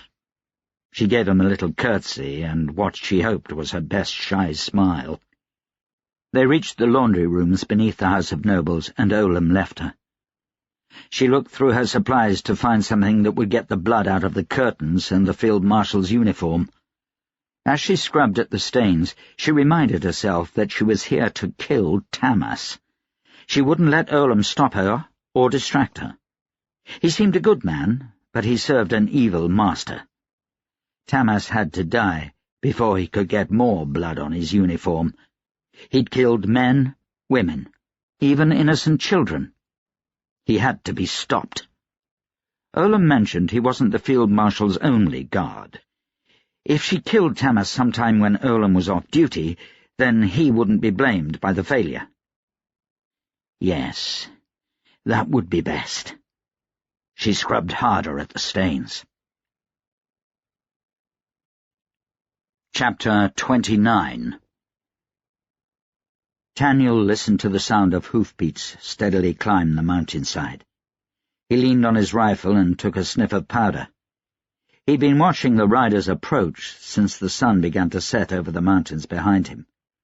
The rider was coming up from the Kes advance base. He rode under a white flag of truce. A messenger. "Go get Gavril," Taniel told Fesnik. The young watcher squinted into the dusk and nodded, heading back into the town. Fesnik had drawn lots for the evening watch. Taniel had given him some company, mostly for an excuse to see the engineers and masons at work as they repaired the bastion. Pesnik's watch would be over when the last light disappeared from the sky.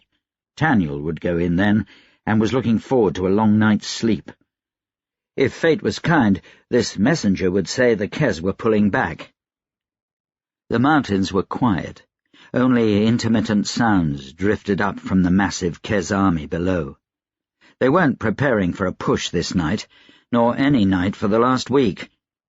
The battle for the bastion had weakened both sides, and they'd spent a week gathering bodies, restocking ammunition and supplies, and trying to get a little rest. The quiet of the Kes camp made Taniel nervous. Taniel turned at the sound of footsteps on stone behind him. It was Moses, musket on his shoulder. "I've got the night watch," he said. Taniel stretched. "You can have it." Moses was a quiet man, not often in for a long conversation, but a good drinking companion. They'd spent plenty of hours together at the Howling Wendigo over the last week. Taniel remained at the bastion wall for a few more minutes, long enough to watch the rider approach the gates and be admitted, and a small group emerged from the town to meet the messenger. The group was led by Gavril, his large silhouette immediately recognizable. The conversation was short, and the rider was soon heading back through the gate. Taniel nodded farewell to Moses and headed toward Gavril. The group was in a quiet conference when Taniel arrived. All heads turned toward him. "What word from Field Marshal Tyne?" Taniel asked.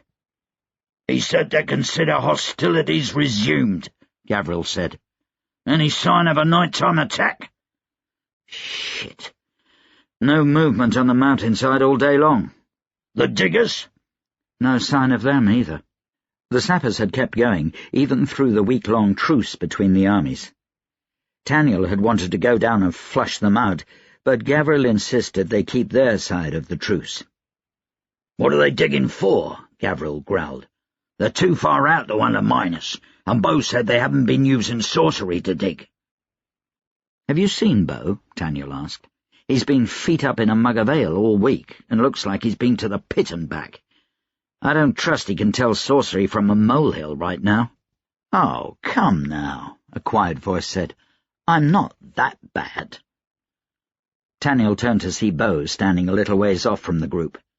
Had he been there the whole time? He frowned at his friend.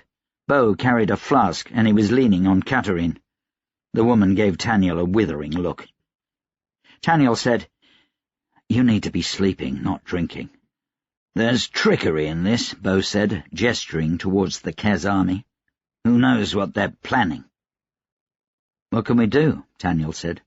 "They're well covered from artillery fire. When we bombarded the hill above their cave, there was no sign of having collapsed their tunnels. We have no idea how deep those tunnels are or where they lead to. They could be trying to undermine the bastion, or come up in the middle of the town, or, Pit, with the help of sorcerers, they could be trying to pass under the whole mountain watch and come out in Adro." Sobering thought," Bo said. "But you said you've not seen sign of the diggers all day." "They're still going, no doubt about it." "That's why I've come to a decision," Gavril said. They both looked to Gavril. "I'm going to lead a sortie to clear the mine." "When?" Taniel took a sniff of powder. "Tomorrow," Gavril said, "if I can sober Bo up." "I'm plenty sober," Bo said. He swayed and would have fallen if Katerine had not been holding him up.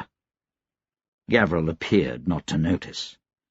"I want to say it'll be a minimum risk sortie. Their army is hours away, but if Julina's there, or even a couple of lower-grade privileged, we'll need more than just Bo." He looked expectantly at Taniel. "The sortie will be volunteer." Taniel tried to snort. It made his sinuses hurt. He'd done his best to stay off powder for the last week. He'd failed, but at least his nose hadn't bled for a few days. "I'll go, of course." "Thanks," Gavril said. He looked somewhat relieved. "It's not just you I need, though." Taniel frowned, and then it dawned on him. "Carpole?" Gavril nodded. "I don't know," Taniel said. "She's so young." "She's a sorcerer," Gavril said. "A powerful one. I've had a talk with Bo. He's very interested in her." "Very," Bo said. Taniel scowled at them both. Gavril paused for a moment, then added, "Not that way." "Of course not," Bo said. Taniel still scowled. "Carpole is under my protection," he said. In reality, he was under hers, or so Bo would have him believe. Sure, she's helped me track Privileged, been in a scrape or two. He remembered how she'd thrown herself between him and Julene up on the mountain. She was stronger than she looked. Bo sighed. "Taniel, she makes most of the Kez cabal look like children. We're going to need her." Taniel suddenly remembered the day he'd faced off against Rosalia in the museum at Adapest University. She'd been nervous about Carpole joining the fight. Had she been able to sense something Taniel hadn't? "I don't think she's that powerful, but let's say she was. I won't put her in danger." "It's not up to you," Gavril said. "By Pitt, it's not." "I already asked her. She's coming with us."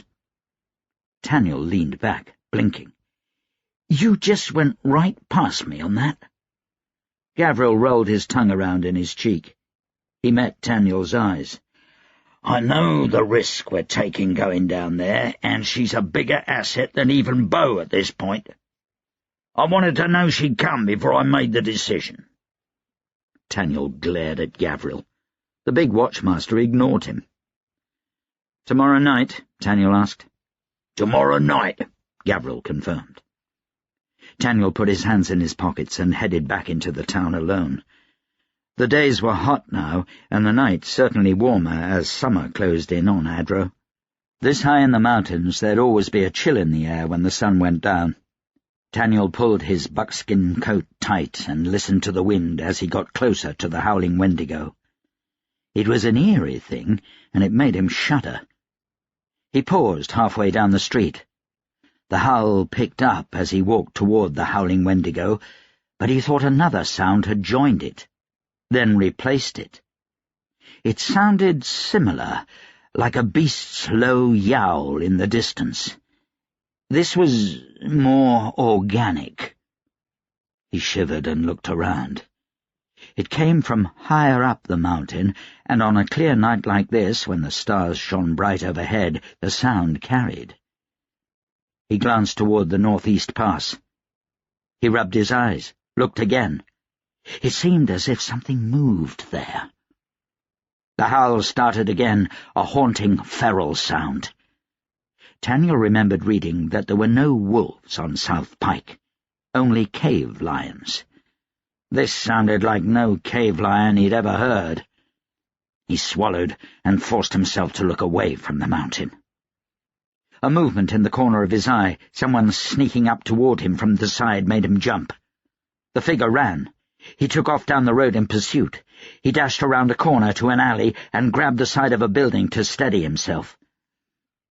"Damn you to the pit!" He grabbed Carpole by the front of a long duster. His hands were shaking. "Don't scare me like that." She looked up at him with big green eyes that drank in the moonlight. He let go of her jacket and smoothed the front of his own. "Damn," he said. "You spooked the pit out of me. What are you doing out here?" Carpole pointed to her eyes, and then to him. "Watching me? What in Cresimir's name for?" She shrugged. Taniel cuffed her gently on the back of her head. She'd cut her hair even shorter, almost above her ears. Taniel walked back into the street and sat down on a stoop. Carpole made to walk off. "Get over here," Taniel said. He made sure his voice was not unkind. She sidled up beside him like a girl whose father had threatened a lashing, but who knew that an innocent smile would get her out of it. "Why didn't you tell me that Gavril asked you to go on his sortie?" Carpole raised one eyebrow at him. She pointed to her throat. "Yes, I know you can't talk," Taniel said. He rolled his eyes. You damn well come up with a way to tell me things when you want. Carpole pursed her lips. Don't play coy with me. You do it all the time. I want an answer. She hugged herself and then pointed to Taniel. Taniel shook his head. She thumped one hand against her chest, over her heart, and pointed to him again. You love me? No, that can't be right. He shook his head. Carpole sighed. She mimed swinging a sword and then raised the other arm. Shield? Taniel said. She nodded and pointed at him. Shield me? Protect me? You want to protect me? What the pit? You're, what, 15 years old? You shouldn't be trying to protect me. You're barely past playing with dolls. Well, Taniel remembered the doll she made of Julene and what it did. You still play with dolls. Dangerously. But you shouldn't be protecting me. Taniel imagined himself at 15, a headstrong, lanky boy with straight black hair and just the beginnings of a beard. He'd filled out since then, grown stronger, taller, and already bore the scars of a seasoned soldier. He felt old, and he was barely 22. Carpole turned her back on him. Hey, don't— She folded her arms. Taniel stood up, came up behind her. She flashed her fingers at him rapidly. What? She did it again. 19. Oh! You're 19! Taniel was taken aback. I always thought you were a kid. Di and I's are married off by 16. She shook her head, still not looking at him, and pointed at herself. Not you, eh? She nodded. Well, damn it, I don't care how old you are. I don't want you protecting me. She turned around suddenly. Their faces were close enough for him to smell her breath. It was sweet, like honey, and Taniel wondered absently what she'd been eating. Too bad, she mouthed. Taniel squared his jaw. Damned girl. Why are you so worried about me? He asked slowly. She leaned in closer to him, their lips almost touching. He searched her dark eyes. They caught the starlight. There was mischief in those eyes and a smirk on her lips. Taniel felt his heart thump. She whirled and was gone, racing down the street. Taniel inhaled sharply, watching her go. What was that? He said quietly. He licked his lips and wondered what she tasted like. He pushed the thought from his mind. She was a servant, an uneducated savage. He shoved his hands in his pocket and headed down the street, hoping that she wouldn't be there when he got back to his room at the officers' barracks. Chapter 30. The streets at the west end of Adapest's dock district were anything but quiet at 1:30 in the morning. Singing floated into the streets from the bars and bawdy houses, and more than a few groups of drunks had taken their merriment out onto the cobbles, shaking their fists at the wet sky and spitting bad poetry at anyone who'd listen. Adamat pressed himself into a dark corner, collar drawn up around his neck, wrapped tightly in a long black coat with a bowler hat to keep off the rain and shadow his face. Sue Smith waited in another corner, the big boxer surprisingly invisible in a patch of darkness 2 sizes too small for him. Adamat kept his eyes open and cane handy, ready to fix either of them on anyone sober enough to notice him. The bawdy house opposite the street was a quiet affair compared with the rest. Its clientele was wealthier than most, and its outward appearance was that of a butcher's shed. The place was called Molly's Market, and it didn't accept new customers without a recommendation. A number of hulking men with big fists and small brains crouched under an awning near the door. They were bodyguards and bouncers, whispering quietly to one another as they struggled to stay warm. A couple had noticed Adamat and cast him dark looks, but none had come over to talk to him yet. The door to the bawdy house opened, giving a brief glimpse of expensive furnishings and black lace. Rickard Tumbler stopped in the doorway and slipped a few coins to the man holding the door open before exiting into the rain. Rickard walked with the gait of a man who'd drunk a lot but knew his limits. He tipped his hat to the group of bodyguards. 2 of them detached themselves from the rest and came to his side. Rickard waved off one that offered him a parasol. Adamat waited until Rickard was close before stepping out of the shadows. He tipped back his hat to be recognized in the dim lamplight. Rickard's bodyguards stepped forward, reaching for knives, as the bouncers under the canopy stood warily. Muggers were discouraged around Molly's market. "Cool off your boys," Adamat said. "I just want to talk." Rickard put up one hand for his guards, another on his heart. "Adamat, by Cresemere, you scared me. What is it?" Adamat twitched his head and took a few steps away from the guards. Rickard followed him. "You know you can come to me at my office any time," Rickard said. "My door is always open." Rickard wasn't wearing a hat, and he put his hand up to keep the rain out of his eyes. "I've got a warning for you," Adamat said. "As an old friend." Rickard had never taken kindly to threats, whether real or implied, and Adamat put a hand on his shoulder to reassure him. "There are circumstances," Adamat said, "that are forcing me to consider you a prime suspect as Tamas's traitor." Rickard's mouth formed a hard line, but he remained silent. Now was the gamble. If Rickard was indeed the traitor, he'd set his goons on Adamat. "You need to clean your house, Rickard," Adamat said. "Kes spies are being smuggled in over the Adsea. Kes wardens, too. Tamas is not pleased. I think Tamas will hold off for now, because he needs your ships desperately to ferry his men to the gates." "What does this have to do with me?" Rickard said.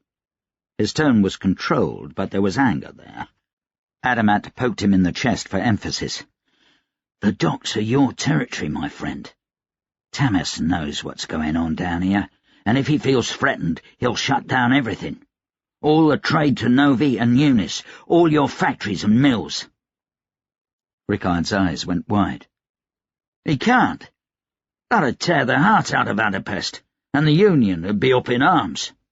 He might have to, if he thinks he's got enemies down here." Rickard seemed to think on this for a moment. "Who else knows you're here?" Adamat's heart leapt. He gripped his cane a bit tighter, not willing to go down without a fight. If luck held, he might fend the 3 of them off until Sue-Smith could cross the street. "No one," Adamat said. "No one sent you?" "I came on my own." Rickard gazed at him for a moment, his eyes weighing the situation, as if deciding where to put the knife. Adamat considered calling out to Sue-Smith. "Thank you," Rickard said. "If you came to these conclusions yourself, I may have some cleaning to do indeed. Thank you, my friend." Adamat watched Rickard walk into the night, finally taking that parasol from his bodyguard. His walk was more sober, quicker, as if he now had somewhere to go. Sue-Smith drew up quietly next to Adamat. "Take your warning?" Sue-Smith asked. "I don't know," Adamat said. "He didn't try to kill me, so that's a start. But he might have known what game I was playing. He's not an idiot. We'll see what he does next." "What now?" "I have other suspects. I still have to see the Archdiocese, the Proprietor, and Prime Lector." Sue-Smith gave Adamat a frown. "The Proprietor? Can't get to him." "I'll think of something." Adamat tried to sound confident. "I suppose that means the Archdiocese is next." Sue-Smith made the sign of the rope. "Don't like that." Wiser words had rarely been spoken. "He knows I'm coming. We've an appointment with him in the morning." A young, nervous-looking priest stood on the front step of the Archdiocese's home and watched Adamat's carriage approach with an air of expectation. The home itself was a sprawling affair of a villa, only 1 story high, but with a footprint to rival Skyline Palace. The style of architecture was Far Eastern girlish, with accenting white spires rising above a marble facade. There were satin drapes in onion-shaped windows. Vineyards stretched off to one side of the long cobblestone drive. On the other, grooms trained racing stallions on a horse track. It was said, Adamat reflected as he stepped from the carriage and stretched his legs, that the Archdiocese was much more a man of pleasures than a man of Kresimir. Yet wasn't that the way of the Church these days? Oh, there were genuine priests, men who loved Kresimir and their fellow man and toiled for peace and brotherhood. But Charlemagne's type was far more common. Their love of women and gold and power burned in them like a fever. The young priest approached Adamat at a quick shuffle. He wore white robes down to his ankles and sandals on his feet, the clothes of an impoverished monk, despite the obvious wealth of the place. "I am Simon," the priest said. He looked at his feet, his hands clasped before him as if praying. "You serve the Archdiocese?" Adamat asked. "I have the pleasure of serving Kresimir, sir," Simon responded, "by attending to his righteous servant Charlemagne, Archdiocese of Adro." "I've an appointment with the Archdiocese," Adamat said. "Are we to wait inside?" He pointed to the front door with his cane. No, sir," Simon said. He wrung his hands as if he were cleaning his laundry. "The house is very full right now. His lordship's extended family has come to the villa to celebrate the St. Adam's Day festivities. Children running underfoot, shoulder to shoulder." Adamat glanced through a window.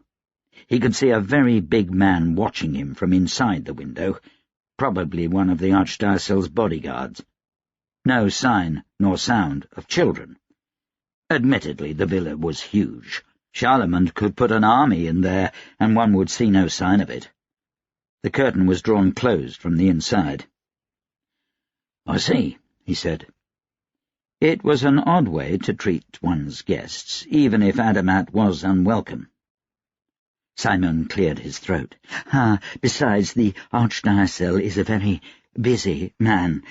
We'll have to go find him at the chapel. What with the orgy this morning, he's running late for the afternoon prayer service." "Excuse me?" Adamat blanched. "The morning orgy?" "Yes," Simon said. "Now, if you please, the Archdiocese doesn't like to feel threatened. He'll have to stay here." He gestured at Sue Smith, who was just climbing out of the carriage, his hair tousled from a long nap. "This is my associate," Adamat said. "He's aiding me in my investigation. He is no threat to the Archdiocese." Simon looked anywhere but directly at Adamat. "You mistake my meaning, sir. Your associate is a very large man, well-built, and obviously a fighter of some kind. The Archdiocese doesn't like the eyes of his servants wandering. He doesn't like the competition, sir. His worship is very particular about which of his guests are allowed on the grounds." Adamat blinked at the priest. "Doesn't like the competition." He shook his head. "You better stay in the carriage, then," he said to Sue Smith. The boxer grunted and climbed back inside without a word. "You said your master is running late?" Adamat said. The corner of Simon's mouth twitched. "Yes, the orgy. Now, please, come with me. We can catch him right after the prayer service, before the afternoon races start." Simon raised a hand. A small buggy emerged from the vineyard, where it had been concealed a moment before, and came up next to them. Adamat couldn't take his eyes off the driver. She was young, perhaps 16, and had long golden hair down to her waist. She wore a simple driver's uniform, a smock, hat, and gloves to hold the reins. But they were all of translucent silk, and she wasn't wearing anything underneath. The girl gave him a polite smile. "Sir," she said, "if you will." Adamat tore his eyes away and climbed into the back of the buggy. There was only room for one, and he turned to Simon. Before he could inquire where the priest would ride, the buggy began to move, pulled by a single white pony. The priest jogged alongside. Adamat clutched his hat as a brisk wind nearly tore it from his head. They moved quickly down a path into the vineyard, passing a number of workers. Despite their pace and Simon's long robe, the priest kept up with the buggy without seeming bothered. Adamat noted that Simon kept his eyes on the ground at his feet or straight ahead, and it was clear why. They passed a number of workers, pruning the grapevines or tending the grounds. All the workers wore basic tunics, but as with the buggy driver, they were all made out of sheer silk. Both men and women worked the vines. They were all young and beautiful. How could such a place exist? Adamat thought he knew the worst pleasure dens in all of Adapest, but these men and women would be prize pieces at a millionaire's brothel, each one worth 1,000 krona a night. Yet they worked the fields in such clothes at the Archdiocese's villa. "You seem, awfully out of place here, Simon," Adamat said.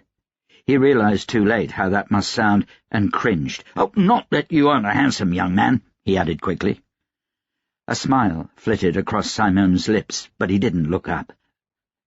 "I know your meaning, sir," he said. "This is my penance. If I act as the Archdiocese's steward for just another year, my application for a marriage license will be approved." A look of worry furrowed his brow. "If she still wants me, that is." The Crescent Church allowed the lowest orders of the priesthood to marry, only requiring them to remain celibate if they wished to gain more power within the church. Even those that married often had to pay some kind of penance. Charlemagne was a cruel man to require this of a priest. "Tell me," Adamat said, "has the villa always been like this? I've heard that it is a magnificent place with vineyards and stables. I didn't realize it was so unique." He'd heard the rumours, of course. Everyone had, but he'd never believed them. A brothel in one of the outbuildings, perhaps, or a few beautiful women at his beck and call. This was beyond debauched. Yes, sir," Simon said. "It's not new. The Archdioceses has a policy. His visitors may pick from anyone they see here, excluding myself, and do as they fancy. Oh, that includes you, sir, as you are a guest." Adamat felt his face flush. "Oh, no. No." He drew the word out long, embarrassed that it turned into a nervous laugh. "I'm a happily married old man. I'm quite fine, thank you." Simone continued. "The Archdiocese's policy is that anyone who speaks of his, servants isn't invited back." "There's no way to keep track of that." "Oh, the Archdioceses knows, sir. He has ears everywhere." Adamat couldn't help but smile wryly. "Well, if that's the case, then I can see how that would encourage silence. Does every one of the Archdiocese's guests partake of his hospitality?" No," Simon said. Not all, but those that don't are generally the type with the taste not to speak of what they see." Or the shame, Adamat realized. No one talked because they didn't want to implicate themselves in whatever sordid misdeeds could be found at the villa. It was the same reason a gentleman never speaks of the bawdy house he frequents. He removed his hat to scratch his head and spoke to Simon in a flat tone. "So you essentially work at the biggest brothel in all of Adro, by the pit, all the 9, so that one day you can marry your beloved and remain a man of the rope." Simon giggled nervously. "Kresimir works in mysterious ways, sir." Adamat felt a little ill then. "I think that has more to do with the Archdiocese's sense of humour than with God," he murmured. The buggy came out of the vineyards and crossed a small field to a chapel. The chapel itself was simple enough, built of small limestone blocks and no bigger than a medium-sized house. It was about 2 stories tall, with a steep roof and a balcony just above the main door. A gold-braided rope hung from the balcony. Adamat was relieved to see that the area was free of the Archdiocese's servants. Adamat disembarked the buggy and watched it roll around the corner of the chapel before he approached the door. He reached out just as Simon touched his shoulder. Please, sir, they will be finished with prayer in a moment," Simon said. Adamat sighed. Was I just about to walk in on an orgy? For a moment it looked like Simon would laugh, but he just shook his head. No, it is the afternoon prayer service. Just wait a moment." Despite the priest's objections, Adamat pushed the door open just a crack. The inside of the chapel contained several rows of velvet-cushioned benches.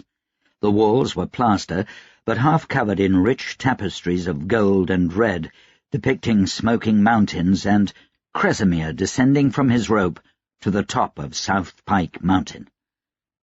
There were only a small handful of people attending the sermon, though the chapel could seat at least 30.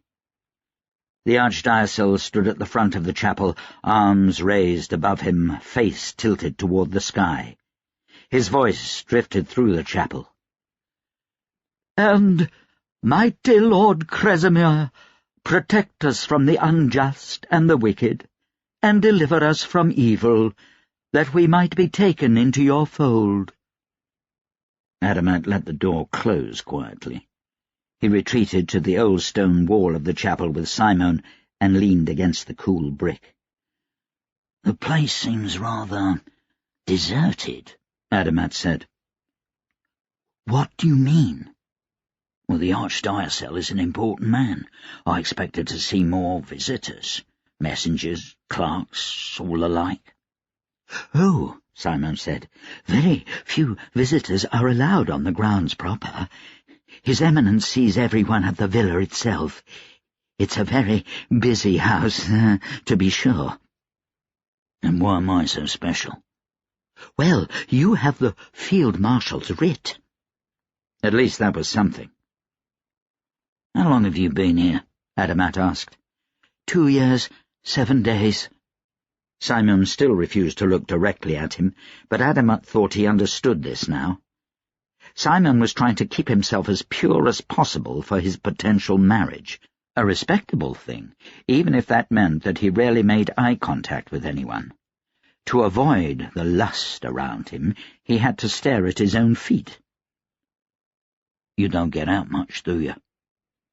"I go into Adapest occasionally, on his lordship's errands." "My word." "Why don't you leave?" Adamat asked. "You don't need to serve penance to get a normal marriage license." "I'm a man of the rope, sir. If I leave now, I'll forfeit my rope." His hand brushed a small rope stitched to his robe above his left breast. "And I'll forfeit my chances to wed." "She wants to marry a priest, eh?" "Many priests marry." "I've never heard of a penance like this. Aren't they usually, 6 months?" Simon looked somewhat miserable. "It's the Archdiocese's niece, sir." Adamat gave Simon as sympathetic a look as he could muster. "You poor, poor bastard." "The service is finished, sir." The front door of the chapel opened even as Simon spoke. A number of buggies began to roll around from the opposite side of the chapel and waited for their fare. 7 men and women came out and loaded into the buggies. They were dressed in rich silks and leathers and the finest muslin. Adamat recognized a few of them as wealthy merchants. To his surprise, he noted Madame Laurent, a recent client of his. She was from an affluent family, and he was frankly shocked she'd survived Tamas's purge of the nobility. She passed him without acknowledgement. Adamat imagined Rickard in one of those buggies. He'd fit in perfectly in a place like this, though he wouldn't do much praying. The buggies trotted away across the field, but not toward the front drive.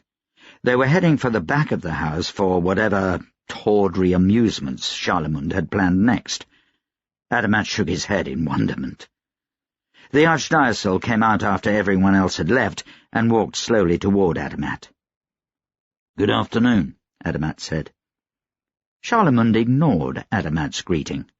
Simon hurried past the Archdiocese to lock the chapel doors behind him, then quickly turned to take the Archdiocese's robes of office. "Simon," the Archdiocese said, "Lady Java fell asleep during the prayer session. This is the third time.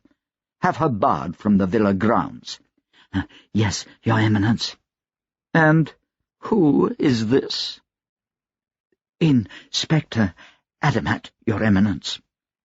The Archdiocese squared his shoulders and looked down his nose at Adamat. "Tamas's hound. Right. Why are you here?" Adamat looked the Archdiocese up and down. Charlemont was an imposing man, standing a full head taller than Adamat, and before he'd become a man of the rope, he had been the fencing champion of all of Adro. He still moved gracefully enough, his steps long and purposeful, his arms giving him a significant advantage of reach over other men. Adamat still remembered when Charlemont had become a priest, then been appointed Archdiocese of Adro the next day. It had been a scandal, and was talked about for years, though his appointment was never rescinded. Charlemont had powerful friends. The Archdiocese also had 2 large bruises on his face, covered up as well as possible with a dusting of white powder. "Your Eminence," Adamat said, bowing his head, "I hope you're feeling well after your fall last week. I saw it happen. Dreadful accident." Charlemont snorted. "Get on with it. Why are you here?" He annoyed easily, Adamat noted. He felt another pang of pity for Simon. "I'm here to ask you about the assassination attempt on Field Marshal Tamas last month." "That? Hasn't that been cleared up yet? The races start soon, so be quick with your questions." Adamat bit his tongue. Archdiocese or not, there was common decency to be observed. In a gentle tone he said, "Your Worship, I'm conducting an investigation into treason, not an inquiry into your favourite strumpet. Now, please, I have a few questions to ask you." Simon stood behind the Archdiocese holding his robes, and the poor priest's eyes looked about to pop from their sockets. He stared fixedly at some point off in the distance and shook his head violently. The Archdiocese gave Adamat a second look. "You're perhaps the most powerful man on Tamas's council," Adamat said, "maybe even including the Field Marshal himself. You have the backing of the entire Kresim Church, an institution that dwarfs Lady Wenceslav's mercenaries, Rickard Tumbler's union, and the proprietor's criminal affairs in size, wealth, and strength. It gives me reason to believe that if you wanted Tamas dead, he would indeed be dead." Adamat went on, "The only thing that gives me hesitation in removing your name from my list is that I can't for the life of me discover why you supported the coup in the first place.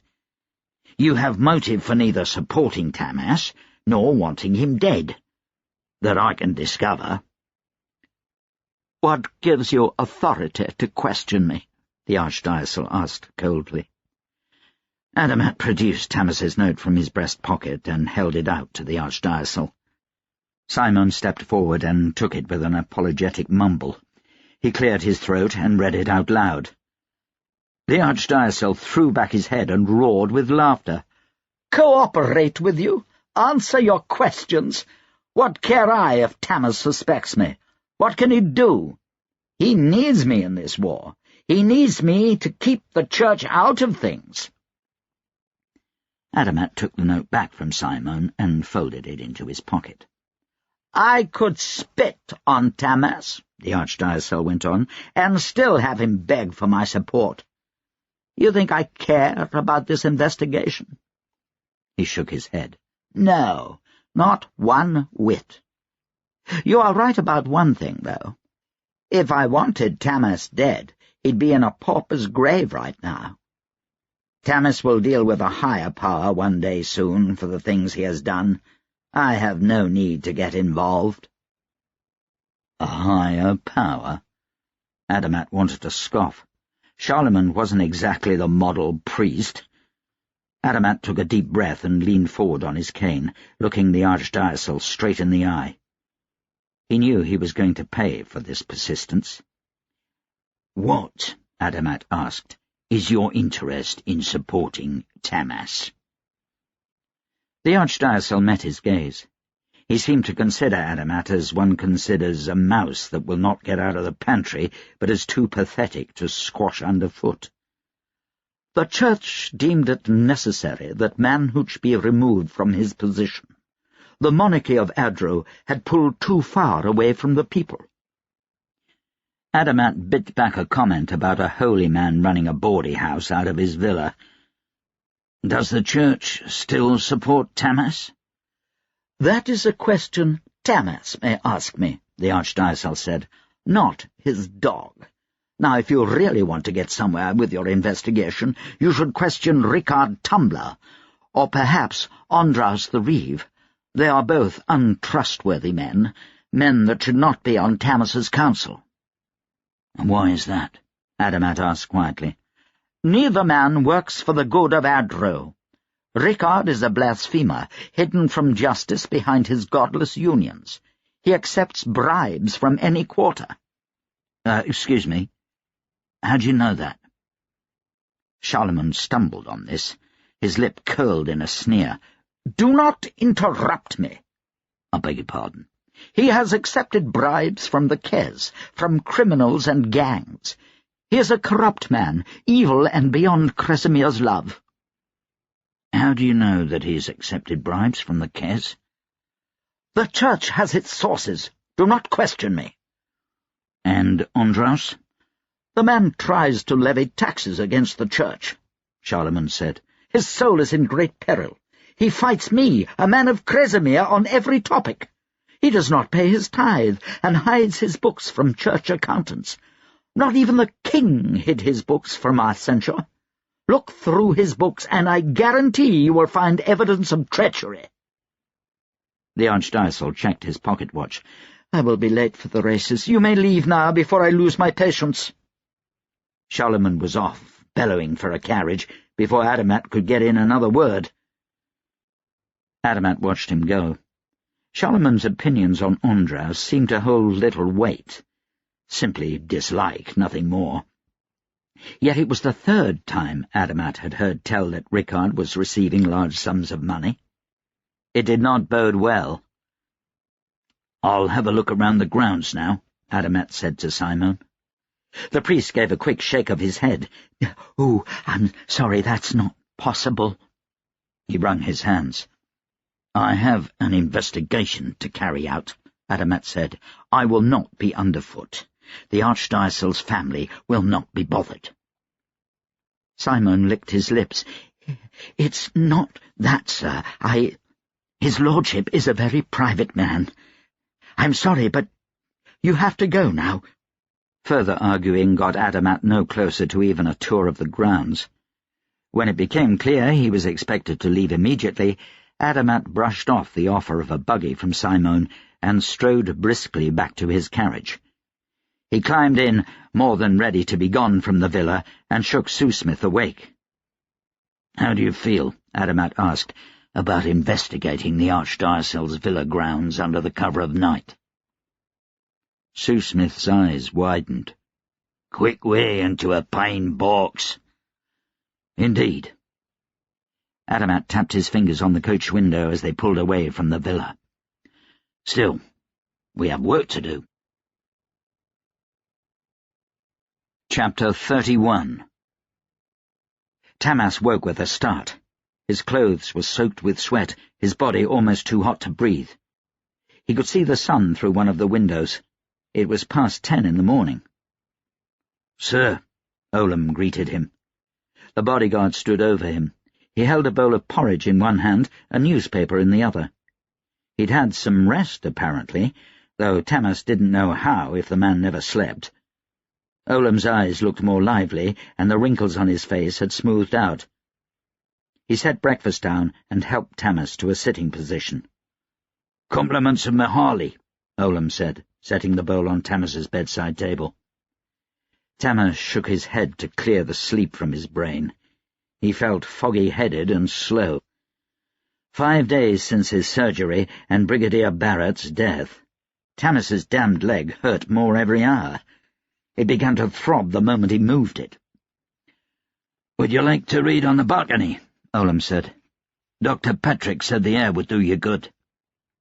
Tamas considered the sunny weather through the window. He looked at his leg. Pain or being stuck inside all day. "Fine." Olam helped him up and handed him his crutch, and they slowly made their way out onto the balcony. Olam headed back in for a chair while Tamas hobbled over to the railing. "Awfully loud today," he murmured. He glanced over the edge. There were a lot of people in the square. A second look, and he realized the square was close to full. He hadn't seen a crowd like this since the elections. "Olam!" He turned, startled, when the bodyguard was right there. "Sir?" Olam wore a self-satisfied smile, a cigarette in the corner of his mouth and a chair in hand. Tamas didn't like it at all. "What the pit is this?" Tamas gestured down to the square. Olam craned his neck. "Oh, yes, Mihaly's work." The square below was filled with dozens, no, hundreds of tables, and chairs around each one. Every table was fully occupied, with countless more people still standing, waiting for their turn at a place to sit. More people stood in line, men, women, children. The line stretched down to the Martyrs' Avenue and around the corner. Tamas leaned out, though it hurt to do so, searching for the head of the line. It was right below them. Long, rectangular tables, Tamas recognized them from the Hall of Lords, stretched the whole length of the building. The tables were covered in food. Mountains of bread, vats of soup, meat roasting on spits. More food than one would find at a king's feast. Tamas turned to Olam. "Wipe that smug look off your face and help me down the stairs." It took some time, but Tamas was able to hobble down to the front of the House of Nobles with Olam's help. Tamas paused. The crowd had looked overwhelming from the top of the building. It looked twice the size from here. He paused, astonished, on the front step. "Excuse me, sir." Tamas shuffled out of the way. A squad of soldiers moved past him, carrying a table from the Hall of Lords. They were followed by clerks bringing chairs, and then a cook with a bowl of soup almost too big for her to carry. Everywhere he looked, people were either eating, waiting their turn, or helping. Accountants, soldiers, townsfolk, even sailors and dock workers. It seemed as if everyone had been pressed into service. "I trust you're responsible for this?" Tamas turned to find Ondraus. The Reeve was furious, his spectacles perched on the bridge of his nose, an old ledger clutched to his chest. His lip was curled and sweat poured from his brow.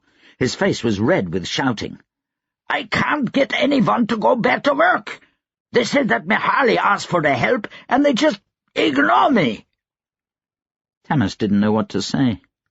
He searched the crowd, looking for the tall, fat figure of the master chef. "Where is this food coming from?" Ondraus said. "Who is paying for it?" He lifted his ledger and smacked it with one hand. "There are no records, no receipts. Not a krona is out of place. Yet this, I can't understand it. You said he had a knack for food, but this is ridiculous. Nothing is free, Tamas. There has to be a price." Tamas found himself drifting away from Ondraus, hobbling slowly, and soon the Reeve's voice was drowned out by the sound of conversation. He passed his gaze across the people. Merchants sat next to scullery maids. Minor nobles shared their plates with sailors and street urchins. Tamas stumbled. A strong hand caught him, helped him right himself. Tamas turned to Olam.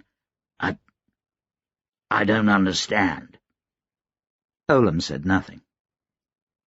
Across the square, the gates of Sabletooth were open, and prison wagons rolled out and joined a long line of bread wagons waiting to be loaded down and sent to the far corners of the city. Tamas caught sight of blue uniforms, soldiers directing the wagons.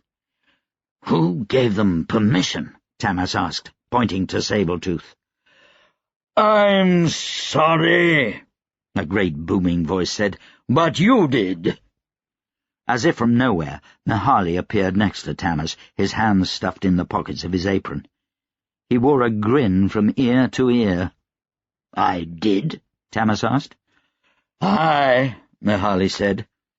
Sheepishly he added, "At least, that's what I told them. But worry you not. They'll be back when needed. I put one of your powder mages in command of the bread wagons. Vlora, I think her name was." Tamas said, "Where's Lady Winceslav? She was supposed to be in charge of the festival." "Sir," Olam said, "the lady has gone into seclusion. Mihaly has taken charge." Tamas had no reply. He looked around and said to Mihaly, "What have you done?" Mihaly's grin stretched even bigger, and Tamas thought he saw tears glisten in the corner of the big chef's eyes. "I am grateful," he said. "I am grateful that you patch things up with the Archdiocese. I am grateful that you have finally welcomed me as one of your own. So, in gratitude, I have listened to the heart of the city. I have found what Adro needs, Field Marshal." "What does it need?" Tamas whispered. "The people are hungry," Mihaly said. He lifted his hands, spreading them to encompass the city. "The people need to be fed. They need bread and wine and soup and meat. But not just that. They need friendship." He pointed to a minor noble, some viscount decked out in his finest foppish frills, who poured a bottle of St. Adam's festival wine into the cups of a half-dozen street urchins. "They need companionship," Mihaly said. "They need love and brotherhood." He turned to Tamas. He reached out with one hand, putting a palm to Tamas's cheek.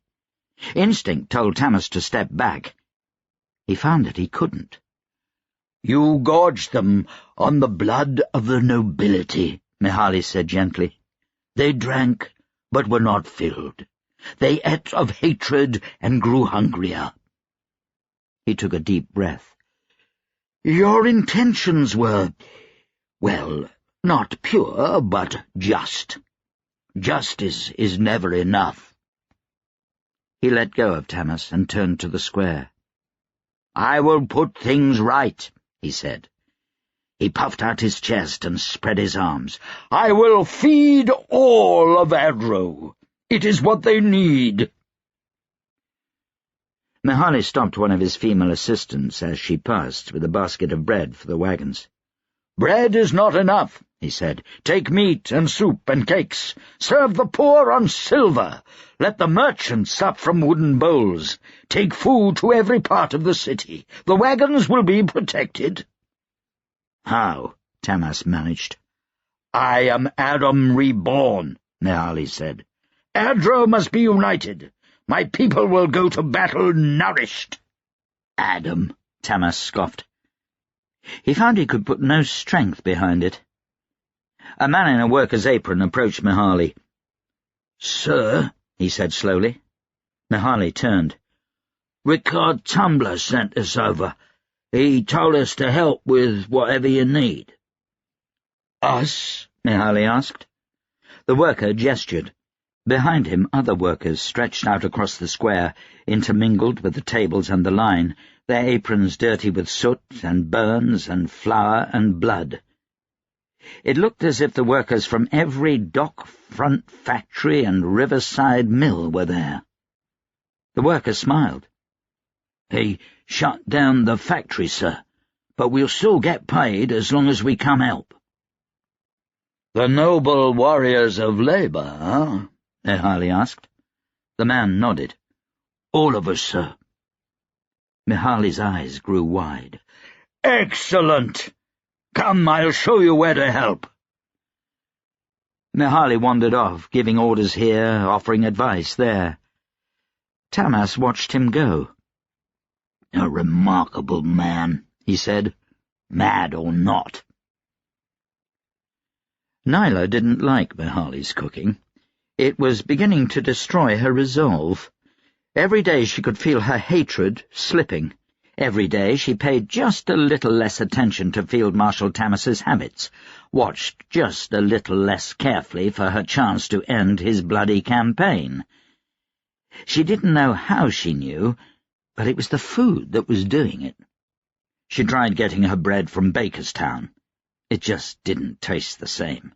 And Mihaly was giving away food for free in Election Square.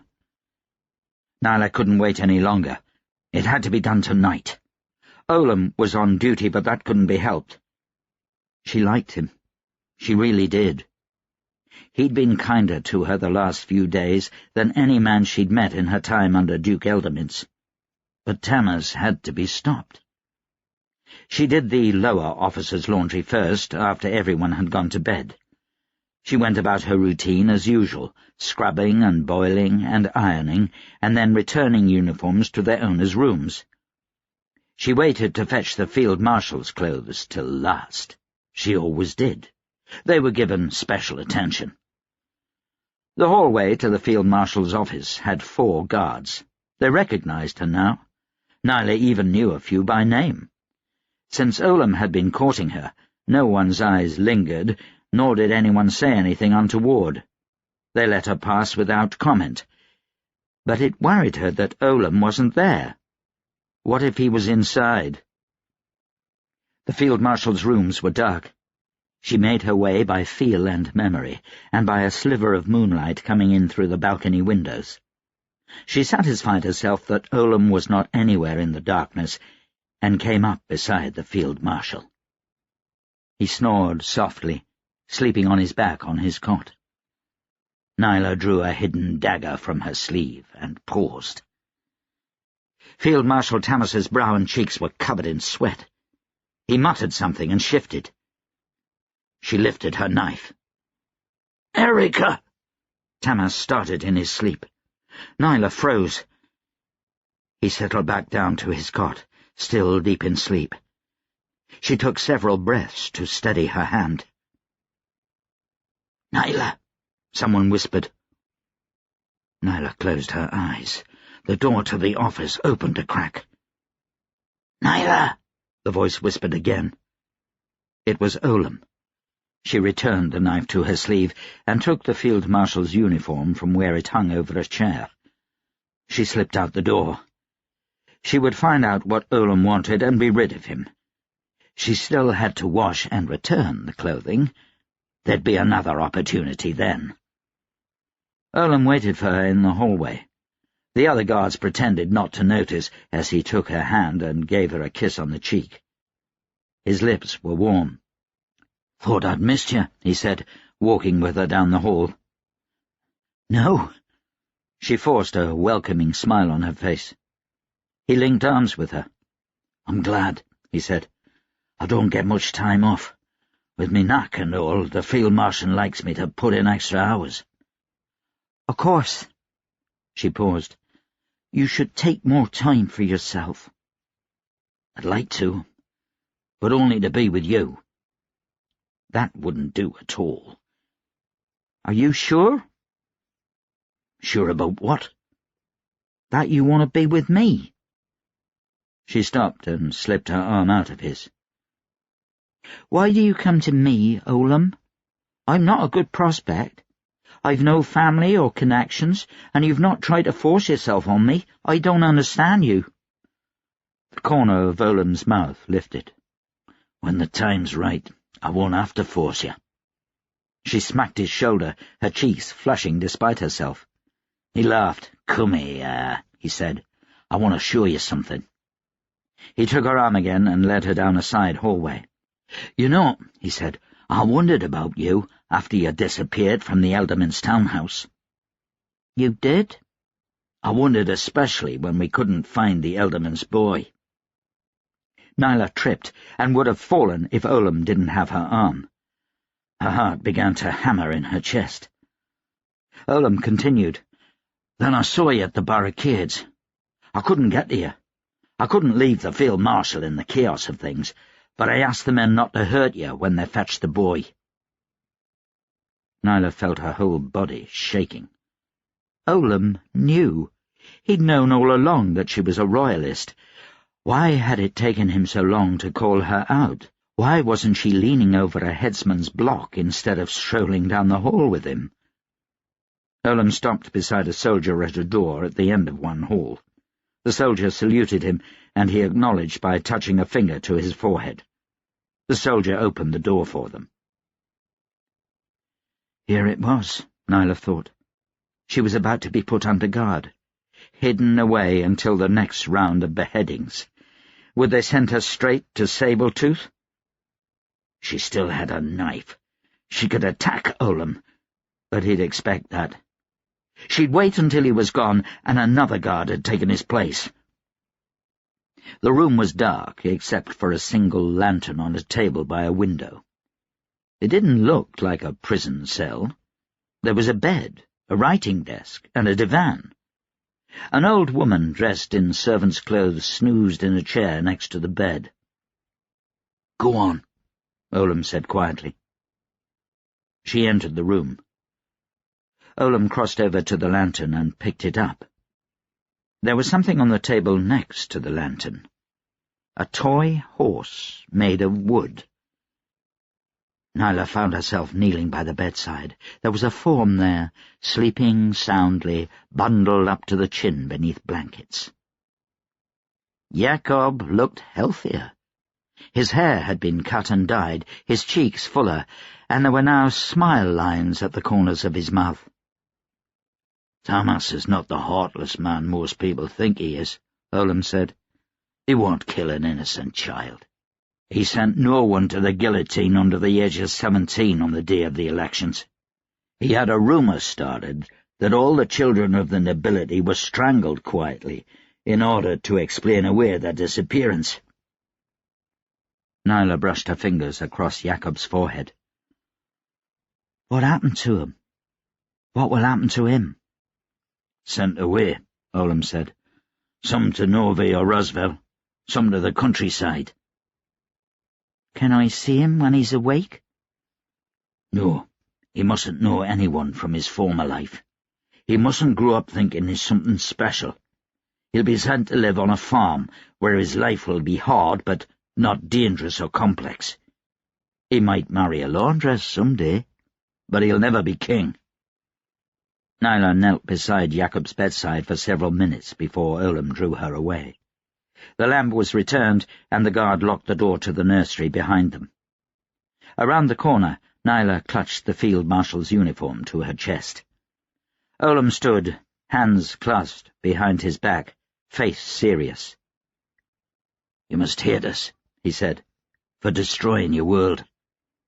I'm sorry for that. But Tamas, all of us, we did it so that the commoners can know a good life some day, so that we're no longer slaves." "I was happy, I think," Nyla said. "The best kind of slavery," Olam said, "but still slavery." He fell silent for a couple of moments. "I'll understand if you want to transfer away from the field marshal. It must be hard for you, knowing what he did to people you once served. He'll be furious. He says you're the first laundress to start his colours right since he was in Gurla." "And you?" Nyla said. Olam struck a match and lit a cigarette, letting out a long sigh. "You can't like someone knowing your secret. The field marshal pardoned the royalists, but there's still no trust of them in the army. I won't tell anyone, and I'll leave you alone." Nyla searched Olam's face for insincerity. She couldn't find any. She had no doubt that if she said the word right now, he'd never speak to her again. His cigarette rolled between his lips. He took a long puff, then took it out, looking away, giving her time to think it over.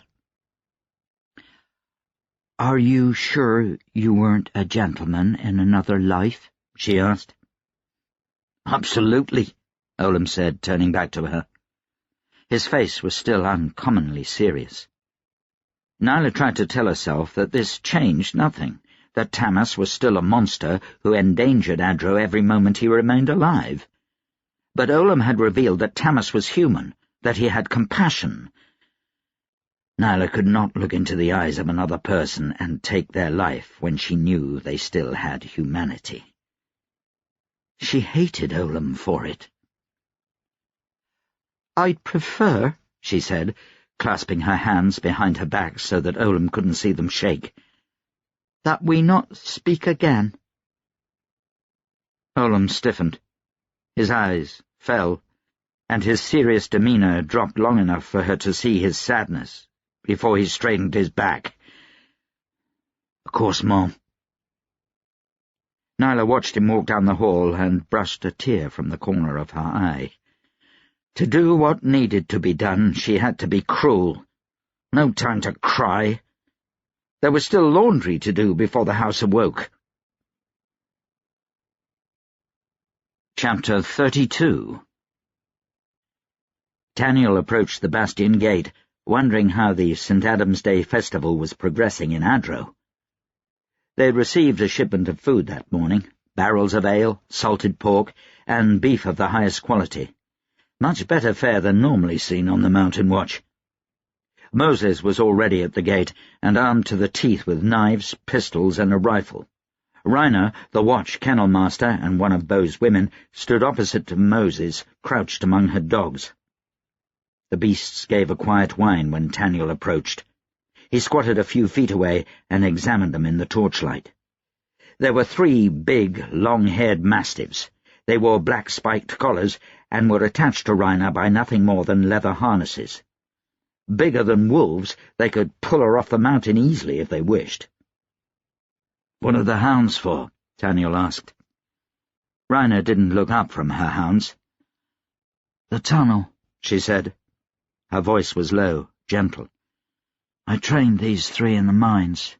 They'll cross 40 yards and bring down a privileged in a second. Musket fire doesn't bother them." She scratched one behind the ears. He turned toward her, massive head cocked, tongue rolling. "What are their names?" She pointed to the biggest one. "Kresim. The next, Lurad." She patted the one who she'd been scratching. "And this is Guile." Taniel held out a hand to Kresim. The dog sniffed once and turned away. "They're not trained to be friends," she said. "They like you enough." She nodded. "I'm the master." "I see." Taniel stood up. Beau arrived with Katerine, who gave them all a look of disapproval. Beau squatted beside Raina and slid a hand up around her waist. Lurad growled low in the back of his throat. "Tst!" Raina hissed at the dog. Lurad lay down on the ground. Beau backed off a step. "Damn big hounds," he said to Taniel. "Things make me nervous." "You're bedding their master," Taniel said. "They'd make me nervous. I'm surprised you can stand after all the drink you've had." Beau craned his head toward Katerine. "She has ways of sobering a man up." "None pleasant, I'd imagine." Beau cringed. Carpole emerged from the darkness of the town a few moments later, dressed in her buckskins. Taniel had not seen them on her since Vadrasta. She normally preferred her long, dark duster and wide-brimmed hat. The buckskins clung to her body, reminding Taniel she was a woman and not just a girl. Something he'd not noticed before. He noticed his hands were shaking from lack of powder and took a sniff from his box. That steadied somewhat. He inhaled deeply and tried to resist taking more until it was needed. Carpole was followed by Fesnik, leading a pair of donkeys laden with powder barrels, and a few steps behind him was Gavril. They all gathered around the watchmaster. "We've got enough powder to collapse their tunnel," Gavril said. "We can trust you to set it off when we're at a safe distance." "That much powder," Taniel said. "We'd have to be too far away." Vlora could do it from that distance. She'd always been able to detonate powder from farther away than any mage Taniel knew, her unique talent. "We'll use blasting cord then," Gavril said. "This'll be quick.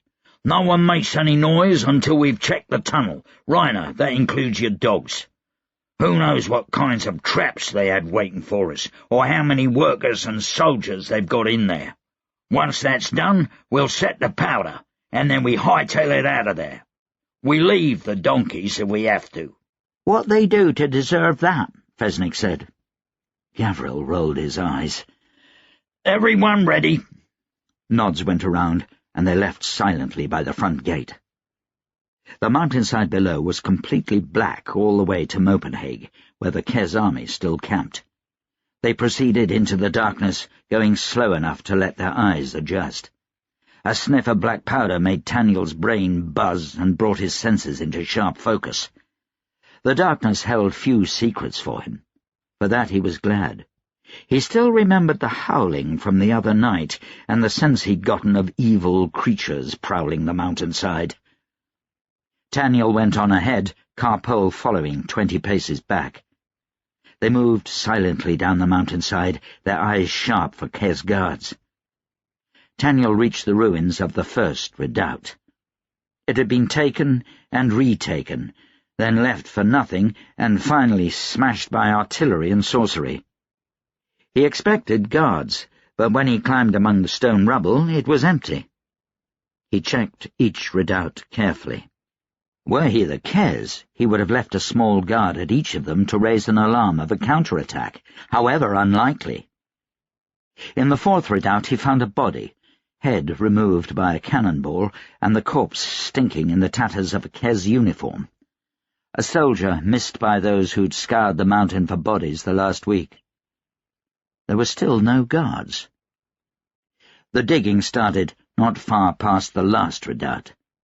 Taniel scouted the area for some indication of the enemy.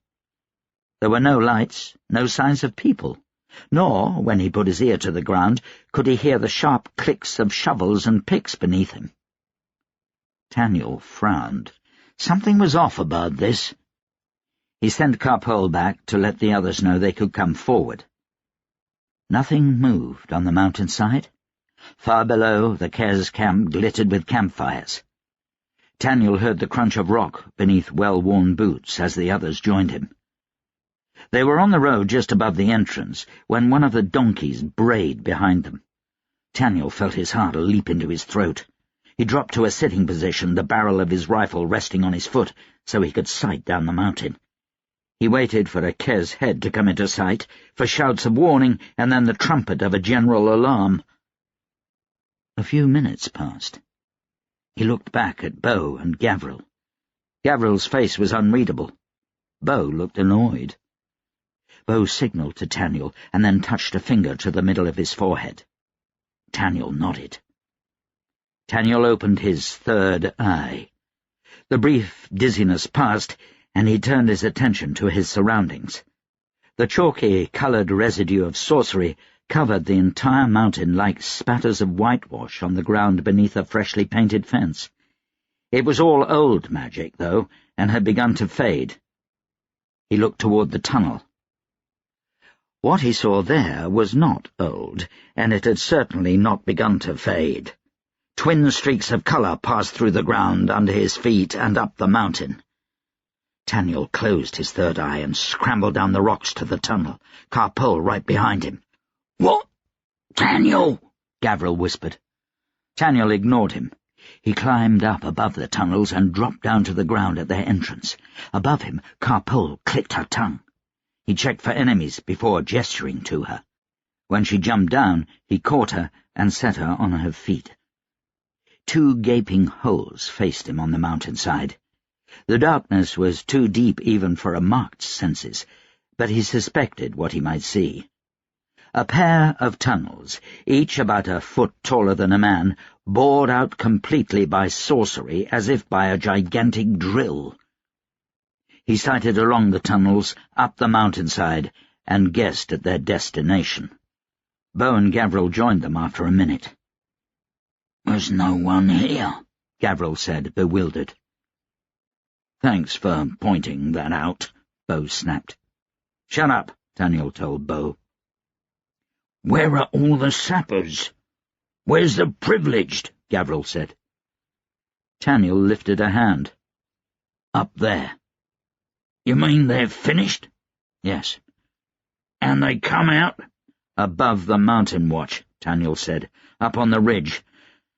Last night I thought I saw something up there. I dismissed it as a trick of the moonlight. Now I don't think I was seeing things." Gavril stared up toward the ridgeline far above them. "The sorcery required to carve these." "Julene," Bo said, "and probably half the Kez Cabal along with her." "Then why didn't they attack yet?" Gavril said. "The northeast pass is barely guarded. There's not even a watch on that wall half the time.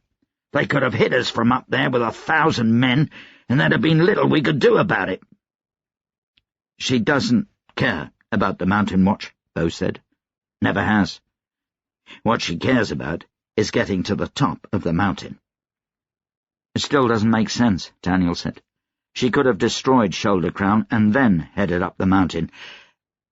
Unless—" "She's in a hurry," Bo finished. He stared up towards South Pikes Peak through the darkness for several moments. "I've heard stories floating around the Cabal as old as Kresimir that the most powerful privileged could use the auras of other planets, the moon, the stars, and the sun to amplify their sorcery. She needs the summer solstice." Taniel felt sick to his stomach. He took a shaky breath.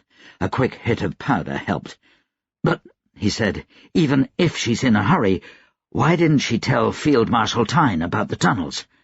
How could she hide them even from him?" "I think there's more going on in the Kez camp than we know," Bo said. "Julene is using the Royal Cabal, for certain. Perhaps not Tyne, though." Gavril scratched his chin. "How could she hide this? And if she didn't tell him about it, why 2 tunnels?" "She hid it from us," Taniel said. "And I think this is a backup plan. If she can't summon Kresimir, she still wants to be able to take the Mountain Watch. I don't think she banked on us just walking down here to find it." They stared at the tunnels in silence for a few moments. "Can she really summon Kresimir?" Gavril asked. "She can try," Bo said. "Whether she'll be successful, that all depends on how many privileged she has with her." "I don't like the idea of waiting to find out," Taniel said. He turned to walk back up the mountain watch. "Where are you going?" "I'll need some supplies if I'm going to chase her up the mountain." Bo caught up to Taniel faster than he expected. "That's suicide," he said. "She must have 30 or more privileged with her. Maybe wardens and soldiers. Once they get wind of you—" He snapped his fingers. "Gone." "I'll not let them get wind, then." They reached the others and told them of the situation. "I'm going after Julene," Taniel said. "You mean the one powerful enough to summon God?" Vesnik said. Katerine crossed her arms and gave Taniel a look that clearly said he was an idiot. "I suppose you'll tell us next that you're going alone, as it's too dangerous for the rest of us." Taniel barked a laugh. "Pit no. Anyone can come that wants. I don't want to die on that cold son-of-a-bitch mountain alone." Bo nearly choked. "I'll go," he said. "Like pitch you will," Katerine snapped. "Get off it, woman," Bo said. "Julene's got to be stopped." "Let the marked do it." "I'll go with you too." Reiner's quiet voice almost made Taniel jump. She stood off to the side, quietly holding the leashes to her dogs. "Where Bo goes, I go." "Don't you—" Katerine began. "I said leave off," Bo said. Gavril looked torn. "I should," he started, then fell silent. Gavril wanted to come with them, Taniel realized, but the Mountain Watch was his responsibility. If Field Marshal Tyne resumed the attack, Gavril needed to be there to rally the defenders. Taniel said, "Your responsibility is here." A thought occurred then. "Will the Novi monks let them pass?" "I don't know," Bo said. "If they don't, Julene will level the monastery." "Shit," Gavril spat. "They're good people." He turned to Moses and Fesnik. "Set the powder." They pulled back past 4 of the redoubts before they lit the blasting cord. Taniel watched the spark of flame work its way down the mountainside. It didn't take long for the trail to reach the tunnel. The whole mountain rumbled when the powder went off, and Taniel felt dirt slide beneath his feet. The last redoubt toppled into the remnants of the tunnel. Within minutes there were more lights in the Kez camp. The sounds of commotion rose from below. They returned to the fortress. Taniel and the others collected more weapons and met back at the northeast gate a half-hour later. The group was bigger than he'd wanted. Bo, Rhina and her dogs, Fesnik, Moses, and another 8 watchers, rough-looking men he'd seen around the camp. "We shouldn't take so many," Taniel said to Gavril. The big watchmaster stood by the gate, clearly still torn about whether to accompany them. "You'll need the manpower," he said. "If you get into a fight, spread out across the hill as much as you can. If the worst happens, send someone running to let us know the pit just spewed all over Adro." "Will do," Taniel said. "Good luck." Preparations were finished. Taniel approached Carpole. She held her rucksack on one shoulder. "Any chance of convincing you to stay here?" Taniel said. Carpole planted her feet. "I thought not," Taniel sighed. "Let's go." Chapter 33. Adamat returned to his home after nightfall, another day of questions without answers, of sifting sand and finding nothing of value. Another day of agonizing over a family he couldn't protect, and a blackmailer he had no defense against. His feet hurt, and his eyes wanted to close on their own. The buzz of festivity in the city, the growing excitement for a festival that looked to be forgotten amid war and chaos, had bolstered his spirit, but there was only so much excitement a man could take before it wore him down as much as the rest. He paused at the back door, examining the lock for a moment by the light of the moon. He put his finger out, rubbing it over the area just around the keyhole. He caught a hint of some faint smell. Sweet bell, a girlish spice. "What is it?" Sue Smith asked from behind him. "Nothing." Adamat unlocked the door. They'd spent the better part of the evening searching the public archives for the architectural plans for Charlemagne's villa. They'd succeeded, but the plans were old, and even from Adamat's brief visit he knew that Charlemagne had made significant changes to the house since it had been built. He wrestled with the decision of trying to enter the villa at night. If caught, the consequences would be severe, but he couldn't conduct a full investigation without a thorough search. Sue Smith went straight to the guest bedroom to change, and Adamat went to his office, feeling his way through the old, familiar home without the lights on. The smell of sweetbell, still very faint, was strongest in his office. He opened the liquor cabinet, removing a bottle of brandy, and poured out 3 glasses. He took one of them and sat down in his chair, lighting a match and setting it to the end of his pipe. He took a few deep puffs, making sure it was lit, and breathed the smoke out through his nose. He touched the match to his lantern wick. "I've had a long day," he said.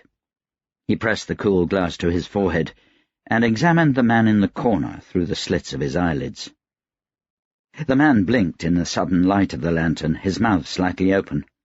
His skin, hued with an almost reddish tint, marked him from Gurla, while his pudgy face, and a body flabby around the middle and soft like a woman's, betrayed that he had been castrated some time before puberty. His head was shaved, and he had no facial hair whatsoever. Adamat gestured to one of the glasses on his desk. "Drink." The eunuch had been standing in the corner, hands folded, within a long-armed robe. He stepped forward slowly. "How did you know I was here?" he asked. His voice was pitched high, like a child's. "I've heard about you," Adamat said. "The proprietor's silent killer. It said you can appear and vanish without a trace. I've been an investigator for a very long time. Even the very best leave scratches when they pick a lock." "You are being followed by a number of people," the eunuch said. "Field Marshal Tamas, agents of Lord Claremont. How did you know it was me?" He sounded genuinely curious. Agents of Lord Claremont? Adamat tried not to let surprise show on his face. So that was Lord Vitus's employer. "I've been expecting a visit from you since Tamas sent me after his traitor. It had to come sooner or later." "You didn't answer my question." Adamat raised his glass in recognition of the question, but did not answer. The eunuch stepped up to the desk. He examined the glass of brandy, but did not drink. Sue-Smith entered the room in nightclothes and a dressing gown. Sue-Smith paused.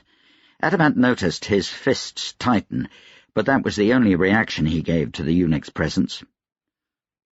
"Hello, Sue-Smith," the eunuch said. He inclined his bald head toward the boxer. "We haven't seen you in the arena for some time. We'd wondered when you were going to come back to us." Sue-Smith sniffed, as a bear might when it senses a snake. "When the proprietor stops trying to kill me," he said. "Have a drink, my friend," Adamat said to Sue-Smith. Sue-Smith took his glass and retreated to the doorway to position himself in the only exit. The eunuch seemed unconcerned. "I presume you've come because of my investigation," Adamat said. The eunuch's face took on a business-like seriousness. "My master instructs me to answer any of your questions, within reason, that will satisfy you that he is not the traitor you seek." Adamat considered this. He already knew why the proprietor supported Tamas. Part of the Accords included a Kes police force that would have drastically changed the criminal underworld of Adapest. The Accords specifically mentioned the proprietor's head in a basket. They knew he was too powerful in the criminal underworld to leave alive. Hidden identity or not, the Kes would have torn Adapest apart until they found him. With the danger of the Accords past, the proprietor might want to promote further chaos by removing Tamas. However, the proprietor faced the same problems as many of his fellow council members. If Tamas died, then Kes was all the more likely to win the war, and the measures they sought to prevent in the Accords would be imposed anyway, and more besides. "Why so forthright?" Adamat asked. "My master has no interest in you putting your nose into his affairs. You have a certain reputation among his colleagues for unswerving doggedness. However, Tamas has made it clear that having you killed will attract his attention in a most unpleasant way. The easiest way to go about this is to get it over with." "Pragmatic," Adamat muttered. Was the proprietor being practical, or was he trying to manipulate Adamat's investigation away from him? Adamat rolled a glass of brandy across his brow again. "Does the proprietor know who tried to have Tamas killed?" "No," the eunuch said without hesitation. "He has made some inquiries of his own, to little avail. Whoever the traitor is, he is not using Adran intermediaries. My master would have known." "The traitor is dealing directly with the Kes, then," Adamat said. "It wasn't the reeve," the eunuch said. "As the funnel through which all money flows in the city, the proprietor keeps him closely watched. Nor was it Lady Winceslav. We have a few agents in her household to keep an eye on things." "One of her brigadiers was involved," Adamat said. "Only one," the eunuch said. "Brigadier Barrett did not have the sense of loyalty and justice that the others do." The Vice-Chancellor?" The eunuch hesitated. "The Vice-Chancellor, Prime Lector, is as unpredictable as Brood." Brood, the two-faced saint of Broodania. A strange reference. Adamat waited for him to elaborate, but the eunuch said nothing more. The reeve had also mentioned that there was something off about the Vice-Chancellor. "You suggest," Adamat said, "that the Prime Lector is equally capable of treachery as Rickard Tumbler and the Archdiocese? He's a glorified headmaster." "As I said," the eunuch said quietly, "he is not what he seems." Adamat took a long pull on his pipe. Assuming the eunuch was telling the truth, a very dangerous assumption, the most likely traitor was Rickard Tumbler. The Archdiocese was corrupt and power-mad, but he had little reason to see Tamas dead. Rickard would give anything for his unions. It was perfectly possible he'd made a deal with the Kes in secret. Adamat wondered again if he should risk a clandestine search of Charlemont's villa. It seemed the only thing standing before an open accusation against Rickard. Of course, Adamat still needed to investigate the Vice-Chancellor. "Thank you," Adamat said to the eunuch. "You've been most helpful. Tell your master I will avoid poking into his affairs, if I can." The eunuch gave Adamat a shallow smile. "He'll be pleased." "Sue-Smith, show our guest to the door." Sue-Smith returned a moment later and took a seat on the sofa. "My skin crawls," he said. "Likewise." Adamat took a deep breath, relishing the smell of fine tobacco. It was a cherry blend, pleasant to the nose and throat, that left a light taste upon his tongue. It had a relaxing effect. "Do you think he's telling the truth?" Adamat asked. Sue-Smith grunted. "Reputation for certain honesty." Adamat gave Sue-Smith a curious look. "Really? I've heard the eunuch is not to be trusted." "Not the eunuch," Sue-Smith said. "When he speaks for the proprietor, his word is gold." "I'll have to take your word for it," Adamat said, though he made a mental note to look into the proprietor's business, though not enough to get himself killed, hopefully. Adamat spent the next hour at his desk, reading the day's paper, while Sue-Smith dozed on the couch. The night was very still when he decided to head to bed. Adamat stamped up the stairs, deep in thought, Sue-Smith following. When he reached the top, Adamat looked down the dark hallway. "Didn't you light the lantern when you came up?" Some instincts went far deeper than mere reflex. Adamat threw himself backward down the stairs, barely hearing Sue-Smith's protests as a breeze passed his throat. Sue-Smith swore aloud, and a pistol shot went off. Adamat lay flat on the stairs where he fell, his ears ringing from the shot. The shot had come from down the upstairs hallway. Adamat didn't think he'd been hit, and he didn't dare ask Sue-Smith. Adamat pressed his hand to his throat. He felt blood there. Just a breeze of a razor. It had barely broken skin. Adamat listened carefully. Sue-Smith had fallen all the way down the stairs and lay at the landing. Either he had the presence of mind to remain quiet, or he'd been shot and killed outright. Adamat prayed it was the former. Adamat took a deep breath. Whoever had attacked him waited at the top of the stairs. There'd been no movement in the hallway. Those floorboards were awfully creaky. The assailant was waiting there now. He had to know he didn't get both Adamat and Sue-Smith in one lucky shot. Adamat listened and stared intently into the darkness, trying to determine the number of assassins. They'd entered his house while he was reading the paper, possibly through an upstairs window. Adamat slowly climbed to his knees, avoiding the center of the steps where they were wont to creak. He moved slowly on hands and knees up the next few steps, until he could put his fingers out and touch the floor of the hallway. He explored farther, brushing his fingers along the floorboards until they came in contact with something. With a feather's touch, he outlined the leather sides of a shoe, then another, until he had a good idea of where his attacker stood. He imagined the attacker's stance. The attacker was probably holding his hand up with a razor or knife. Adamat had no way of knowing which hand. It was a gamble Adamat had to take. Adamat sprang upward. His left hand caught the attacker's right wrist as his forearm connected with the man's throat. The attacker cried out in surprise. Adamat felt something sharp graze his ear. Wrong hand!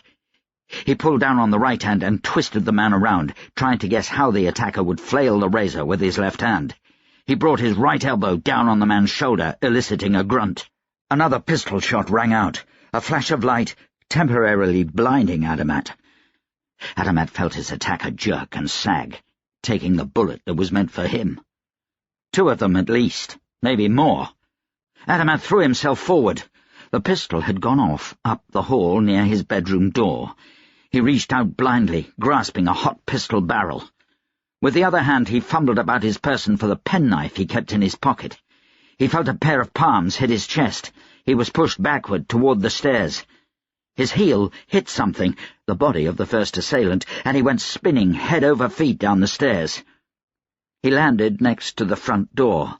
His ears rang, his head spun. Nothing had broken in his tumble. Footsteps thumped down the stairs after him. 2 figures came into the light of the moon shining through the front window. One dropped his pistol with a clatter on the stairs and drew something from his belt. Adamat heard a faint click, and something glinted in the dim light. Adamat surged to his feet and retreated down the main hallway toward the kitchen so they couldn't come at him from above. The 2 men followed. One ducked into the study, the other came on fast. Adamat gripped his penknife. The assailant drifted forward, the only sound the creak of floorboards beneath his feet. Adamat felt a bit of sweat drip down his brow, past his eye. One of the men lit a lamp in the study.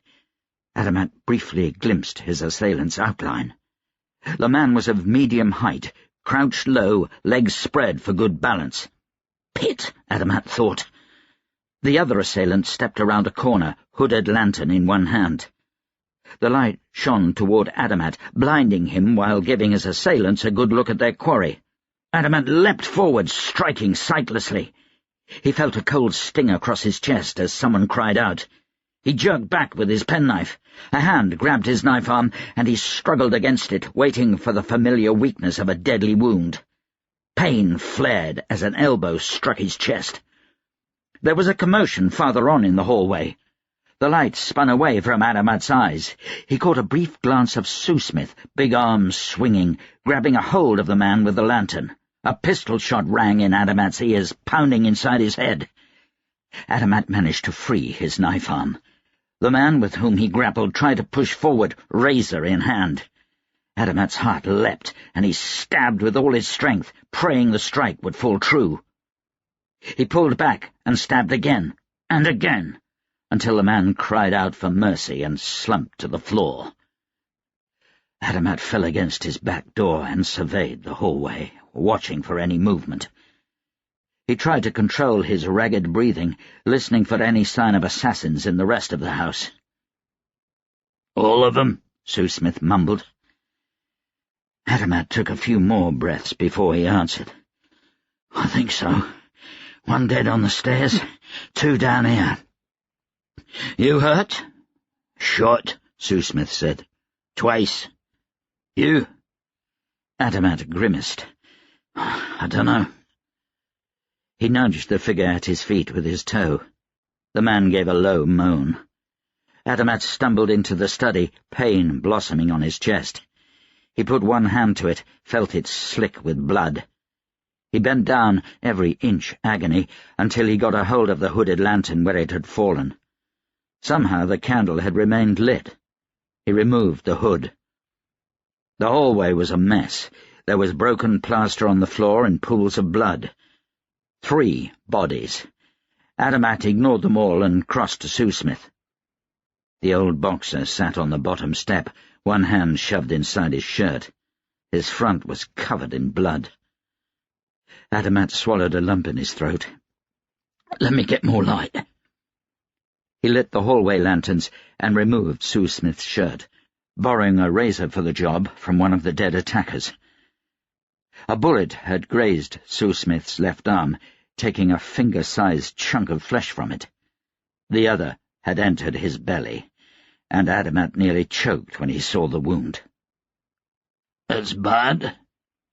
Sue Smith let his head rest against the wall. Sweat beaded across his brow and cheeks.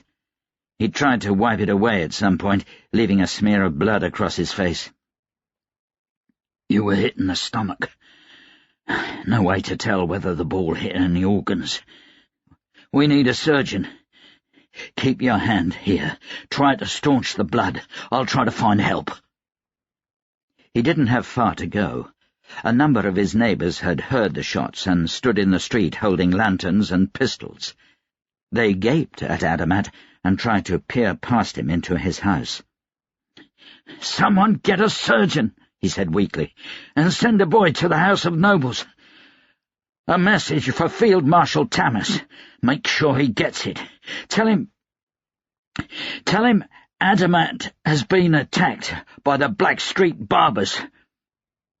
No one ran down the street or went to fetch a coach. Some of them moved back nervously, frightened by the mere mention of a street gang.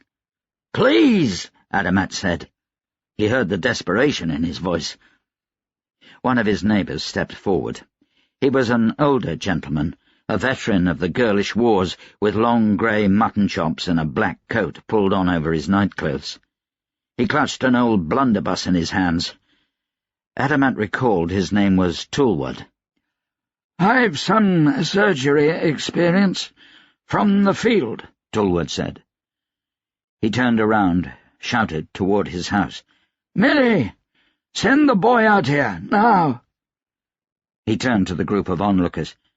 "Get back to your homes, folks. Go!" Adamat nodded his thanks as Toolwood stepped into his house. "Are you hurt?" Toolwood asked. Adamat pointed to Sue Smith. "He's worse. Took a bullet to the stomach."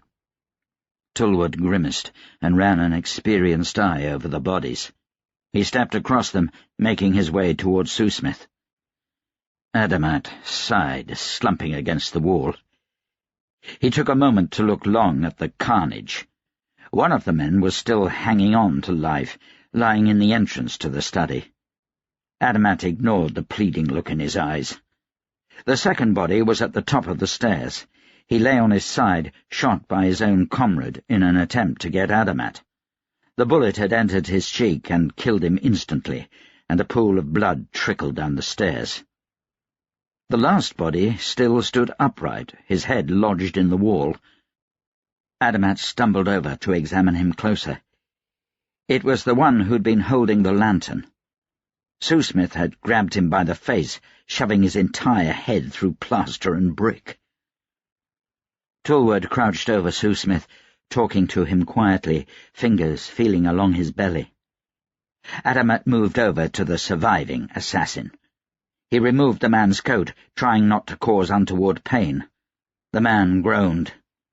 "I'm trying to help." Adamat froze. He looked at the man's face again, really looked for the first time. "Cole," he said. Rickard's scrawny assistant from the docks. Adamat took a shaky breath. He finished removing Cole's coat. In his panic, he'd stabbed Cole at least 10 times in the chest with a penknife.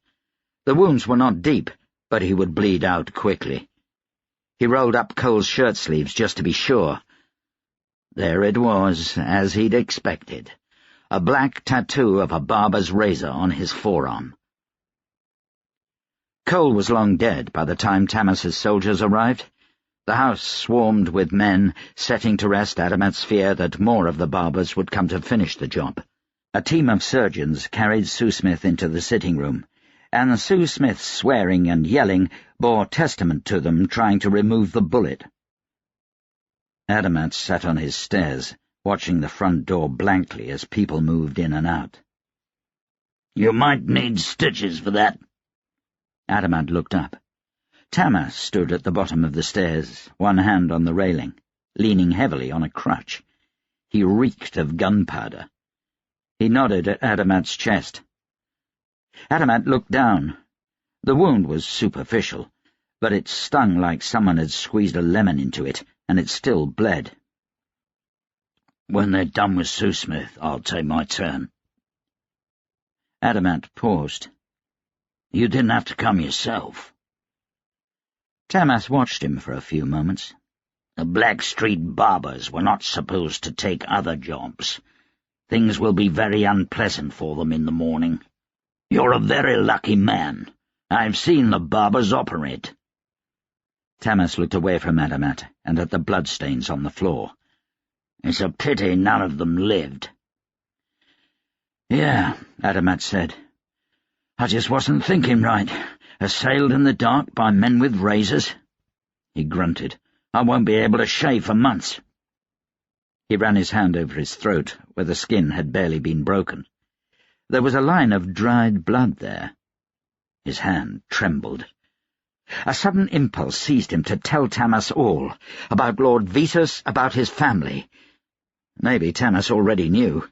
He was not a man to be duped. Yet Tamas would not allow Adamat to continue his investigation if he thought Adamat's integrity had been compromised. Adamat felt his face turn red. Tamas didn't seem to notice. "Who do you think ordered your death?" Tamas said. It was obvious, wasn't it? "The Blackstreet barbers are loyal to Rickard Tumbler." He jerked his head at Cole's body, pushed to one side of the hallway.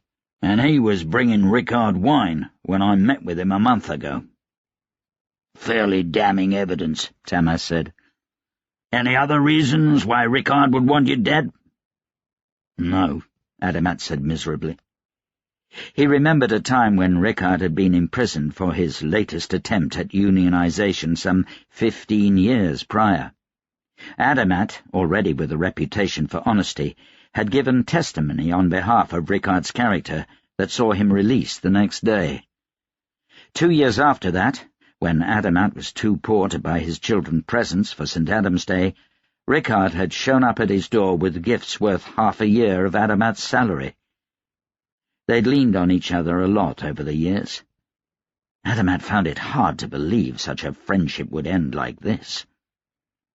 "I'll send a squad to bring him in right now," Tamas said. He turned to one of the soldiers. "Oh, wait," Adamat said. Tamas paused, turned back with a wince. Adamat closed his eyes. "Give me a little more time. We can't be sure it's Rickard." Tamas's eyebrows rose. "The Blackstreet barbers finish a job, Inspector. This was no feint. They report to Rickard. When I'm finished with them, the barbers will not exist." "They do jobs for hire," Adamat said. It was a weak argument even to him. "I gave Rickard a chance to kill me just last week. He didn't take it."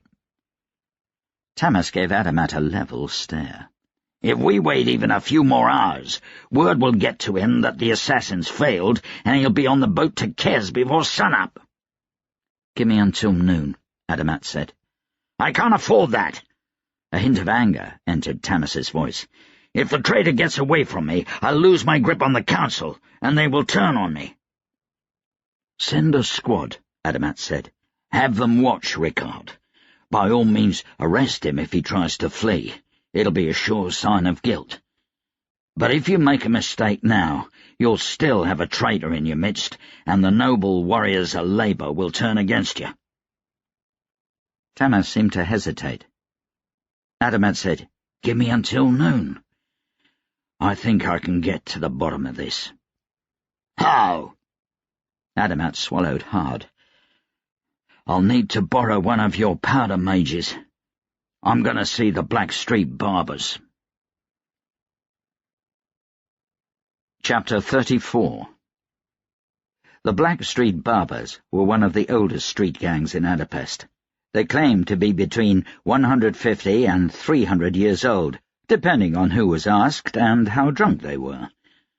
They operated out of a ramshackle line of apartments only a few blocks from the Jalfast waterworks. The local police guessed their number at around 75. Adamat watched the apartments from a safe distance down the street. From the look of things, their fortunes had been better. The building was a dilapidated ruin. It was 2 stories, all of poorly made mud bricks far too old to be safe. The second story contained dormitories, while the first floor looked to be a large bar. Chairs sat out in the sunshine in front of the building. A number of barbers skulked nearby, throwing dice on the pavement while they waited for dock workers in need of a shave. "Don't like getting involved with the barbers," Sue Smith said. Adamat glanced at his friend. Sue Smith wore a short black coat, the sleeves rolled up. He leaned against the wall of a decommissioned coal-coking plant, eyeing the barber's headquarters. There was a bead of sweat at his brow and a pain in his eyes, the only indication that he'd been shot twice and operated on last night. They'd removed the lodged bullets safely. A lesser man would be neck-deep in opiates to kill the pain. "I told you not to come." "You paid me," Sue Smith said. "Can't go in alone."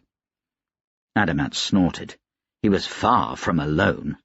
Sue Smith just wanted to put another barber's head through a wall. Adamat rubbed his chest, resisting the urge to pick at the stitches he'd received from Tamas's surgeon.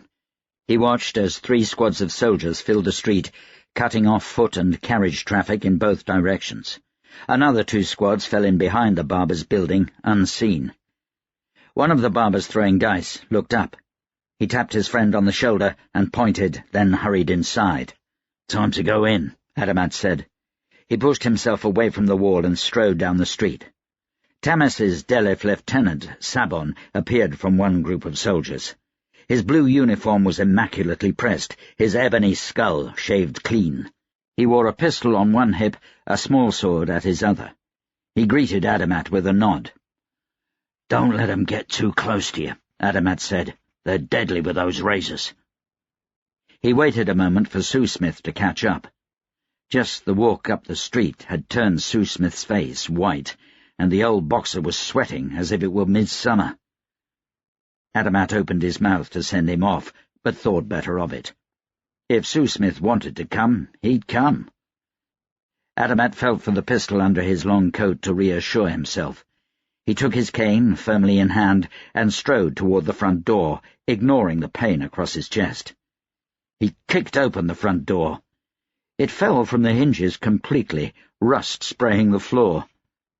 The room inside was well lit, windows open along the east side behind a row of barbers' chairs.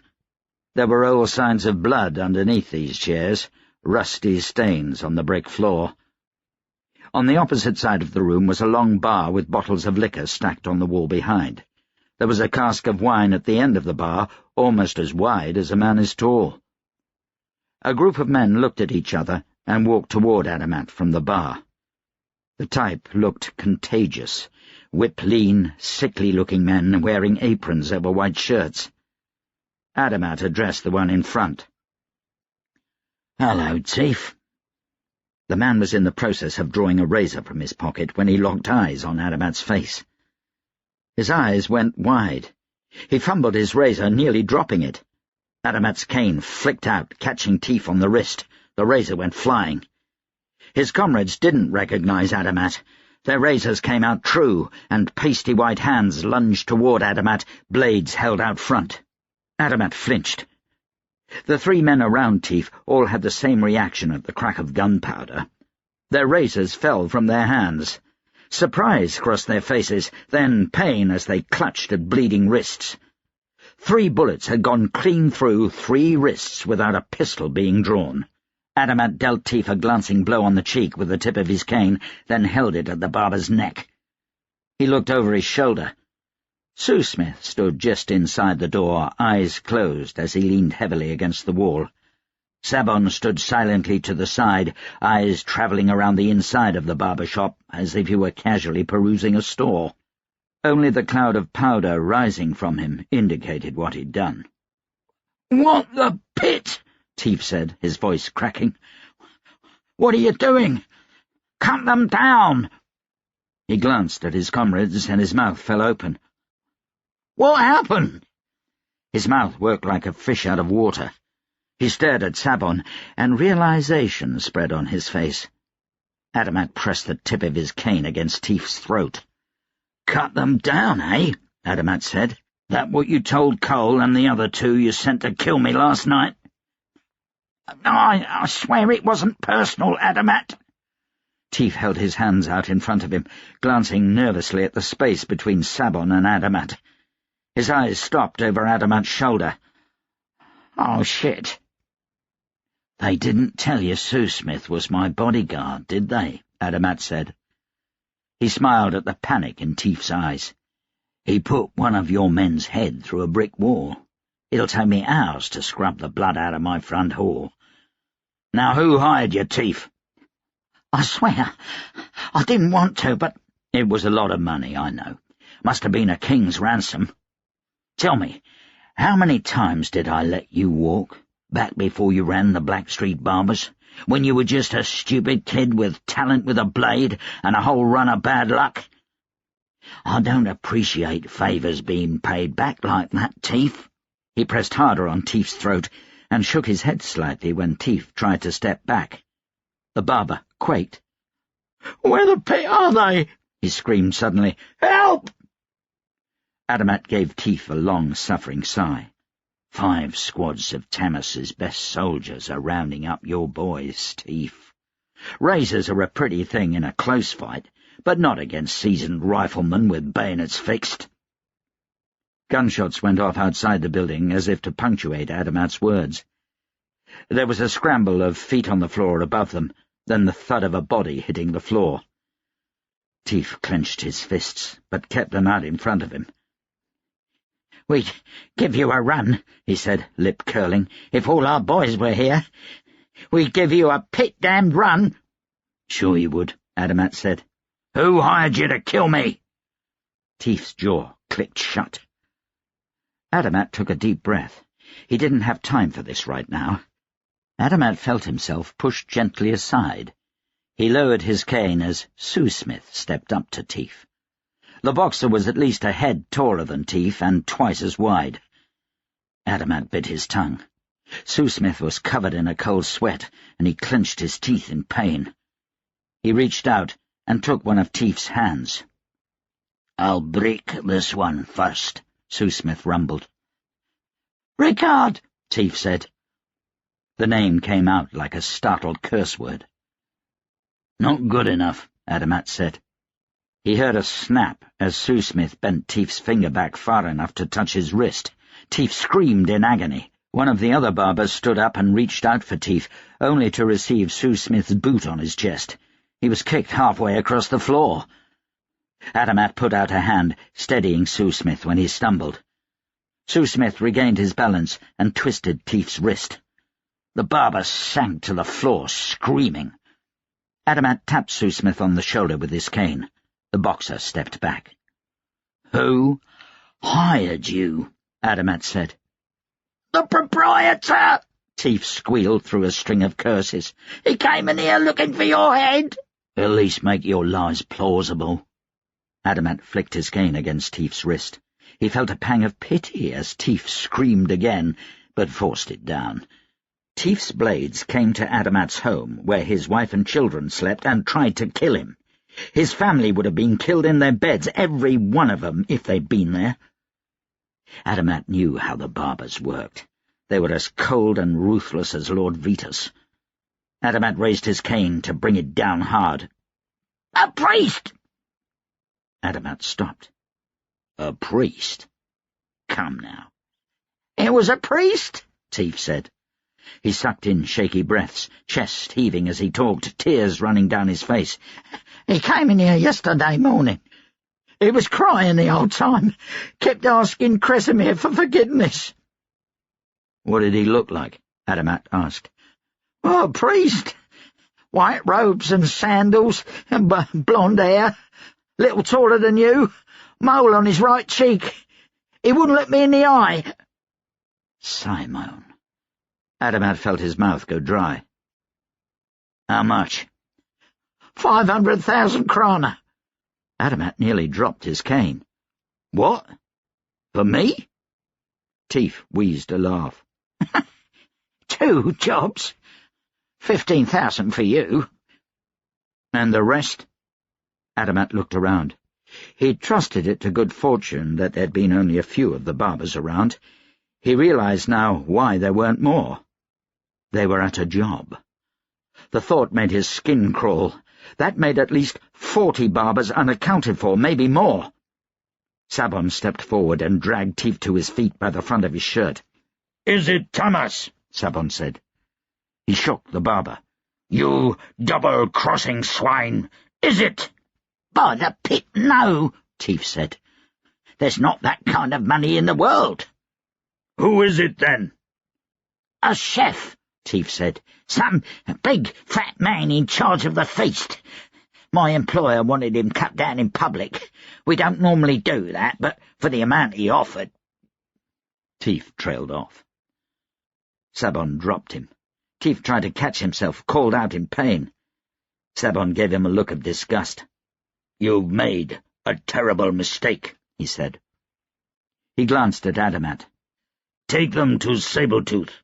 I have to go." Sabon was gone without another word, and Adamat saw that it was now just he, Sue-Smith, and the 4 barbers. He exchanged a glance with Sue-Smith. The boxer shrugged. Adamat lifted Teef's chin with the tip of his cane. "What's so important about a chef?" he asked. Mihaly. He recalled the chef's name. Had the Archdiocese remembered the beating Mihaly gave him in Tamas's presence? It was a lot of money for revenge. Teef shook his head. Adamat moved his cane threateningly. Teef's head shake was more emphatic. "I don't know! Kresimir, damn you! It was just a job!" "And you have no idea where the money came from?" Charlemagne. Simon wouldn't do dirty work for anyone else. Charlemagne had been trying to frame Ricard all along. Teef hesitated just a second too long. "I suggest you remain ignorant," Adamat said, "or your fate will be worse than it already is." Tamas would destroy Teef. Adamat almost pitied the barber. Almost. He stepped away from Teef as a troop of soldiers entered the room. "Get them to Sabletooth," Adamat said. "All of them. I have to go to find the Field Marshal." "It'll take hours to get across the city with a festival on," Sue-Smith shouted after him. Adamat barely heard as he ran out of the building. He needed to tell Tamas about Charlemagne before it was too late. Chapter 35. Taniel's chest heaved. His legs ached. A few short hours of rest just before dawn was all they'd taken in the last 2 days. Only his powder trance let him keep the pace, but he always found himself outdistancing his companions. 2 of the watchers had collapsed from exhaustion. They left them where they were and continued on. Those men would find their own way back down the mountain. The going was easier than Taniel's last ascent. Some snow had melted, the rest had been cleared by the Mountain Watch. There'd been some travel between the Mountain Watch and Novi's Perch for resupply since winter. Campfires and old horse droppings remained from resupply caravans sent to the monastery. Those didn't concern Taniel. What concerned him was the more recent passage. They'd yet to catch sight of the Kes, but they'd found 2 camps. There was scat and tracks enough for at least 100 men, and pack animals to boot. That many men shouldn't have been able to sneak past the Mountain Watch, yet somehow they had. They found the 3rd camp midday. It was tucked away off the main trail, down by a waterfall that was still half frozen despite summer being almost upon them.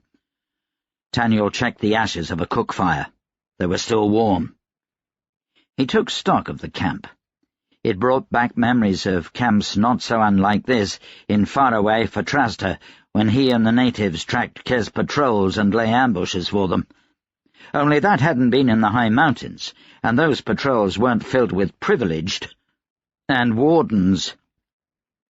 His chest went cold as he kicked something with his toe. He picked it up, flipped it around in his hand. It was a metal ball just about the size of a man's fist, an air reservoir from a warden's air rifle. "How far behind them?" Bo asked when the rest of the group had caught up to Taniel. Bo looked less well each day. His cheeks were sunken, his eyes underlined by black bags. Their punishing pace had done him ill. "Hours," Taniel said. He tossed Bo the air reservoir. "I should have expected this." "Where there are Kes privileged, there are wardens," Bo said. He dropped the metal sphere, only to have Topples swoop in and pluck it from the ground. She examined it closely and tucked it into her rucksack. "We're gaining on them," Taniel said. "Close to the top, too," Bo replied. "We're not far from Novi's perch." "Everyone rested?" Taniel asked Fesnik. The young watcher staggered to the waterfall to refill his canteen. Fesnik groaned. No, we're supposed to be able to fight after a climb like this." "Fight and win," Taniel said. He nudged Fesnik with his toe. Right, Fesnik said. He climbed to his feet. "Come on," he called to the others. "We're moving again." Taniel watched them head back to the main trail. These were hard men, mountain watchers, yet none had his advantage with the powder, and even he felt sapped from the climb. What good would they do against Julene and the other privileged? How could they possibly win a fight? Taniel fell in beside Topples on the trail. She held a blank-faced wax figurine, pushing and shaping the wax with her fingers. "What are you doing?" he asked her. She tucked the doll under one arm. Expecting an explanation of hand signs, Taniel leaned closer. She punched him in the shoulder. "Ow!" She shooed him away with one hand and returned to her project. He fell back beside Bo. Bo looked troubled. "You seem cheery," Taniel said. Bo's expression didn't change. The sarcasm seemed lost on him. "We might be too late," Bo said. "We're making better time than I expected. We have to be there during the solstice." "Don't worry," Taniel said. "We will." Taniel spotted smoke in the sky. He grabbed Bo's shoulder and pointed. "Is that the mountain?" Taniel said. He couldn't remember being able to see the smoking crater from here on his last journey up. Bo paled. "No," he said. "Too close. That's Novi's perch." Word spread, and they redoubled their efforts. They reached the perch within an hour. The wall of the monastery that effectively ended this portion of the trail had been smashed in. It looked like a giant had stepped up to the side of the mountain and simply slapped it with the flat of his hand. Some of the old rock remained where it met the mountain. The rest had fallen away into the abyss and was invisible against the stone of the gulch far, far below.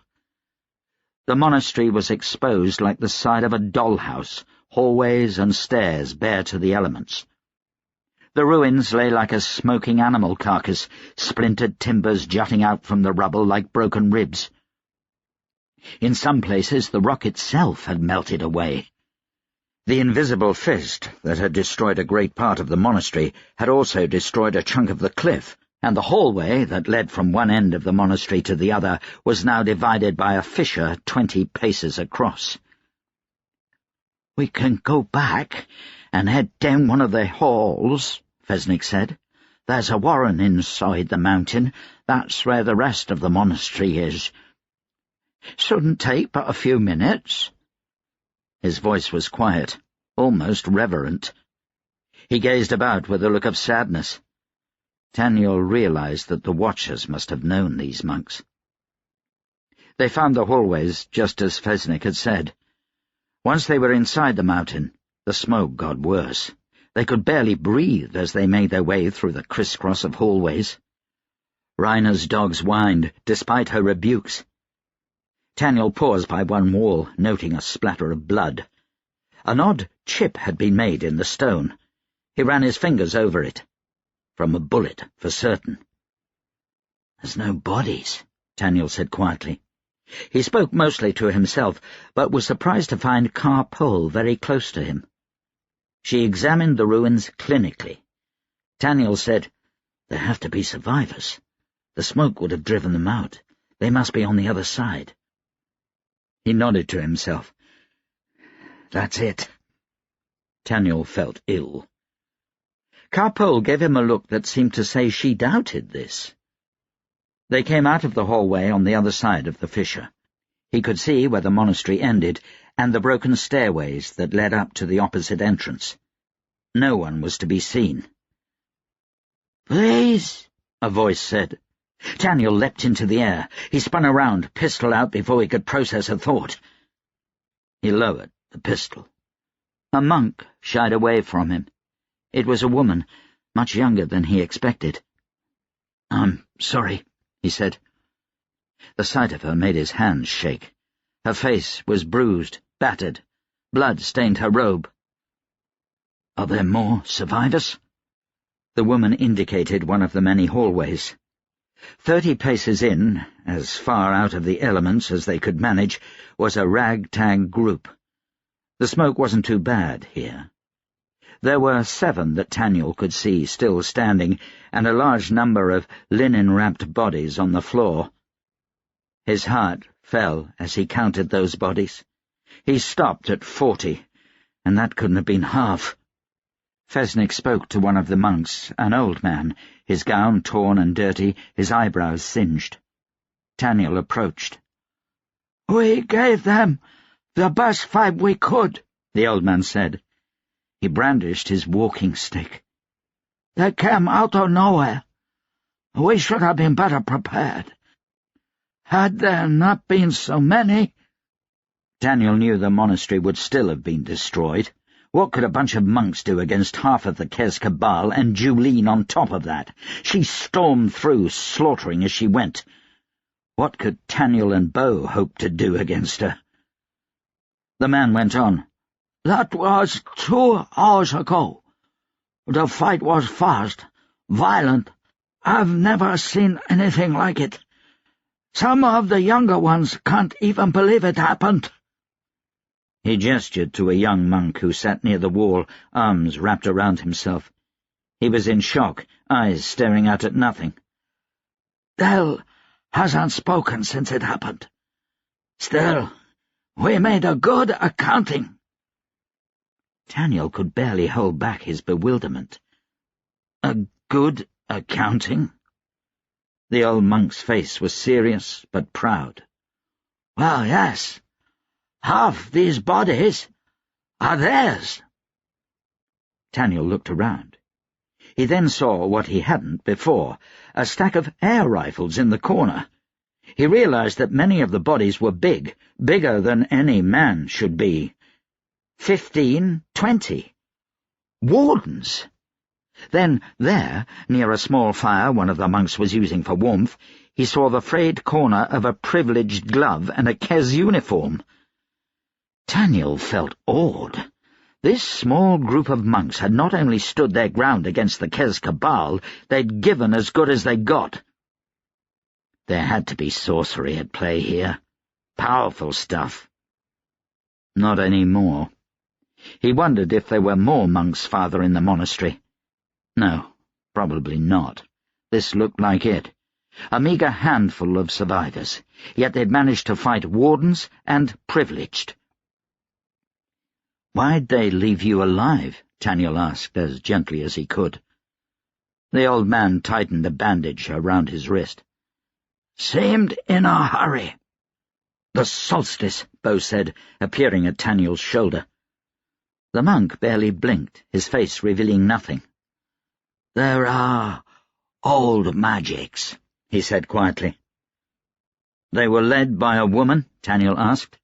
"Regal, looks about 35 with a great scar on her face?" "A woman?" the monk said. "No, a giant cave lion, slinging sorcery." "Her chosen form," Bo said glumly. "We're going after them," Taniel said. "Do you know how many were left?" The old man gave Taniel an annoyed look.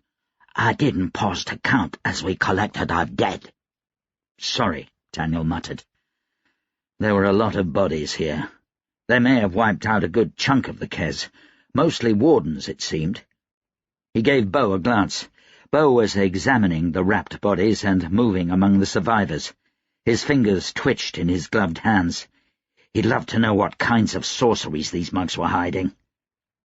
Taniel guessed that not even the Cabals knew all the old secrets. Bo returned to the old monk. "This monastery, it was put here to guard against something." The monk's face remained neutral. "Against Kresimir's return?" "Nothing good will come of the god returning," the old man said. "But there are worse things on this mountain." He paused. "Yes, we are the gatekeepers of Kresim Kurga. The Pretty have returned. We were meant to stop them." His proud countenance faltered. "We failed." "We'll do what we can," Bo said. Taniel gave what he hoped was a confident nod. They stepped away from the old monk and put their heads together. "He knows a lot more than he's letting on," Bo said. "We don't have time to interrogate him." Bo rubbed his gloved hands together. "I'd make it quick. It might be valuable." His eyes glowed with curiosity, and his face was more alive than Taniel had seen in weeks. "No," Taniel said. "Look around. He wants Julene dead. He would have told us anything he knew. God, they really do make you sell your soul to join the Cabal, don't they?" "Expediency." "We have to go," Taniel said. "The solstice?" "Today." "How long will it take to get to the peak?" "Longer than it is until the solstice." "We'll have to beat it," Taniel said. "Do we have a plan?" Bo frowned. "There are plenty of privileged among these dead," he said. "Maybe enough to ruin her plans. She needs power to summon Kresimir. She needs to bridge great distances to bring him back." Bo seemed to consider his options for a moment. "Take out as many privileged as we can. Ignore Julene." "She'll be hard to ignore when we've made her angry." Bo sighed. "We'll deal with that when we come to it." Taniel returned to the old monk.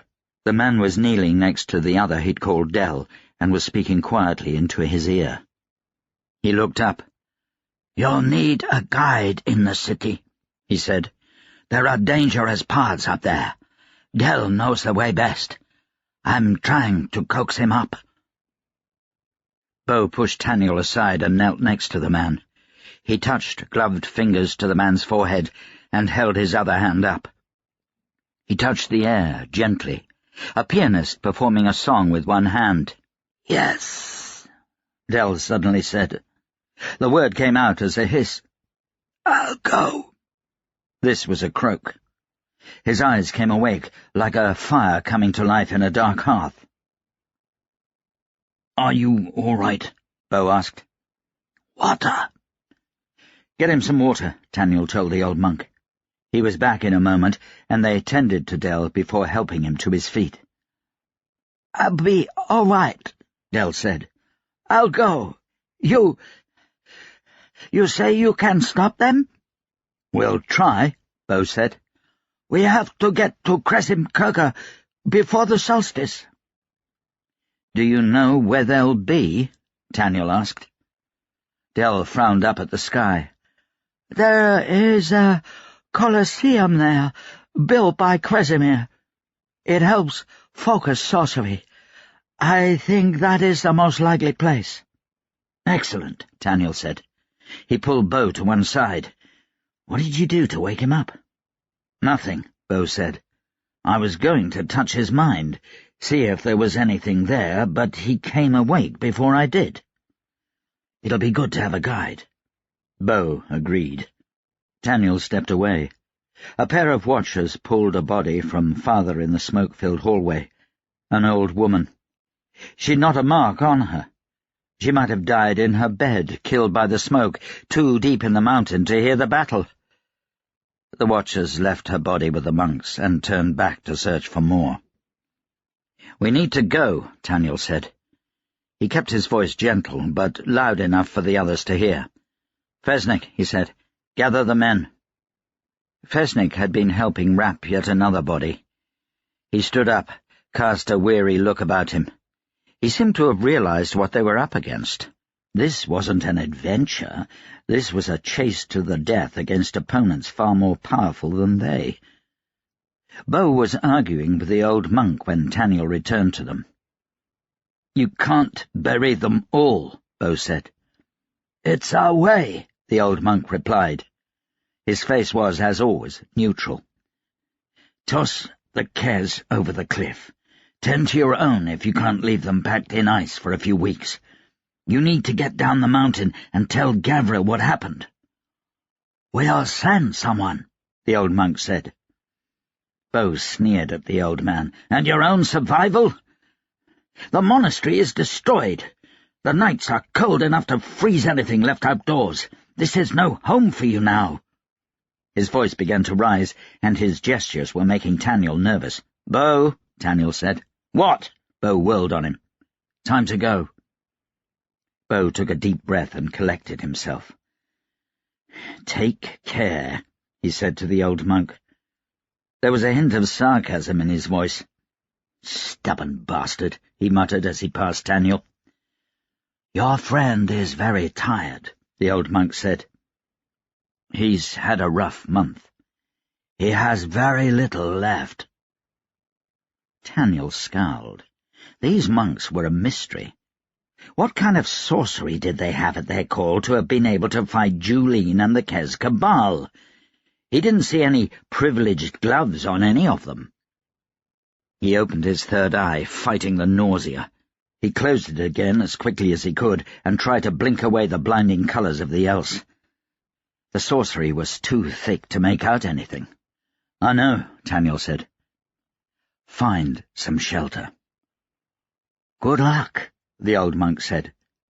He managed a smile, something for which Taniel found himself more grateful than he expected. "We gave them a good fight," the old monk said. "They are weaker now. Make it count." If these old men and women could fight Julene, then so could he, Taniel decided. He took a deep breath and clenched his fist. It was time to take the fight after her. Taniel clasped hands with the old monk and joined the waiting watchers. They'd done what they could for the surviving monks. Some of the watchers left their rations and spare blankets, though Taniel hoped the monks would be able to scrounge more from the ruins when the smoke died down. Taniel did a head count and noticed Rhina and her dogs were missing. They found her at the end of the monastery, squatting just outside the broken walls, examining the path up to the peak. She turned to face them as they approached. Her dogs whined and pulled at their harnesses. She silenced them with a hiss, but only for a moment.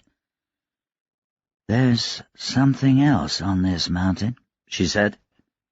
Taniel tried not to shiver. "What do you mean?" "Cave lions." She indicated the ground, pointing to tracks that Taniel could barely see. "We've hunted them before. The dogs know their scent." Taniel felt relief wash over him. There'd been something so sinister about her statement. He realized his hands were shaking. "Oh," he said, "there's lions on all the mountains. That could even be Julene. The monk said she used that form when she fell among them." "I don't think that's it." Taniel felt his heart beat a little faster. "Paul," he called, "get back here." The girl had gone on ahead some 30 paces and was squatting on the trail, picking at the ground. She ignored him. "No?" Taniel asked Rhina. "How can you know?" Rhina spread her hands and spoke in her ever-quiet voice. "Because there's at least 50. Taniel heard more than one of the watchers swear. Bo sputtered, making warding signs in the air with his hands. "What?" Taniel said. The word came out more forceful than he'd intended. Rhina said, "Farther up, past Carpole, where the trail widens.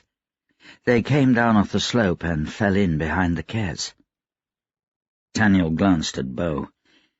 "Can she summon them?" he asked. "I've heard stories about privileged who can—" He was interrupted by Rainer's laugh. "What?" "They're not with the Kes," she said. "They're hunting them." There was a note of hysteria to her quiet voice. "They'll hunt us, too, when we go up there. Kresimir above, they'll hunt us."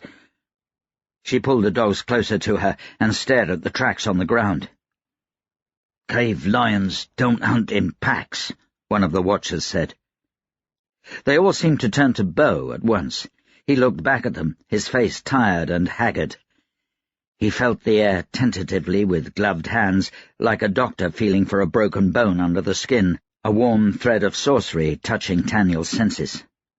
All he said was, "There's something wrong on this mountain." Nyla acquired a cart for the laundry. One of the many workmen attending the St. Adam's Day festival helped to build it out of an old washtub and the base of a four-wheeled vendor's wagon. She couldn't bring herself to ask one of the guards, though they'd likely do it without protest. Word had spread she'd rejected Olam. The soldiers were still courteous, but not like they'd been. For 3 days she used her new cart to collect the laundry, so that the guards would get used to the idea. It made sense. She had more work to do than usual, what with half the staff of the House of Nobles skipping out on their duties to attend Mihali's feast. The lack of help left her alone in the basement to do the laundry more often than not, and she was able to amend her usual route to pass down the hallway to Jakob's room. Nyla quickly realized that night would be the hardest time to sneak Jakob out of the building.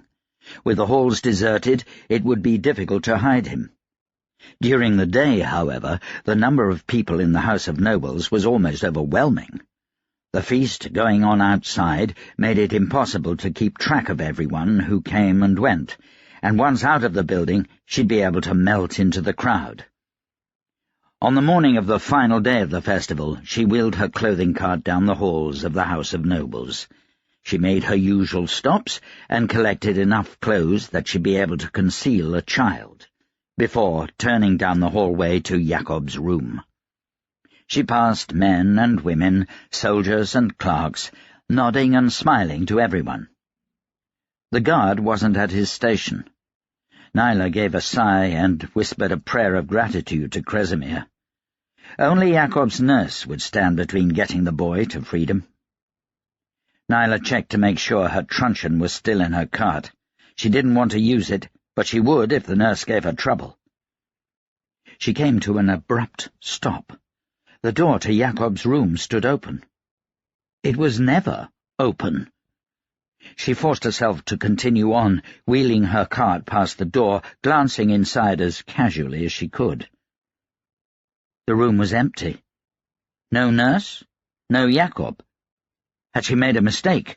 Did they move Jakob to another room this morning, or even out of the country?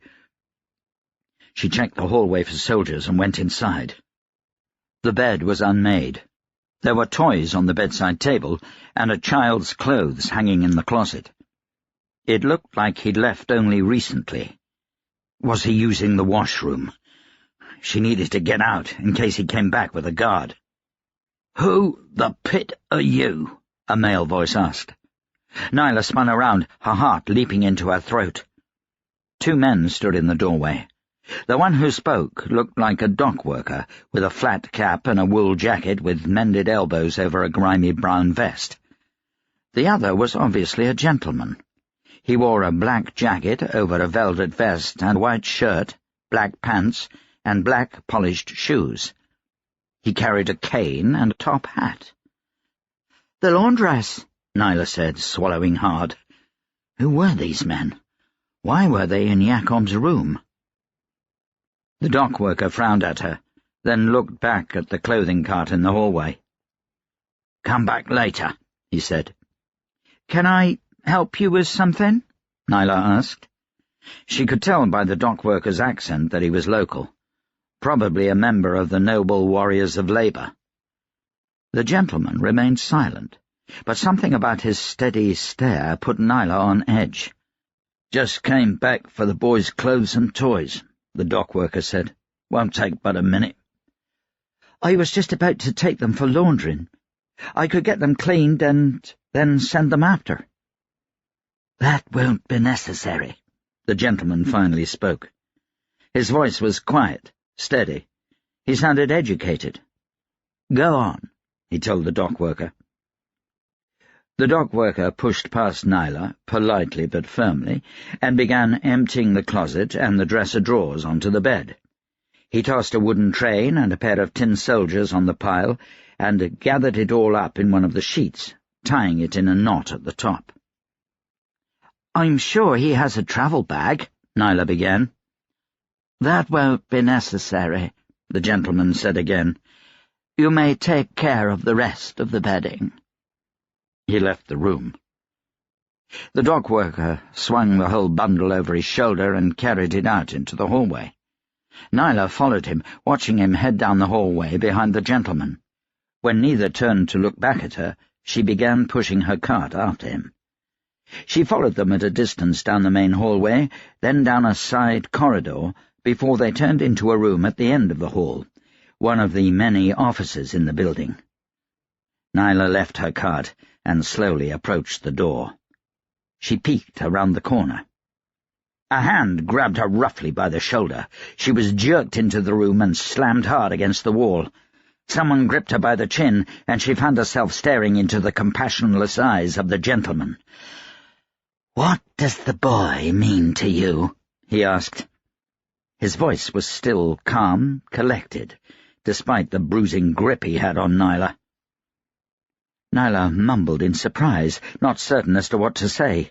Who was this man? Why would he treat her like this? How could he know Jakob meant anything to her? "What?" the gentleman said, jerking her face from one side to the other with emphasis on each word. "Does the boy mean to you?" "Nothing. I'm just a laundress." "I have a knack for knowing when I'm being lied to," he said. "You have 5 seconds to tell me, then I will strangle you."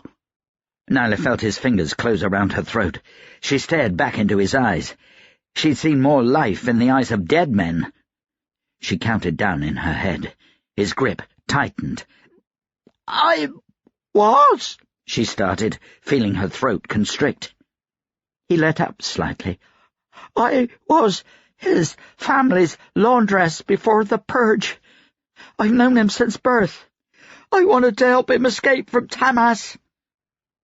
The fingers dropped from her throat. "Fortunate," the gentleman said. "We had problems with his nurse. You will take her place and come with us." "I don't—" He grabbed her by the back of the neck, half dragging her across the room as one might an unruly child. He opened a closet and forced her to look down.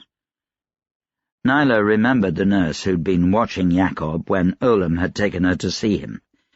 She was an older woman, heavy-set. She lay at the bottom of the closet unnaturally, her eyes staring up at nothing.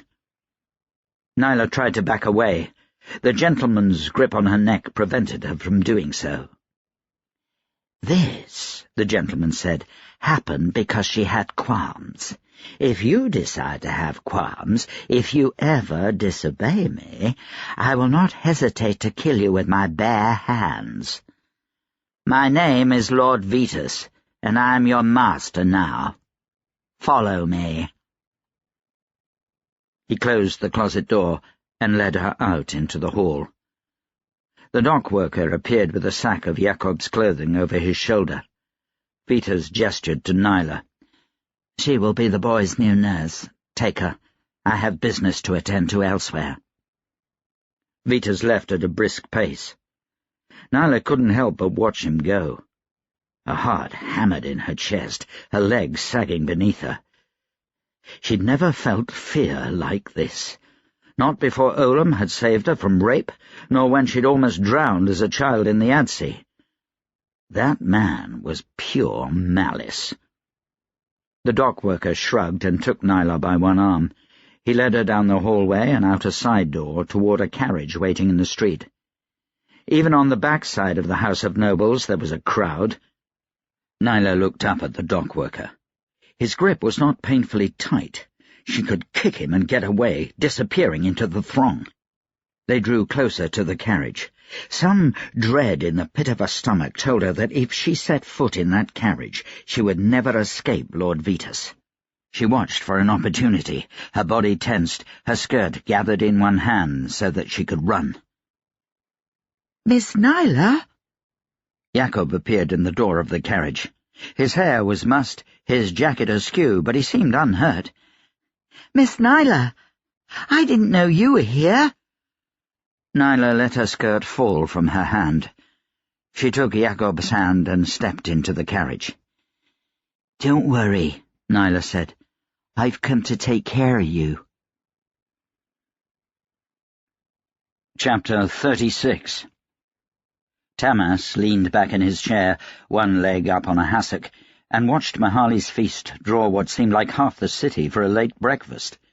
The entire square was full, and the streets beyond overflowing with lines waiting their turn. Some of them watched jugglers while they waited, and thousands crowded around a raised platform near the middle of the square, eating porridge on their feet as a troupe of mummers performed a lewd comedy. This was the last day of the festival, and no expense had been spared for the entertainment of the masses.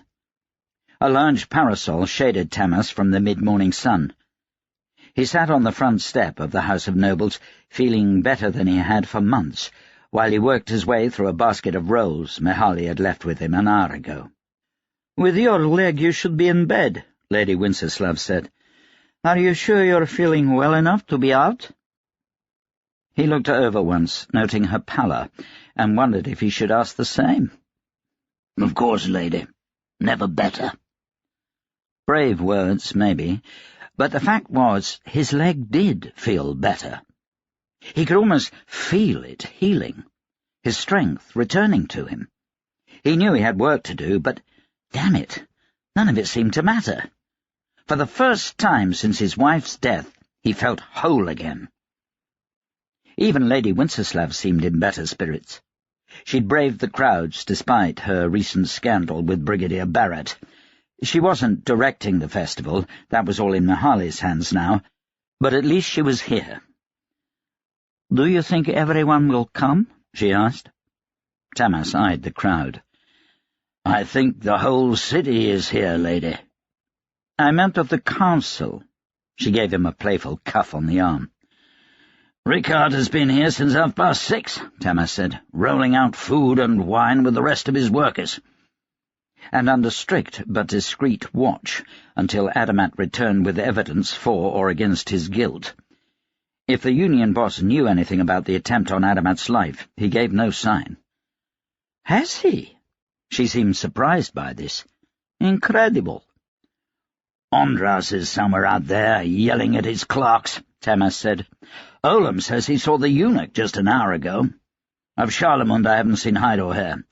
And there," he pointed, "is the Vice-Chancellor." Tamas watched Prime Lector pick his way through the crowd. The birthmarks spidering across his face looked darker than usual.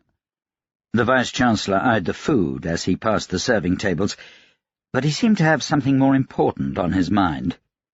He paused briefly at a stern look from Tamas's bodyguards, and then ducked under the parasol. He tipped his hat to Lady Winceslav. "Seat?"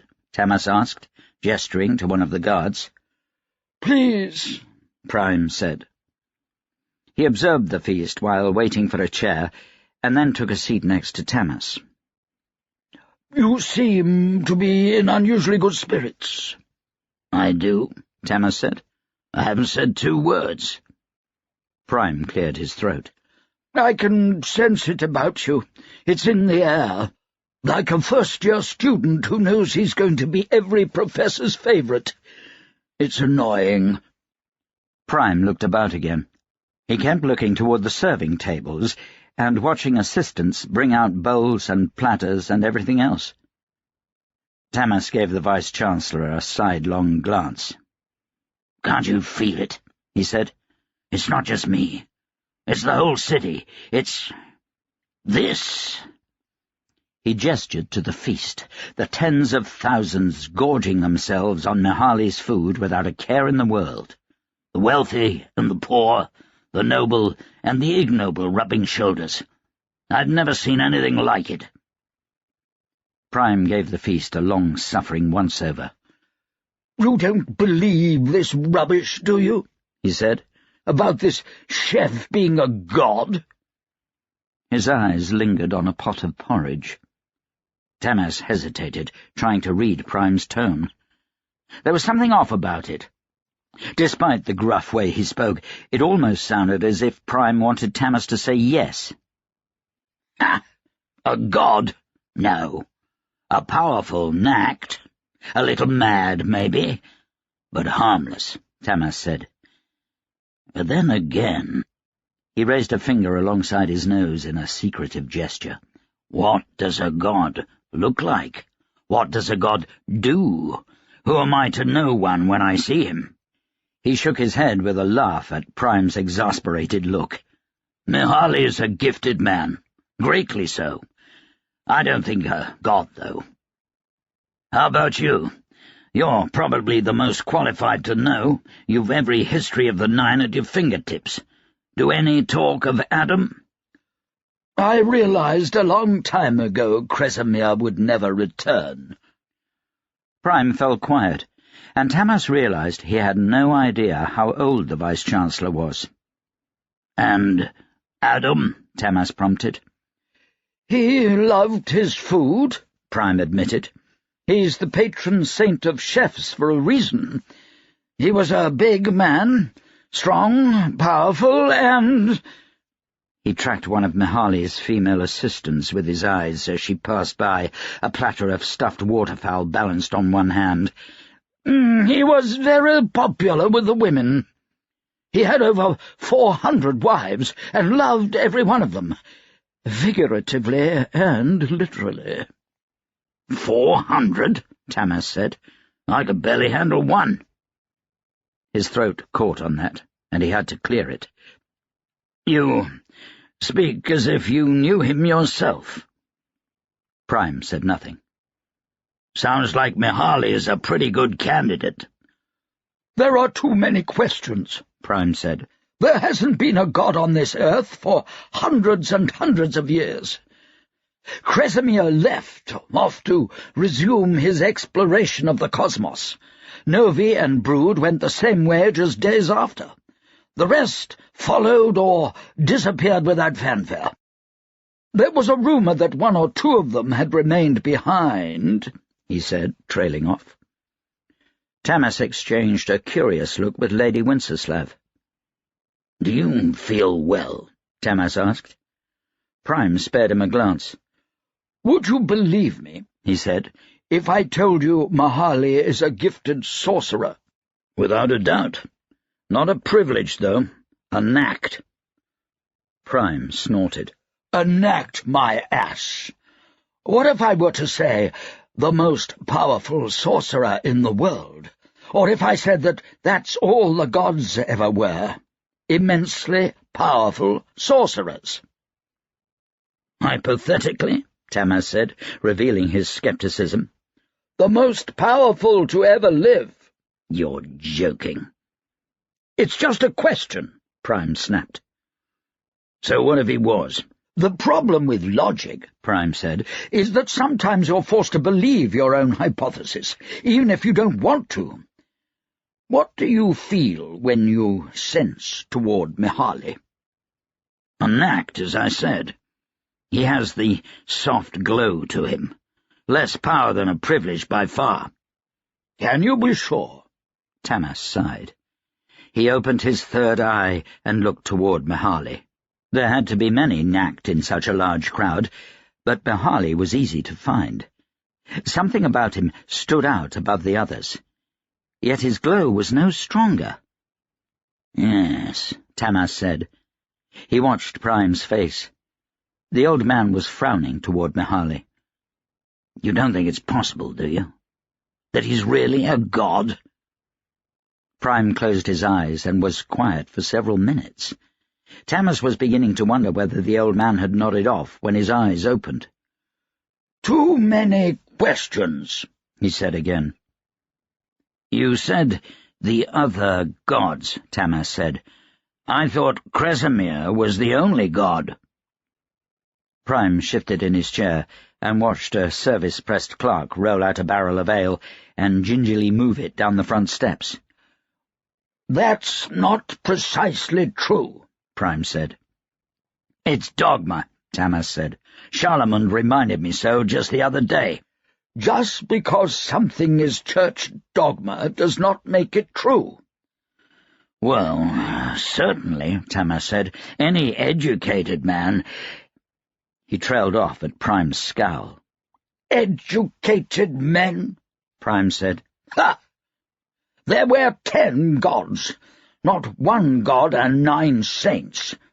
Kresimir came initially, and then requested the help of his brothers and sisters to organize the 9. There's 10 gods, Tamas said. He struggled to remember his history lessons. I always thought Kes took Kresimir as their patron. Who is the 10th, then? Prime shook his head. That's the wrong question. You should be asking, if Mahali is a god, why is he here now? South Pike Mountain was hidden behind the House of Nobles, but they both turned in that direction. Tamas thought back to the warnings he'd received from Bo and Taniel, ancient sorcerers trying to summon God. It was almost quaint, as if from a storybook. Fears generated from the stress of months of battle. Although, Tamas remembered, those first warnings came before the start of the siege. Tamas scratched the top of his wounded leg. It began to hurt more, the pain returning like an ache, long thought gone. Have you ever heard of Kresimir's promise? Tamas said suddenly. Rubbish, Prime said. Rubbish? You know of it? I was told it was a cabal secret, only known to the kings and their privileged. It is. Prime mopped his forehead with a handkerchief. Tamas was about to press him more when he heard a scream. Another followed, and then another. A ripple of fear moved through the large crowd as a murmur of yells grew to a roar in moments. People rose from their places, their food forgotten, trying to see the source of the commotion. "What's going on?" Tamas snatched his crutch and struggled from his chair. "Find out what's going on," he told a guard. "Get inside," he said to Prime. "Guards, take Lady Winceslav inside." Tamas watched Mihaly climb up onto a table, nimble despite his girth, and strained to see what was happening. "Calm down," Mihaly shouted. His voice carried over the crowd with surprising force. "Please, return to your seats." People paused, half-risen, unsure of what to do. Those in line seemed to hesitate, unwilling to lose their places, but concerned by what could be happening. Everyone remembered the dragoons on election day. Tamas could still see nothing. The commotion seemed to be coming from the far end of the tables. Some people ran, struggling against those who tried to get closer and see. "My pistol," Tamas said. He noticed Prime had gotten to his feet and was craning his neck for a better look. Lady Winceslav waited beside the door of the House of Nobles with her bodyguard. "Get inside," Tamas said again. "I don't want you killed by a fear-stricken mob." Prime ignored him. "Suit yourself," Tamas growled, taking one of his dueling pistols from a guard. He checked that it was primed and loaded before scanning the crowd. "There," Prime said, pointing. Tamas caught sight of a man several hundred paces away. The crowd had backed away from him. He looked to be holding something in his hand. Tamas bit into a powder charge and swayed as the full force of a powder trance hit him. He took a few shallow breaths and straightened, sharpening his gaze on the man. The man was dressed as a barber. He wore a white shirt and dark pants under a white apron. The apron itself was stained with blood. There was a body at his feet, with the long blonde hair of a woman. He wiped the blade of his razor on his apron and sprinted toward the crowd. "The Black Street barbers," Tamas said slowly. "What the pit?" More screams. Tamas swiveled his gaze. There were dozens of them. They dashed into the feast, throwing down platters of food, cutting down men and women and children with impunity, razors flicking the air like a master's brush painting a bloody masterpiece. "To arms!" Tamas bellowed. His first shot took a barber between the eyes at 100 paces. He didn't need his sorcery for that. "Can you reload this?" Tamas said, dropping the pistol into Prime's hands. "Bullets!" One of his guards paused in aiming to give him a handful of round balls and another of powder charges. Tamas flicked one bullet in the air and ignited a powder charge with a thought. Another barber dropped, then another. "Why the pit do you even need this?" Prime said, handing him the loaded pistol. "Better accuracy," Tamas said, surprised that an academic could reload a pistol so quickly. The crowd began to writhe and move, people moving like a panicked herd of cattle at the sound of pistol shots. Tamas steeled himself as he noticed some of the crowd looking toward the open doors of the House of Nobles. "Get those doors closed," he told a guardsman. He raised his pistol. "Make sure Lady Wenceslav is inside." "There," Prime said. The old man nudged Tamas's pistol toward Mihaly. Tamas saw the barber come out of the crowd near the chef. Tamas pulled the trigger. The man dropped like a stone. "Novi's frosted toes," Tamas said. "Sabon was supposed to take care of the barbers. Mihaly, get out of there!" The chef did not hear him. He still stood on a table, waving his arms and shouting, seemingly unaware of the dead barber nearby. "Another," Prime said, pointing. "They're going for Mihaly." "Why?" Tamas said. He handed the pistol back to Prime and flicked a bullet in the air. The shot glanced off a barber's shoulder and into the crowd, where a man clutched at his side.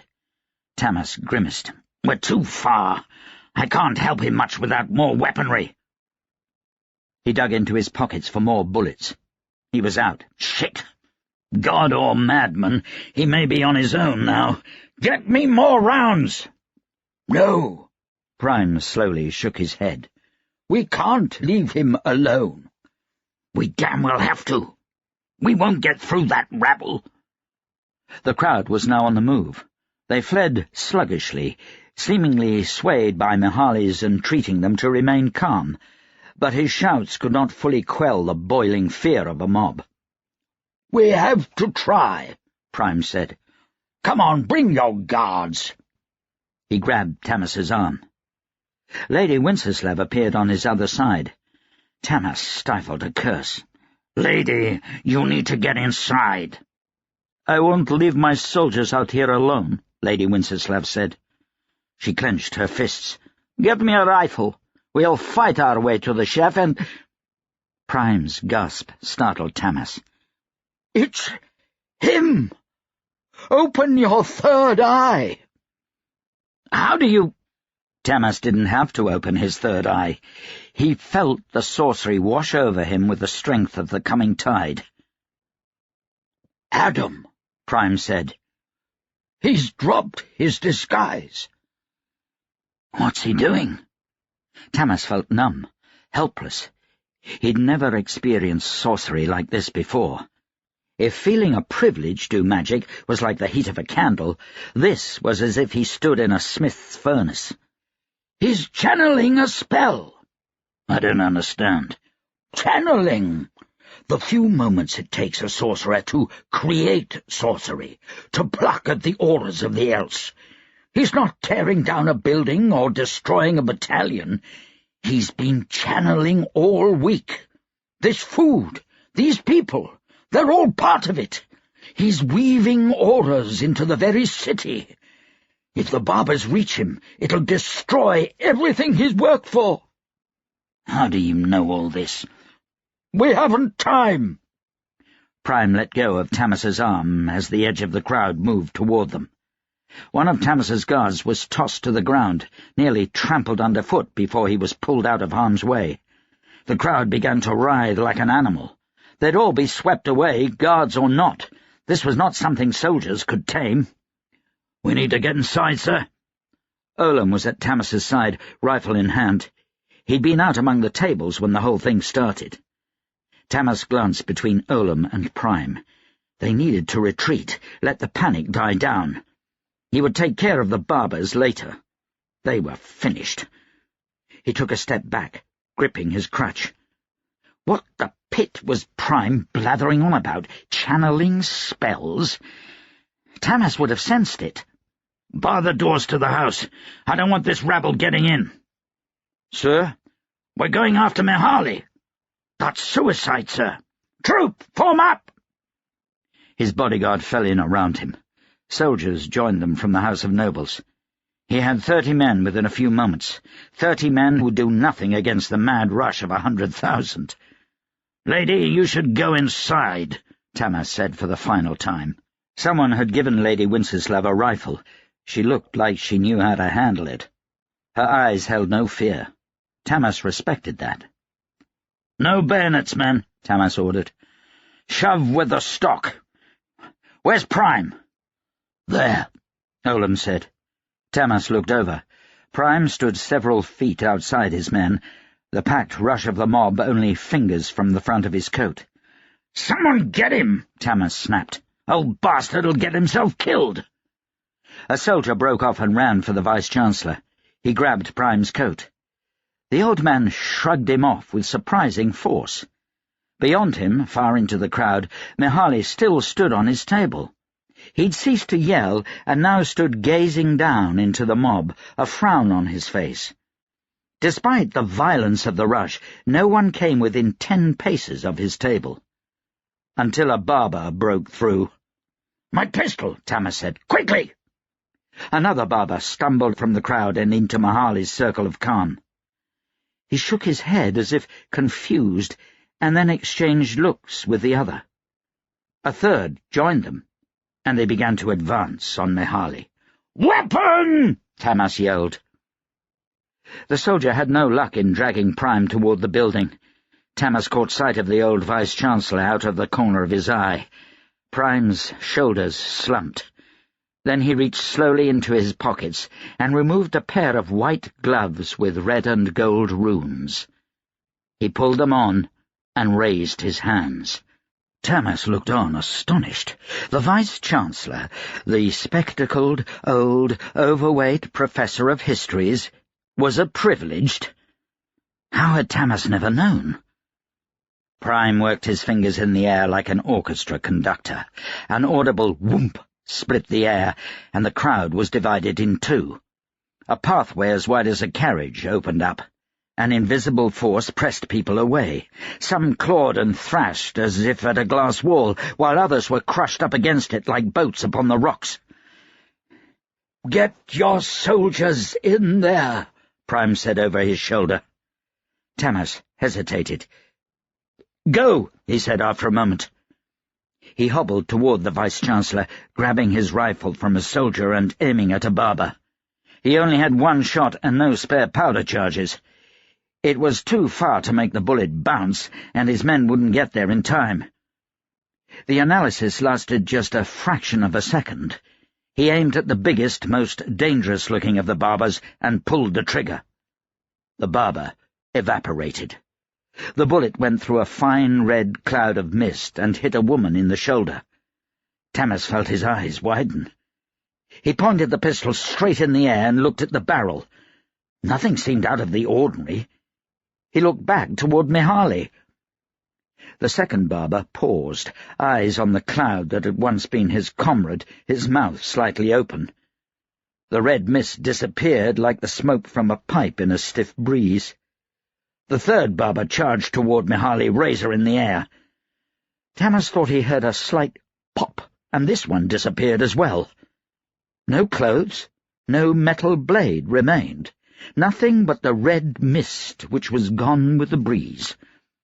The second barber turned to flee, and with a subtle pop, not imagined, he was gone. Tamas shook his head as more pops filled his ears. Someone screamed. The square began to empty. Mihaly was left alone, standing upon his table, arms folded. He looked sternly out across the paving stones as the last of the fleeing crowd took off down the avenues. Food was strewn about the ground, tables and chairs overturned, plates, bowls and cups abandoned. There a pot had been overturned, porridge slowly spreading along the ground, and here the bodies of bystanders lay unmoving. A woman groaned in pain. "Help her," Tamas told a soldier, pointing. Behind him, the doors of the House of Nobles swung open. Soldiers poured out. "What happened, sir?" Vlora asked, rushing to his side. "The Black Street barbers," Tamas spat. "Adamat and Sabon didn't do their job." "Where the pit are they?" "I shot a couple. They're, Tamas stopped. The wounded barbers were gone. He blinked. Was that a red mist where they'd been? "I saw more. They must have fled with the crowd." He brushed past Olam and hobbled down the stairs. He paused next to the Vice-Chancellor. Prime stood with his hands in his jacket pockets, surveying the empty square with a firm look of consternation. "Who the pit are you?" Tamas said. His hands trembled. The sorcery that had washed over him minutes before was gone, hidden again. It had clearly come from Mihaly, but then what of the Vice-Chancellor? A privilege this whole time? Tamas would have seen it. Prime removed his hand from his pocket and drummed his fingers on his belly. He'd taken off his privileged gloves. "You're one of them," Tamas said when it became clear Prime would not answer his question. "One of the Predi, like Julene." It was true. All of it was true. Tamas felt dread settle in his stomach. "Don't go anywhere." Tamas headed out toward Mihaly. The big chef had climbed down from his table and was righting chairs. He paused next to a spilled cauldron of porridge, placing his hand gently on the rim. He frowned. Tamas paused a dozen paces from Mihaly. The porridge faded before his eyes, like rain drying on sun-warmed bricks. Mihaly bent over the cauldron and gripped the sides with both arms. He lifted it easily, though it must have weighed 20 stone, and returned it to an iron tripod. Tamas opened his third eye and fought off the dizziness. The world glowed. The paving stones where the porridge had been were smudged pink to Tamas's inner sight. The colours swirled around Mihaly like some kind of festival streamers, though they never once touched the chef himself. Mihaly dropped into a chair and rested his elbow on his knee with his chin in the palm of his hand. He caught sight of Tamas. "Thank you for looking out for me," Mihaly said. "I was too far to do much good," Tamas said. Mihaly gave him a weak smile. "Still, I am vulnerable in this body." "They've ruined your feast," Tamas said. "The people will be back." Mihaly brushed a hand across his brow. One of his assistants approached him, put a hand on his back gently. He pulled her close with one big arm and kissed her on the forehead. "And there will be more," he said with a sigh. "My own work was not ruined. Delayed a little, but not ruined." "Prime says you were channeling a spell," Tamas said. Mihaly looked past Tamas's shoulder toward the Vice-Chancellor. "Very perceptive." He gripped his assistant's arm for a moment and shooed her away. "I remember you now," he said as Prime approached. "It's been a very long time." 14 centuries or so, Prime said. "So, it really is you. I didn't believe it. I didn't want to believe it." He took a shaky breath. "I believed it had been long enough that Kresamir would never return. I believed it was time for change. I thought all of Rosalia's concerns were foolish, and that Julene was living in the past. I believed we were alone." "My people have never been alone," Mihaly said. The others may have left. I did not." "What did you do to those barbers?" Tamas asked. Mihaly didn't look happy. "They no longer exist," he said.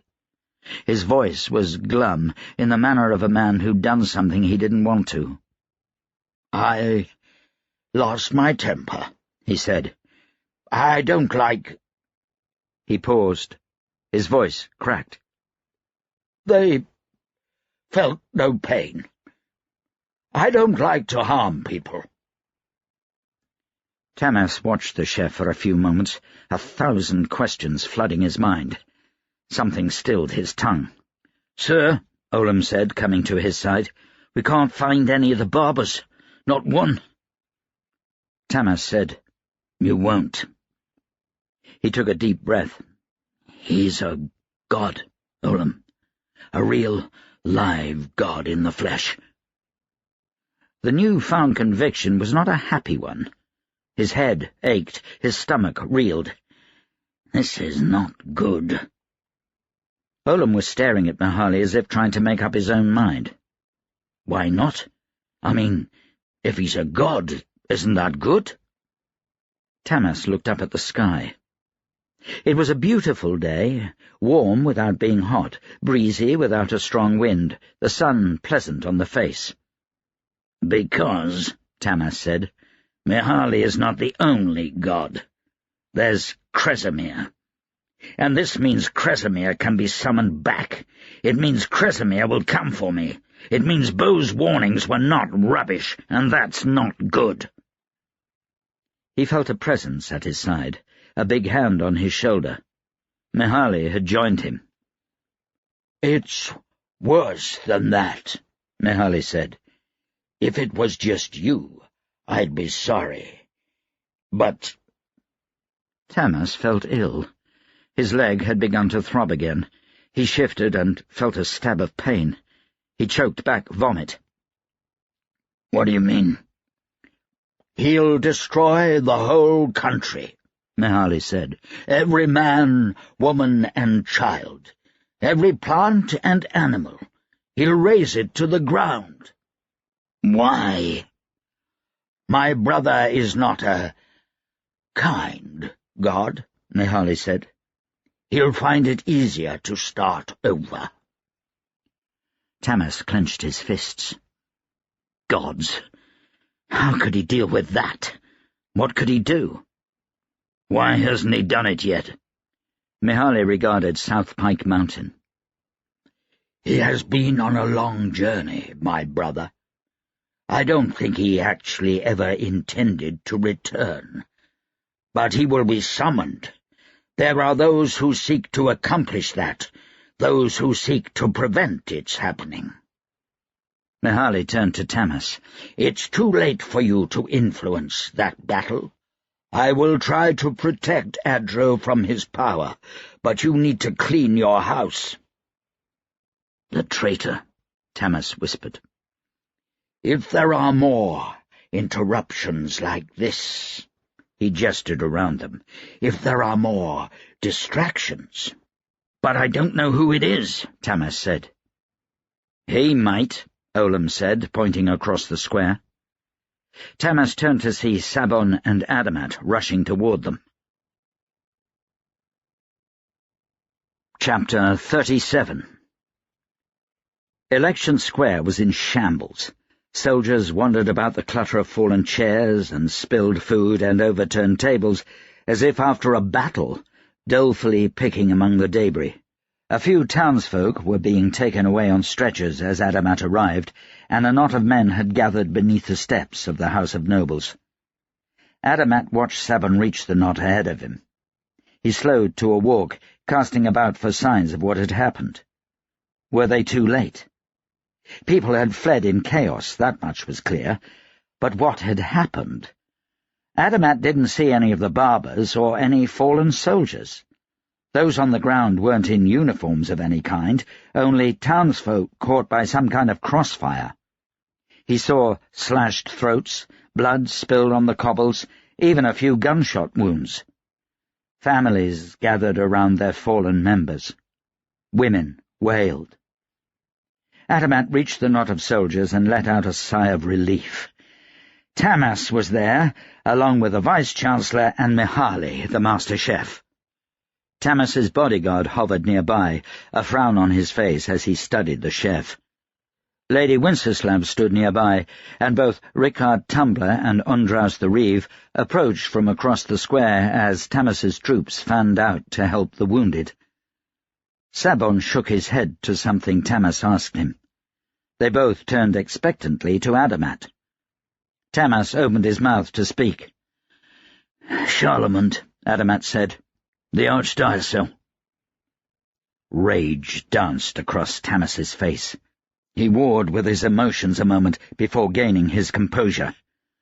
Through clenched teeth he said, "How do you know?" Adamat explained quickly about Simon the priest and Tief's confession. "It has to be Charlemagne," Adamat said. "The priest Tief described matched Simon too well to be coincidence." "This priest," Tamas said. "It's not possible he's working for someone else?" "No. Yes, of course it was possible. There was never absolute certainty, but it was very unlikely, and Adamat had to be firm in his decision." Tamas's bodyguard drew near. "Let's tear him down," Olam said. "We have the name. We have a witness. We can't hesitate." "Agreed," Sabon said. Tamas closed his eyes. "It must be done," Sabon said. Adamat watched the field marshal. Tamas was scared, he realized.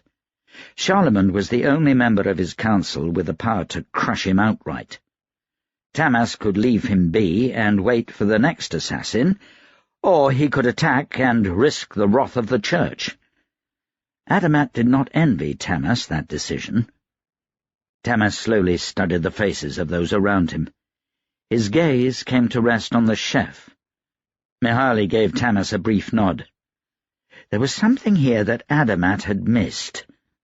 "Why did he come after you?" Tamas asked the chef.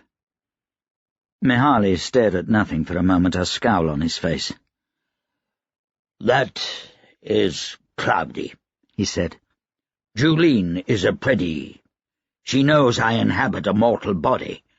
Perhaps she warned him, or perhaps others have entered the fray." Tamas waited for Rickard Tumbler and Undraus. When they'd arrived, he said, "Charlemagne has betrayed our cause. I will not suffer that. I do not know if his treachery has the blessing of the Church. I do not care. Who stands with me?" "Aye," Rickard said, stepping forward. "I do," Lady Winceslav said. Prime Lector nodded. "Of course," Undraus said with a snort. Tamas said, "Prepare the horses and carriages. Get me whatever troops we have on hand. I'm going to arrest the Archdiocese." "Go to him?" Sabon asked. "Why can't we just call a meeting? When he comes, we will take him." "We have to force him to play his hand," Tamas said. "His spies will tell him the attack on Mihaly failed and that he's been exposed. If he flees, we confirm his guilt. If he stays, we will confront him. Either way, I will not let him escape. Get moving."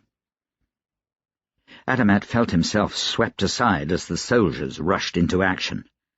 Tamas paused beside him, leaning heavily on his cane, and placed a hand on his shoulder. "Good work," he said. "Go home. Pack up." His voice dropped. "Get your family out of the country. If everything goes well, I will have use for you and your skills in the future." Did he joke? Adamat searched Tamas's face. No, he was serious. Too serious. Tamas moved away, jerking like a marionette as he walked, his crutch clicking against the paving stones. Signs of cave lions only increased as Taniel's company approached the summit. The dogs pulled at their harnesses despite Reiner's rebukes. Half the time they wanted to give chase, half the time they whimpered, tugging Reiner back down the slope. Taniel felt his own nerves begin to fray. In his mind, the cave lions were beyond each slight rise, or waiting to pounce from every boulder. The wild eyes of his companions said they were thinking the same thing. Yet they weren't being tracked. All signs said the creatures were ahead of them, following the Kes in force. By their tracks there were at least 70 of the creatures, and growing more numerous by the mile. They found the first body partially devoured and dragged to the side of the trail. It was torn and mangled, blood soaking the white snow, but easy enough to tell it had been a cave lion. Carpole squatted beside it, her fingers searching through the snow. Taniel thought he saw her put something in her pack. He came up beside her. "What killed it?" he asked.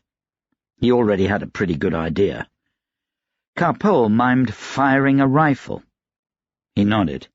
"So, the Kes know they're being followed, and these creatures, they feast on their own kind." "How far from the top?" he asked when he saw Bo had joined them. "Not far, I think," Bo said. "I've only come this high once before." He turned to the monk. "Del?" Their guide had paled at the sight of the cave lion carcass.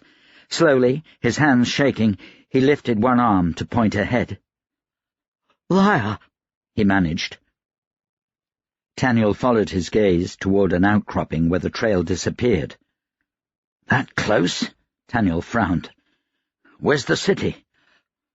"Liar," Del said again.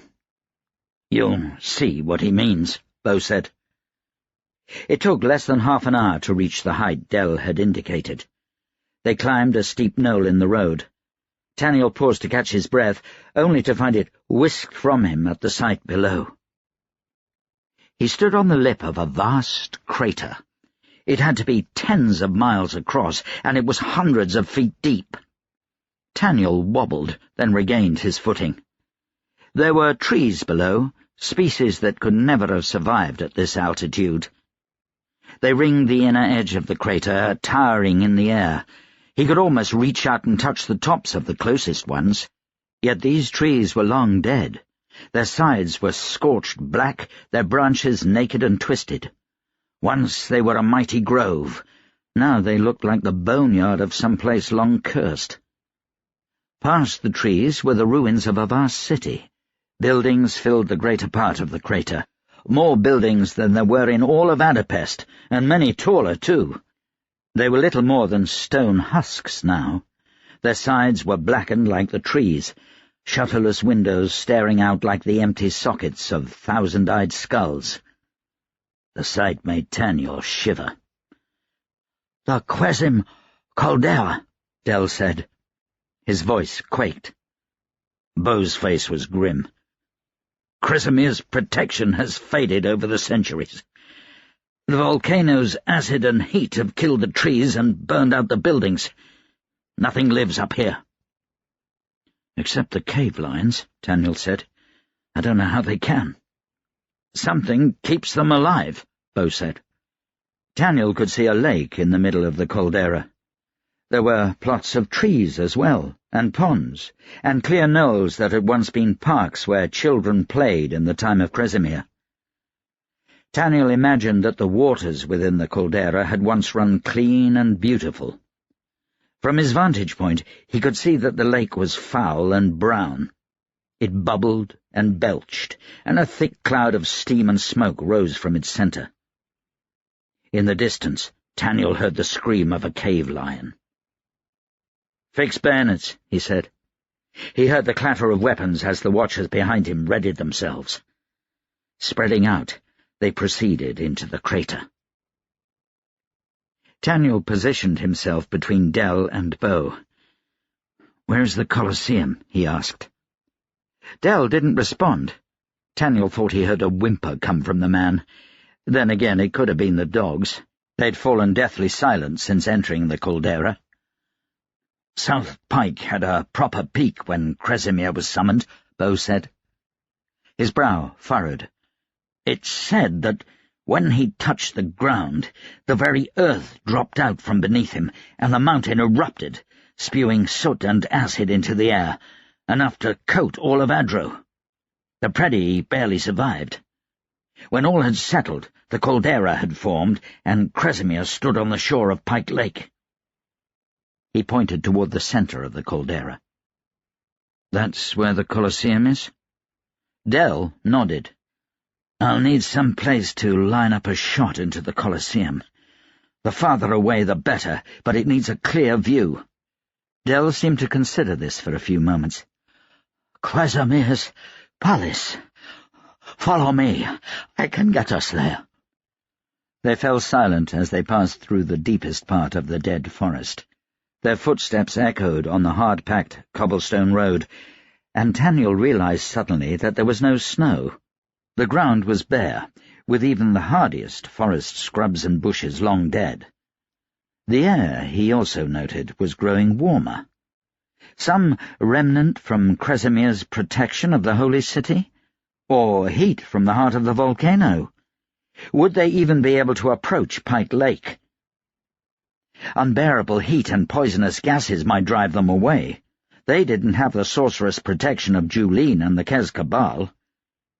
Taniel gave Bo a glance. He was looking less and less well.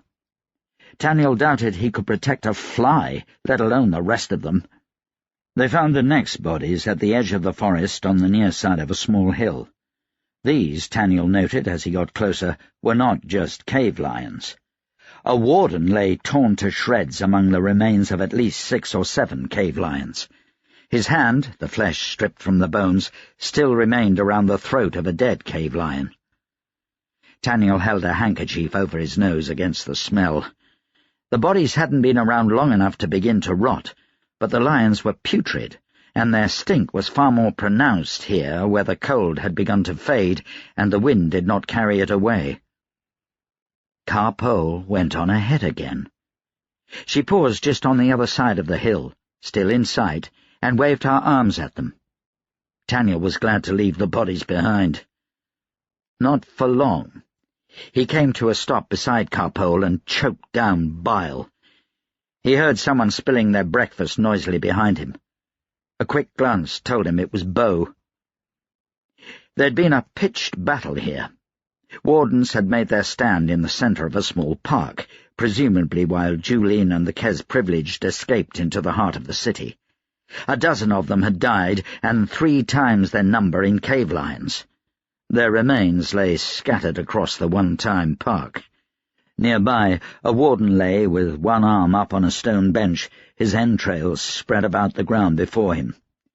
He'd been feasted upon in great haste. "These things are hungry," Raina said. Her dogs crouched at her feet, unwilling to leave their master's side.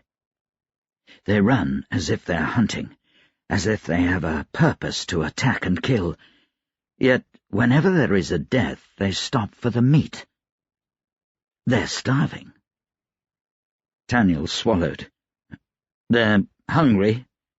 Is that why they're chasing the Kez?" It was much easier to handle, though no less dangerous, than the thought of the lions being guided by some supernatural force or intelligence. Raina shrugged. "It's possible, but cave lions don't hunt in packs, even in the worst of times. They are solitary creatures." "How could there be so many on the mountain?" Bo said. "There's nothing to eat up here. I've never heard of more than 1 or 2 cave lions on an entire mountainside."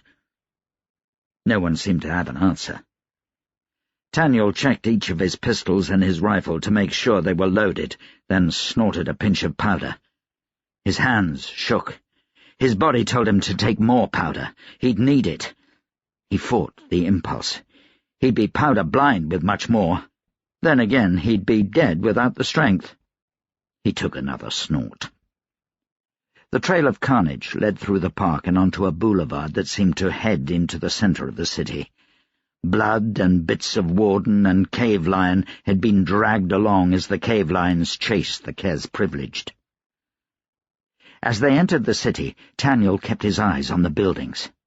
Not a sound issued from within any of them, though the wind should have howled or tiny animals should have moved about. Nothing. The city was completely dead. Even the elements, and it chilled Taniel's soul. A hand on his shoulder made Taniel spin, rifle in hand, and almost gut Del with his bayonet. Taniel stilled his beating heart. "Sorry," he said. "The palace," Del said, "is that way." He pointed into the heart of the city. They altered course according to Del's instructions. Though the city spooked the pit out of him, Taniel was grateful to be away from the trail of the cave lions and the privileged. He'd find Kresimmir's palace and pick away at the privileged numbers from a safe distance, and they wouldn't have enough power to summon Kresimir. Adamat heard rumours all the way home about the massacre in Election Square. Most traffic headed away from the square. Word was spreading fast, and there were signs of the rope everywhere he went as people warded against bad luck and ill omens. A massacre during the festival of St. Adam was bad enough to keep many people home. He hoped he'd be able to hire a carriage immediately for Offendale.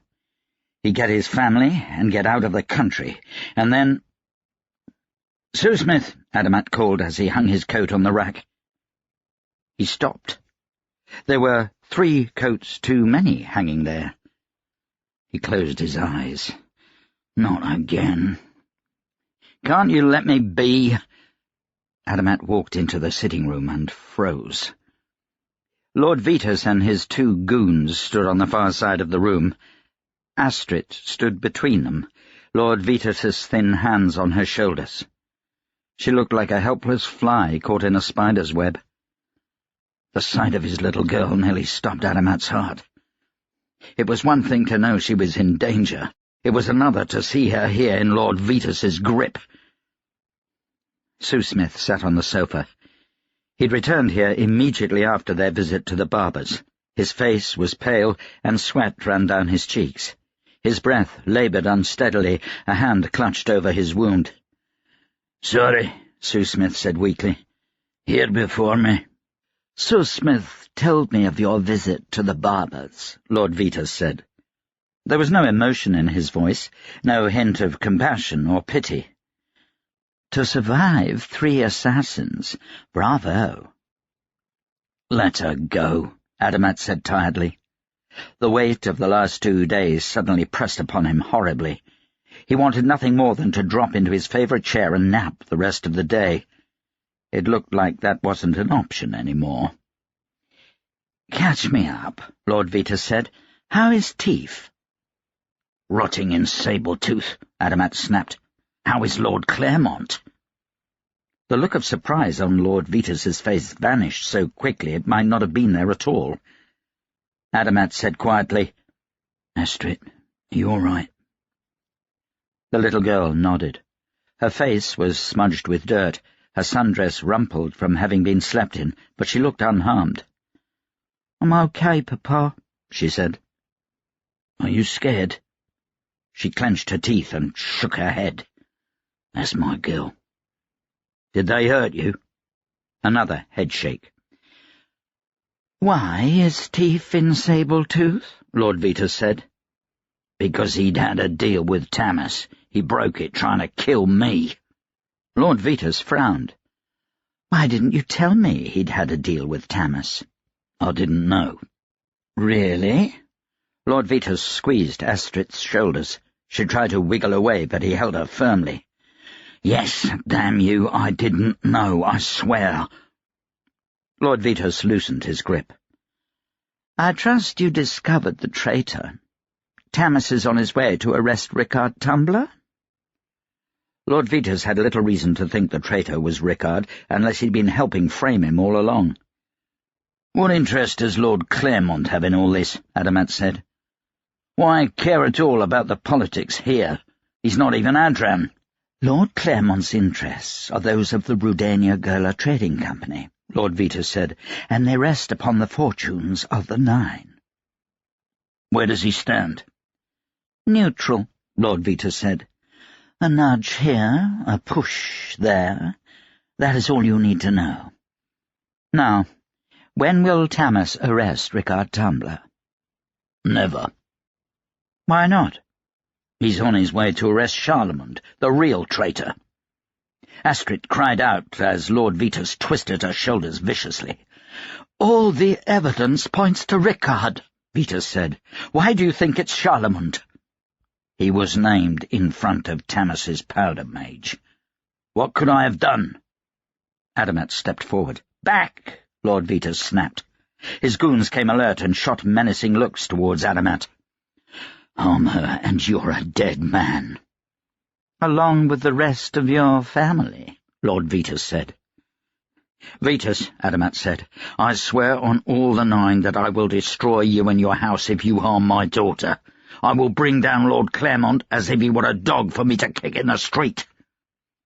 He felt something cold quiver in his bowels. Lord Vitus inhaled sharply. His grip on Astrid's shoulders loosened, and the girl pulled away. Adamat caught her with one hand, pushing her behind him. The coal shoveler goon produced a knife, the other goon a pistol. Lord Vitus stayed them with a warning hand. "This can still be salvaged. You're too good to lose, Adamat. We won't kill you. Yet. When will the arrest take place?" "As soon as Tamas gathers his men." Did Vitus mean to warn Charlemont? "Where?" "His villa," Adamat said. "You'd better be telling the truth," Lord Vitus said. "Cale," he said. The coal shoveler turned his head. "Go to the villa, warn the Archdiocese. Tell him you were sent by the madman. If the good Duke is still there, they should be able to construct an easy trap for Tamas." The coal shoveler nodded his head once. He gave Adamat a warning look, and then pushed past him and was out the front door to run. "Why is Claremont working with the Archdiocese?" Adamat asked. "And if he is, why did Charlemont try to kill me? I'm supposed to be working for Claremont as well." Vitus regarded him coldly. "One hand does not know what the other is doing. Such a strategy has its price, which you almost paid. Charlemont's task was simply to kill the impostor god Mihali. He became too zealous. And know this, Charlemont is nothing more than a hand. Claremont uses people like him to his own ends." "No one uses an Archdiocese." "Claremont does." "To what purpose?" "Beyond your comprehension," Lord Vitus said. "You've disappointed me, Adamat. The girl was going to be a show of good faith, a gift to you for doing what you're bidden. Now, though, I think she'll come back with me. I've got men who enjoy that sort of thing." He stepped forward, gesturing to his man with the pistol. Adamat squeezed his hands into fists. "All right," he said. Lord Vitus paused. "They're not going to arrest him at his villa. He's at the cathedral, leading an afternoon prayer service. Please, just leave my daughter here." Lord Vitus's eyes flashed. "You lied to me?" "That's the truth of it, I swear it." "Pitt! You!" He gestured at the other goon. "Stay here. If they try to leave, kill Adamat, and then the boxer and the girl." Lord Vitus swept out of the room, shouldering Adamat hard as he passed. Adamat grunted. Lord Vitus reached the street and broke into a run, coat-tails flaming behind him. Adamat watched him disappear from view through the window. He let out a long breath. "Are you okay, Papa?" Astrid said. "Yeah. I'm glad you're safe. How's your mother?" "Worried. She screamed when they took me away." "Did they hurt her? Your brother, is he okay?" "They took Joseph's finger. He didn't even cry out." "He's a very brave boy." "What happens now, Papa?" "I don't know," he said. Adamat couldn't be there when Vitus returned. It would mean death for them all. Susmith looked like he could barely walk, and Astrid was just a girl, but Adamat had to warn Tamas. "Stay here," he whispered to Astrid. "Hey," the other goon said as Adamat headed toward the other side of the room. Adamat stopped, raising his hands. The goon waved his pistol between Susmith and Adamat. Susmith's eyes were closed, his hands held over his wounds. He was breathing shallowly. Judging Sue-Smith to be less of a threat, the goon pointed his pistol at Adamat. "I just want a drink," Adamat said. The goon narrowed his eyes. "Please?" Adamat said. He held out his hands to show they were shaking. "Right," the goon said. "I'll just be watching to make sure you ain't got a weapon stashed here." "What?" Adamat said. "A loaded pistol in the liquor cabinet? You're mad. If you think I'm going to pull a knife, stand over there." He gestured to the sofa. The goon shuffled away from Adamat until he was near the sofa. "I'm watching you." "Good." Adamat removed a bottle from the cabinet. "Wine?" The goon shook his head.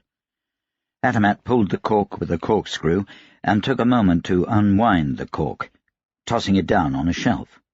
He poured 2 glasses, the neck of the bottle clinking against the rim of the cup as his hands shook. He stepped toward the goon. "You sure you don't want some?" "I'll let you drink first," the goon said.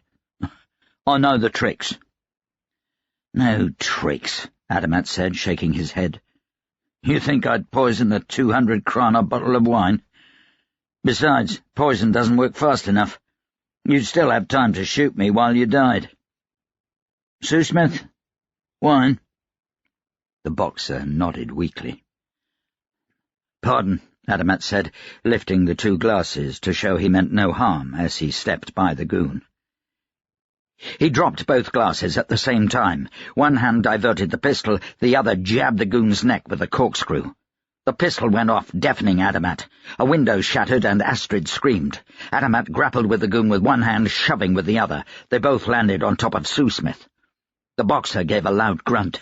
He snaked a ham-sized forearm over the goon's head, holding him in place. Adamat remained on top of the goon until long after he'd stopped struggling.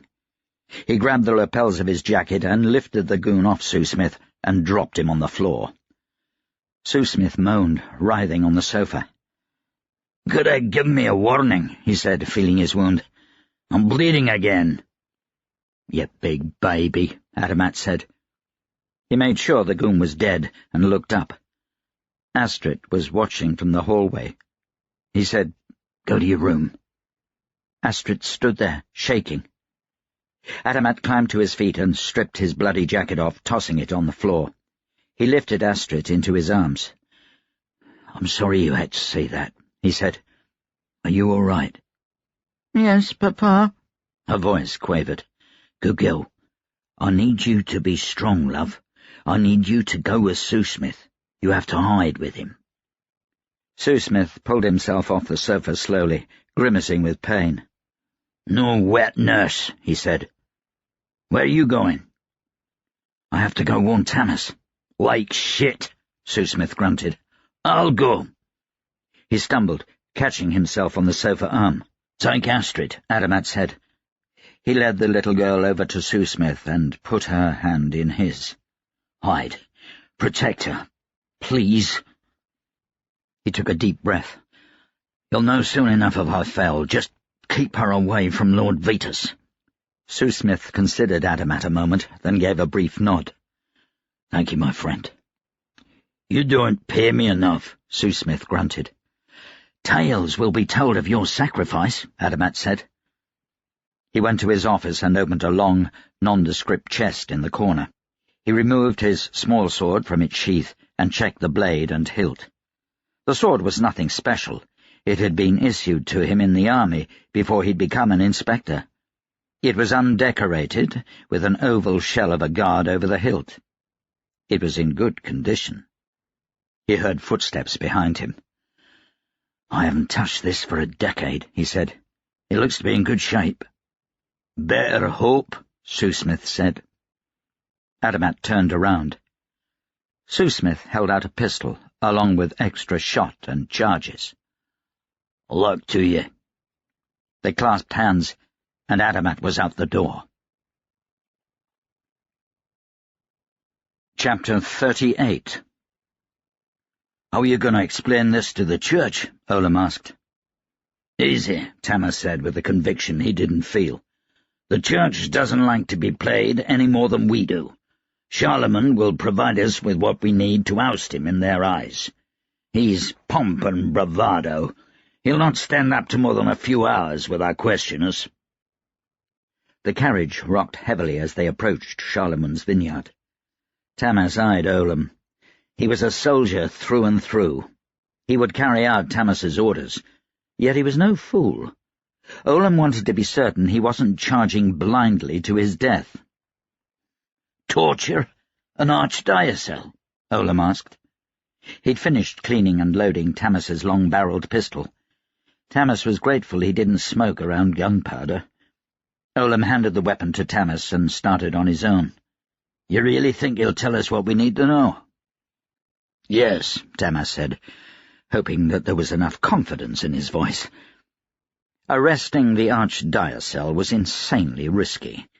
If Adamat didn't really have enough evidence, if the Church decided to ignore the evidence, if the Church didn't care, Tamas's world would come crashing down around him. No one, not even Kez's immense armies of spies and assassins, could destroy someone's life as thoroughly as the Church. The carriage came to a jolting stop. Tamas glanced out the window. A dragoon rode by, then another. Sabon came to the carriage window. "We've taken the gatehouse. No sign of movement inside the villa." "Very good," Tamas said. He lifted his pistol and saluted Sabon with the barrel. "Let's go in." The carriage rocked forward and through the villa's front gate. A pair of guards in purple and gold church doublets stood between two of Tamas's soldiers, hands on their heads, glaring at the carriages as they went by. "I hope you'll have the good sense to let us go in first, sir," Olam said. "And miss the look on Charlemagne's face when you tell him the charges? Bloody pit, no.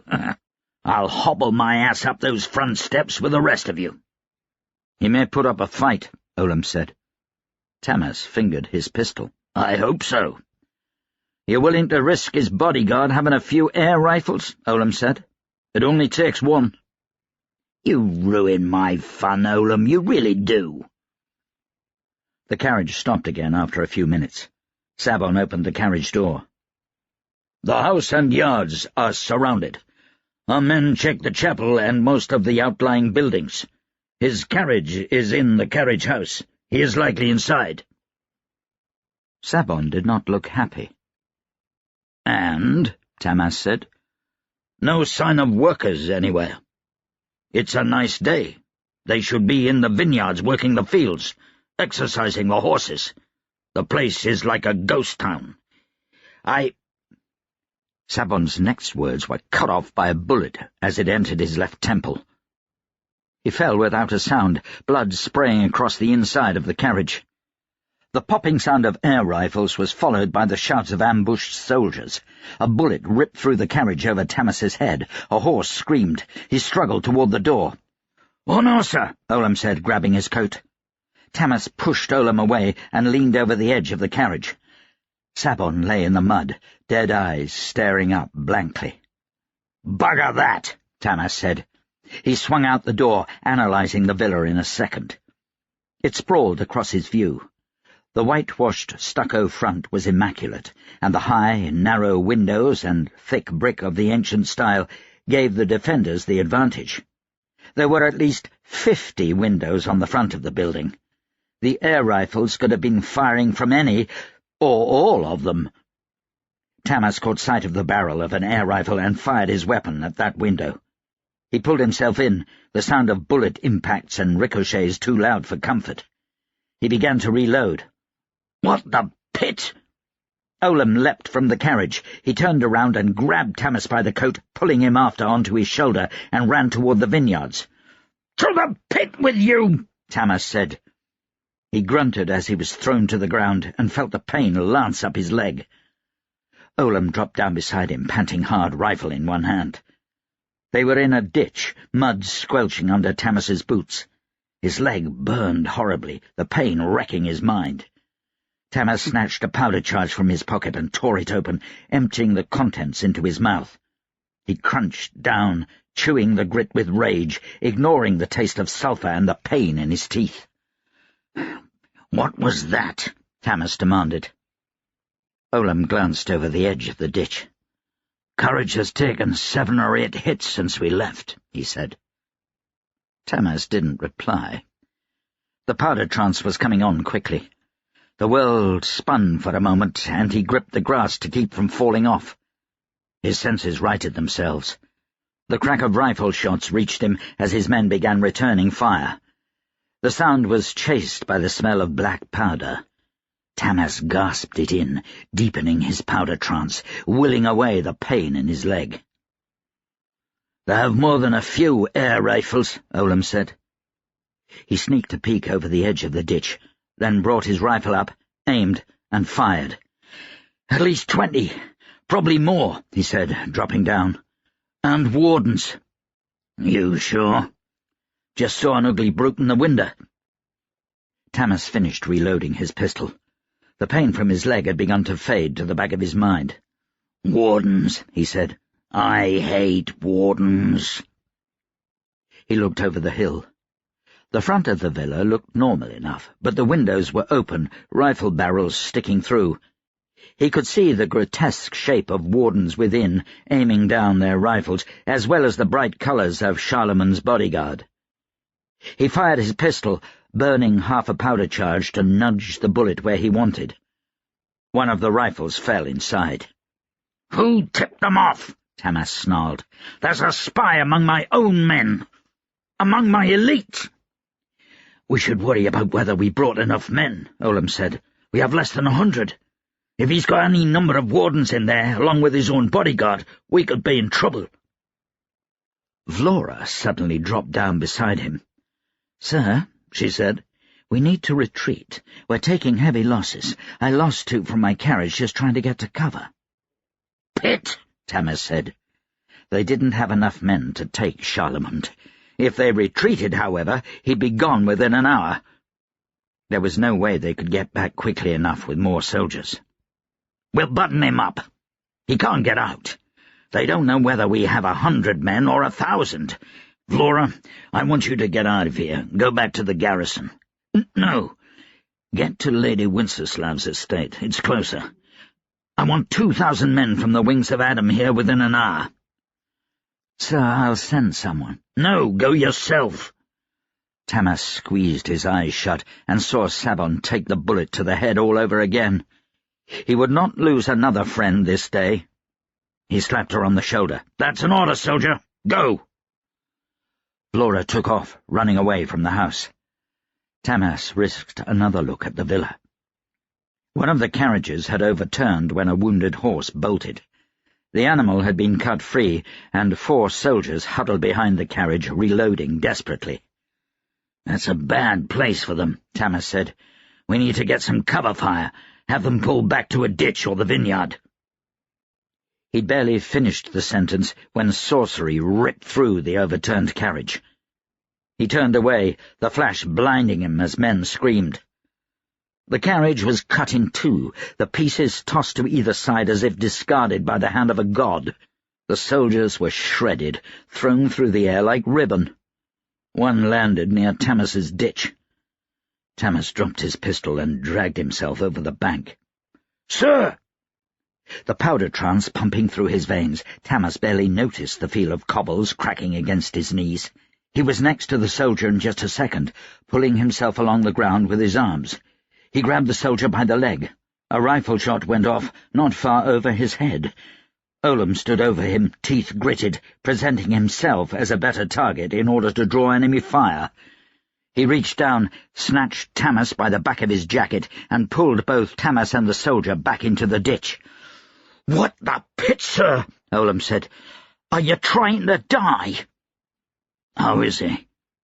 Tamas could see now that the soldier had been cut through directly by the sorcery. His chest was in tatters. It was impossible to tell where the flesh ended and the bloody uniform began. Olam put an ear next to his mouth and shook his head. Sorcery erupted again. Screams came from the vineyard, where a number of soldiers had found a spot to hide. Tamas gritted his teeth. "It has to be Nixlaus," he said. He reloaded his pistol and looked out of the ditch.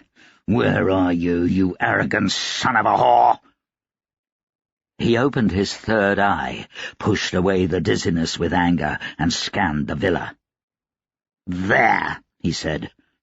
A cluster of bright-coloured smudges indicated that the sorcerer was hiding in a room not far from the front door, crouched far beneath a window.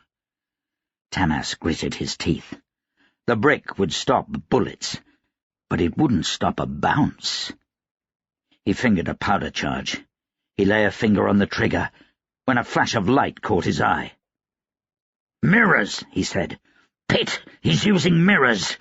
He's in a sorcerer's box." "A what?" Olam said. "It's an armoured box. You stuff a sorcerer inside with a pinhole and a set of decent mirrors to see what he's aiming at, and he can tear up armies without getting shot by a powder mage. It's hot and cramped, but it keeps them alive in a melee. Charlemagne was ready for this." "Can't you just shoot the mirror?" Tamas was already lining up the shot. "He'll have extra," he said. His rifle bucked in his hand, and the bullet shattered the mirror. "But it might buy us some time." "Sir," Olam said, tugging on his jacket. "They've stopped firing." The sound of powder rifles from his own soldiers was few and far between, while the pop of air rifles had stopped completely. He gave a shaky sigh. How many men had he lost already? "Tamas!" a voice shouted from the villa. "He might be trying to mark your position, sir," Olam said. "Tamas, we need to talk." "About your execution," Tamas muttered. "Sir," Olam's voice held a note of warning, "careful. We don't have many men left. We might want to find out what he wants." "Tamas!" Charlemagne shouted. "I've got wardens and a sorcerer. We'll tear your men to bits before you have the chance to retreat." Tamas took a deep breath, trying to still his rage. Sabon's body taunted him from the cobbled drive. "I'll hear him out." Olam put a hand on Tamas's shoulder when Tamas tried to rise. "Let me, sir." He moved a half-dozen feet down the ditch, scooting on his stomach. "Hold your fire!" he shouted. He stood up. "Where's your master?" Charlemagne called. "What do you want?" Olam demanded. There was a pause. "To talk. We must be able to reach some kind of agreement. Tamas, I'll meet you under a flag of truce." "Why should we trust you?" Olam said. "You question me, boy!" the archdiocese roared. Olam stared defiantly back at the villa. "I swear on the holy vestments, no harm will come to him inside my villa." "Come out here and talk," Olam said. "And receive a bullet for my troubles? I know Tamas too well. I'm a man of the rope." Tamas would hang him from that rope. He signalled to Olam. Olam dropped back down to his belly and moved over to Tamas. "It's suicide, sir," he said. "I don't trust him." "We don't have enough men to take him," Tamas said. "He can tear us apart with Nixlaus in there. We can't get a clear shot at the sorcerer." "What can you do?" "Send for more men. The rest of my cabal. If I can keep him talking until Andrea, Vidislav, and Flora get here." "They'll take hours for reinforcements," Olam said. "Regardless." Tamas watched the villa. Still no sign of Charlemagne. The presence of the wardens and the Kes privileged was enough for him to know this was no mistake. Charlemagne was the traitor. Would he try to talk his way out of this? Did he just want Tamas for a shield? He swore on the rope. How much did that mean to a man like him? "Give the order for reinforcements," Tamas said. Olam scurried off to a nearby group of soldiers. He returned in a few moments. "Done." "Tamas!" Charlemagne called. "I won't wait all day. Do we keep shooting, or will you let me explain myself? Be reasonable." "Reason," Tamas spat. "This bastard betrays me and talks of reason. What will he say? He was trying to cut some kind of deal with the Kes to save Adro? He'll say anything, sir, Olam said. Don't trust any man who surrounds himself with beautiful women. Least of all, a priest. Wise words. You're going to go in, aren't you? Olam said. Yes. I'm going with you. Tamas opened his mouth. Stuff it in your ass, sir. I'm going with you. Olam stood up.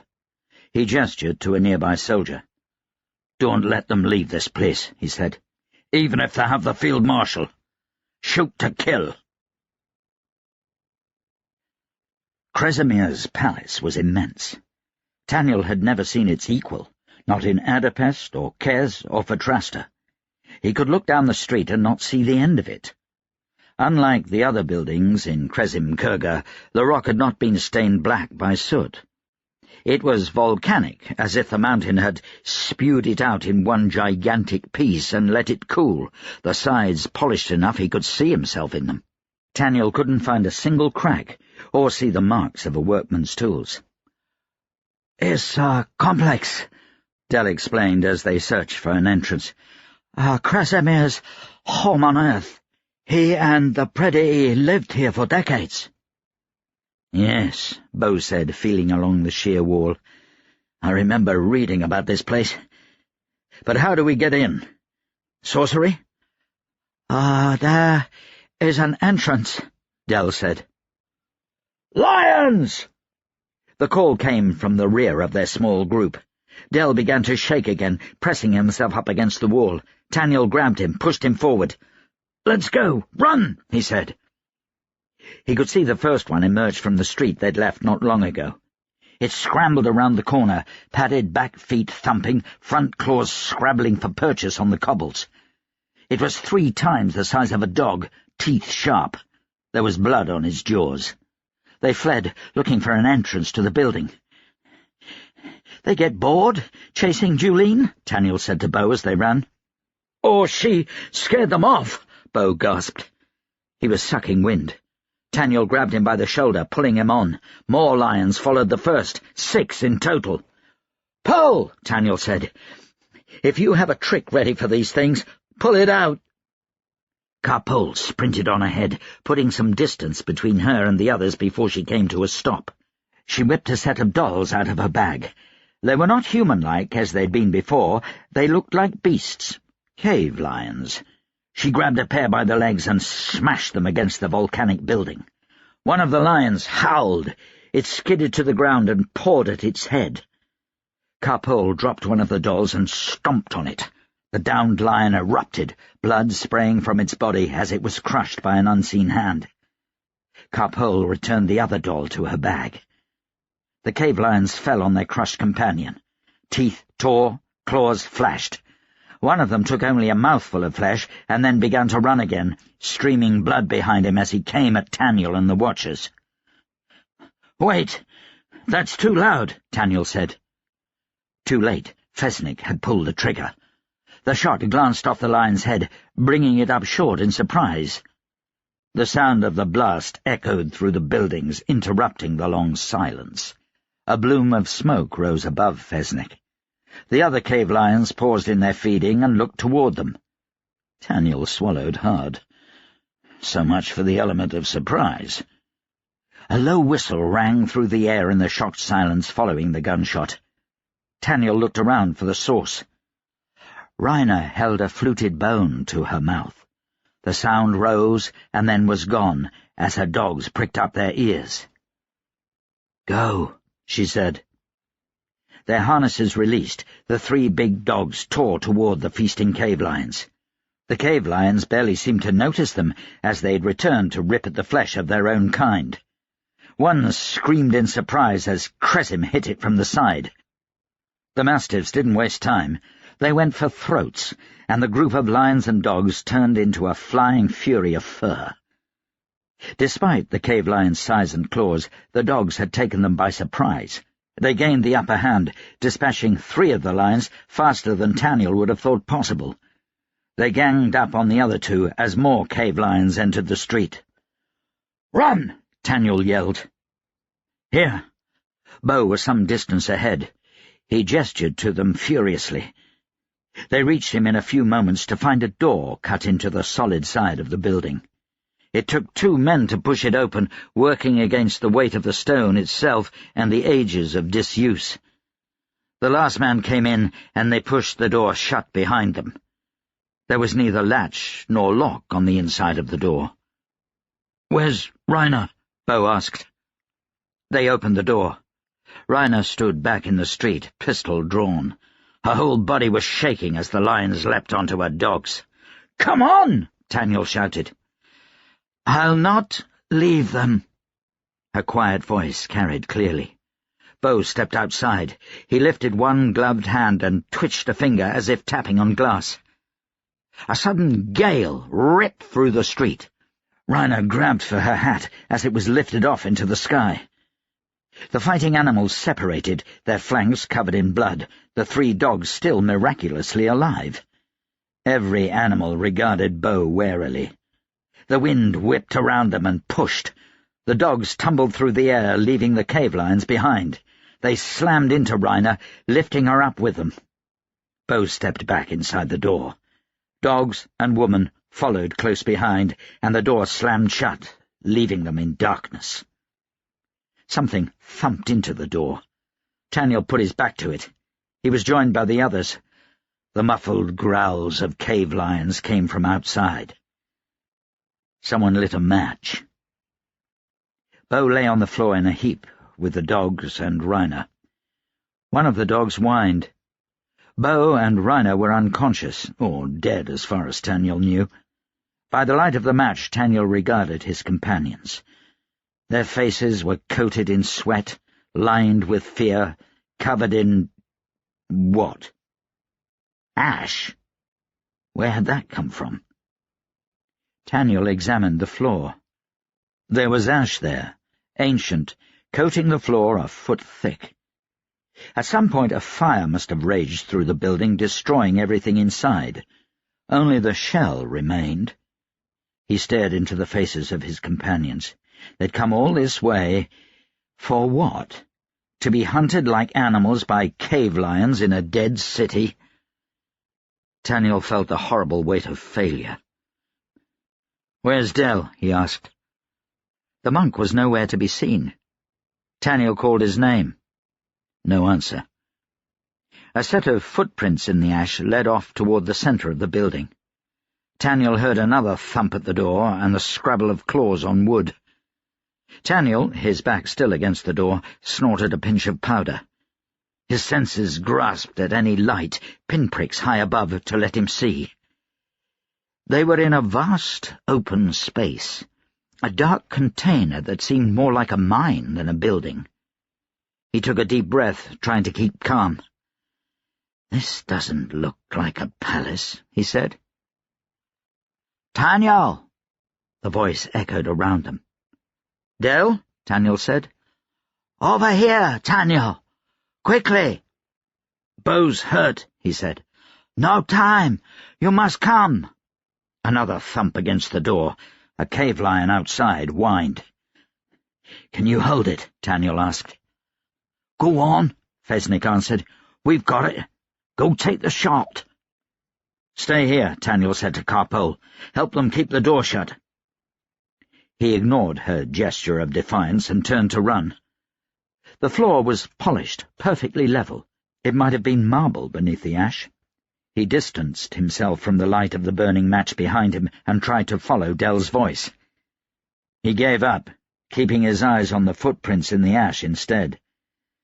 Pinpricks of light from far above him gave just enough light to see in his powder trance.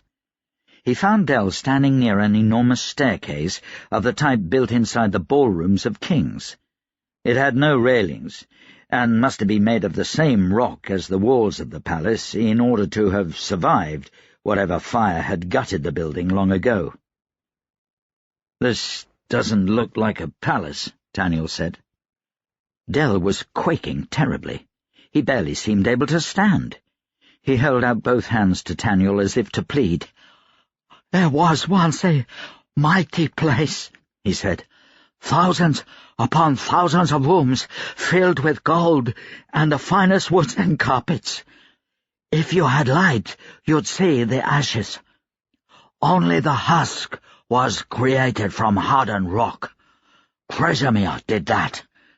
The inside was built by men, with wood and tools. All burned now. All gone." His voice echoed eerily. "No windows?" "Come," Del said. He pointed to the staircase. "We've got to get high enough to see the Colosseum. The solstice is very soon." Olam helped Tamas to his feet and out of the ditch. Tamas straightened his jacket, brushed off his knees, adjusted his belt. "My sword," he said. They hobbled to the carriage, where Tamas turned his back on the villa and bent next to Sabon's body. "I'm sorry, my friend," he said. "My arrogance walked us into this trap. It's about to walk me into another one. Forgive me." "Sir?" Olam handed him his sword and slipped him a sack of powder charges, enough to kill a whole company. "Bullets?" Tamas said. Olam patted the breast pocket of his uniform. Tamas buckled on his sword and turned toward the villa. He took it one step at a time, with one hand on his cane and another on Olam's shoulder. Let them think him weak. He was, but they'd think him less than he even was. With each step, Tamas expected to hear the pop of an air rifle, or to see the rainbow flash of sorcery. He reached the front door. "Not dead yet," he said. Olam gave him a long look. "I'm not reassured." One of the double doors of the villa opened. A warden, an air rifle under one arm, stood in the doorway. Olam helped Tamas up the steps and inside. He paused in the doorway, letting his eyes adjust to the dimmer light. He counted 4 wardens and 3 church guardsmen, air rifles levelled at him. The foyer was a simple place. White marble covered every inch, with built-in benches on the walls to either side. A single marble bust of Charlemagne stood on a half-column in the centre of the room, a testament to his ego. The minimalism of the foyer couldn't be taken at face value. Tamas could see off into well-lit rooms full of vibrant colour and art, with gold and velvet trim. "Leave the door open so that my men can see me safe," Tamas said to the nearest warden. The warden sneered. Charlemagne entered the foyer from a side room. "Take him," he said. Someone shut the door behind Tamas. Tamas reached for his sword, but a warden grabbed his wrist. Another warden slammed Olam in the stomach with the butt of his air rifle. Olam grunted, dropping to his knees. Tamas sagged without Olam's support, the pain of his leg flaring through his powder trance. "You call this good faith?" Tamas snarled. "I call you a fool," Charlemagne said. "Besides, I didn't lie. No harm will come to you in my care. I can't promise the same when you reach South Pike." "South Pike?" Charlemagne flattened a crease on the front of his duelist's uniform with one hand. "Yes." "What do you mean, South Pike?" Olam said. He began to climb to his knees. "Silence that dog," Charlemagne said. A warden whipped Olam across the face with his air rifle. Olam fell to the floor, blood spilling from his brow. Tamas clenched his fists and stopped himself from igniting powder. He needed Nixlaus in the room, too. "You had better hope he's all right." "I'd like to know what you mean, Your Grace." Nixlaus came into the room, patting sweat from his brow. His Kez uniform was dirty and wrinkled from the sorcerer's box. "Tamas isn't going to South Pike. He's going with me, to Kez." Charlemagne turned to Nixlaus. "Not anymore. Kresimir will arrive today. The only hope we have of preventing Adro's complete destruction is to take this low-born swine." Nixlaus tugged at his privileged gloves. "I don't follow your superstitions, Your Excellency. Nor do I report to the church. I report to my king, and he wants Tamas's head on a block. There will be no Adro left for us to divide if we don't appease Kresimir, Charlemagne said. Nixilaus squeezed his hands into fists. You won't get out of this country without me, he said. Nor you without me. Olam stirred beside Tamas's foot. Tamas leaned on his cane and bent over, giving Olam a shoulder to pull himself up by. Can you stand? Olam's brow had been split. He wiped some blood from his eyes and felt his temple tenderly. Send him to the pit, sir. Tamas stood up straight and rested both hands on his cane. Nixilaus turned toward him, sensing danger. The sorcerer narrowed his eyes. Tamas felt Nixilaus open his third eye. He can use his sorcery! Nixilaus's hands flashed up, fingers working through the air. Tamas lit powder. Olam tossed the bag of bullets into the air, and Tamas concentrated on that. The bag ripped apart, shredded pieces falling to the floor. Bodies dropped, air rifles clattering to the pristine marble, blood spraying the walls. Light flashed in front of Nixilaus where bullets hit a hastily erected barrier of air. "Flee!" Nixilaus screamed. His fingers worked frantically. Charlemagne stared at Tamas for one moment before he turned and ran. "Don't let him get away," Tamas said. He couldn't take his eyes off Nixilaus. One mistake and Tamas would be dead. He had to keep Nixilaus's hands busy. Tamas lit powder, feeding off it in the smallest amounts, keeping a dozen bullets in the air and spinning. He threw them at Nixilaus. Nixilaus's fingers danced nimbly. Tamas's third eye revealed flashes of colour as his bullets struck invisible shields. Tamas lit more powder, throwing the bullets harder. Olam scrambled to his feet. He raced past Nixilaus, sword in hand, only to stop as 5 church guards rushed into the room.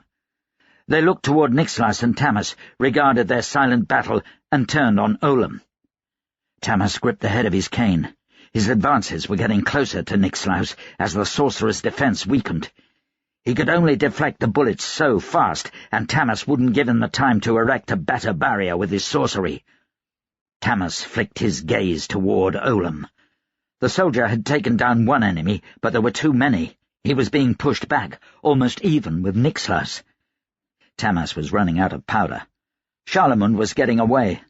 Nixilaus brushed his nose with one of his gloved hands, giving Tamas a moment to whirl a handful of bullets at Olam's assailants. The bullets went through eyes and mouths, dropping the men instantly. Olam lunged forward, leaping the downed bodies, and took off after Charlemagne.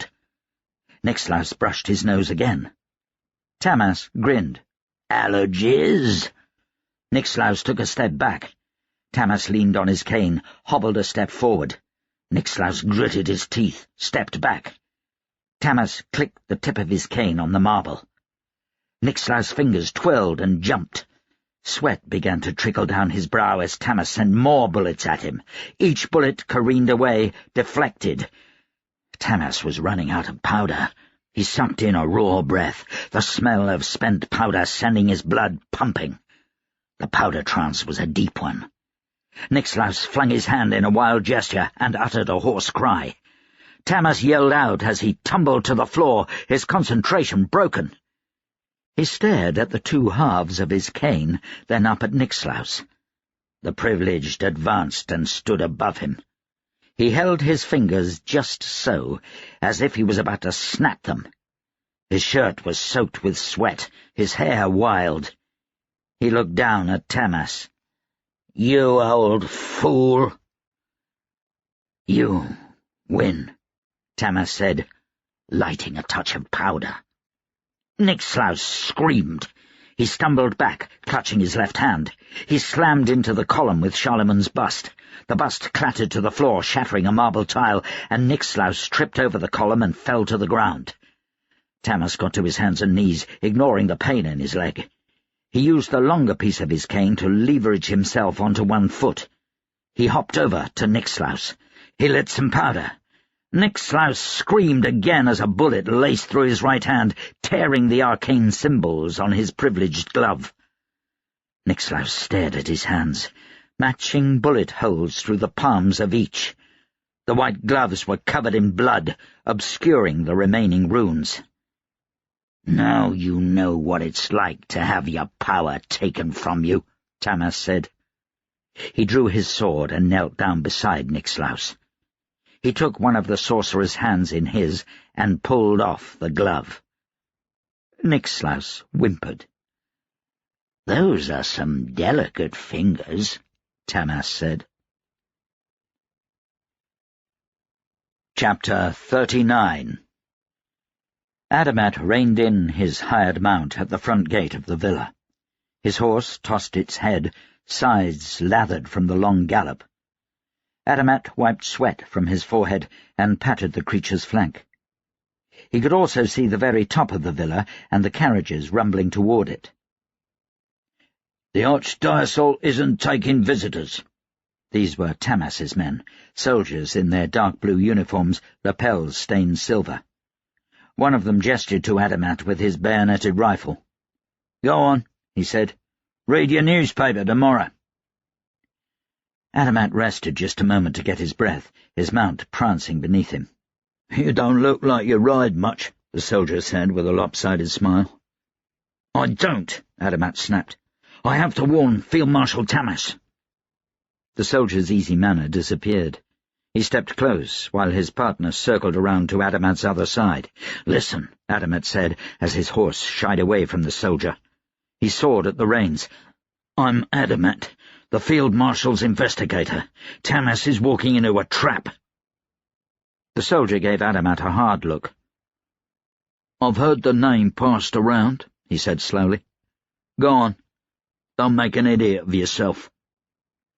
Adamat nodded desperately, still breathing hard. He'd not ridden like this since he was at the university. The gate was pushed open, and Adamat urged his mount through. They were on the cobblestone drive, and he kneed the poor animal into a gallop. He bent down next to the creature's neck, white-knuckled grip on the reins.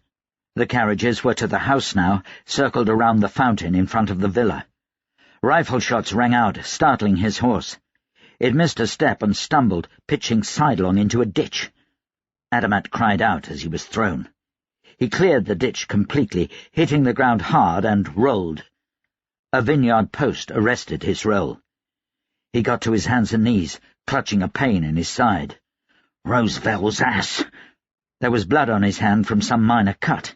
He wiped it on his coat, pulling himself up and checking his chest and sides. No bones broken, but some mighty bruises. His mount lay on its side in the ditch, flanks heaving. "You won't be getting me any farther, will you?" The shots continued. Shouts followed. He was too late. Vitus's men had already warned the Archdiocese. Adamat closed his eyes. What could he do? This was his fault. He had no rifle, just a pistol and a sword. He returned to the drive, eyes cast up toward the house. A carriage had overturned. Soldiers had scattered to the vineyard, exchanging fire with unknown assailants. No muzzle flashes or powder smoke from the house. What were Tamas's men shooting at? He shook his head. Air rifles, of course. Damn it! Adamat went back over the ditch and into the vineyard at a run. He gave the house a wide berth, cutting through the vineyards and then back behind a stable. He glimpsed blue coats here and there, soldiers crouched in cover. The rifle shots were becoming too few and far between. It did not bode well. He leapt a course of firewood and nearly landed on one of Tamas's soldiers. The man swung his rifle toward Adamat, almost sticking him with the bayonet. He was a young man, unseasoned and more than a little wide-eyed.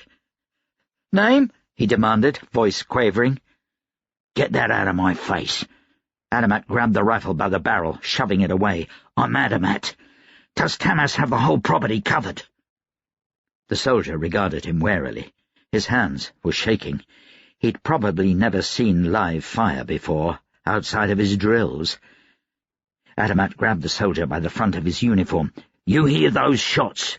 They've been ambushed in the front. It's got to be a distraction. Charlemagne will use that cover to escape." The soldier hesitated. "I don't trust you," he said slowly. "Holy pit, look!" Adamat pointed toward the house. The soldier whirled. Adamat brought his elbow down hard on the boy's neck. "Sorry," he said, taking the rifle. He pushed the boy's unconscious form up against the firewood stack and looked about, trying to spot more of Tamas's soldiers. He caught sight of one near the edge of the house, creeping about toward the front, more concerned about his comrades in the firefight than anyone escaping out the back. "Damn it, I'm going to be doing this alone." He ran, half crouching, until he was fully behind the villa. He stopped behind a shed and listened. The shots had stopped. He ducked around the shed for a look. The back of the villa was an open portico, a sun garden with large parasols and awnings for shade. There was a thin gravel maintenance drive. A single-horse carriage waited in the drive, with a familiar, miserable-looking driver. Adamat checked for guards. There were none. He ran forward. "Simon," he said. The driver looked up. The young priest had a stricken look about his face. He was disturbed enough that he forgot to avoid looking Adamat full in the face. For a moment. "What are you doing here?" Simon said, averting his eyes. "Get out, before the archdiocese sees you." "You're helping him escape," Adamat said. He grabbed the horse by the bridle. "I have to," Simon said. He clutched the reins tight. "No, you don't. He's an evil man, a traitor. Don't help him." "You don't think I know?" Simon said. The words came out as sob. "I've known all along. I'm sorry I paid those men to kill you. Please understand I could do nothing. I can't be free of him. I'm glad you're still alive. Now get out of here before he comes. He'll cut you down."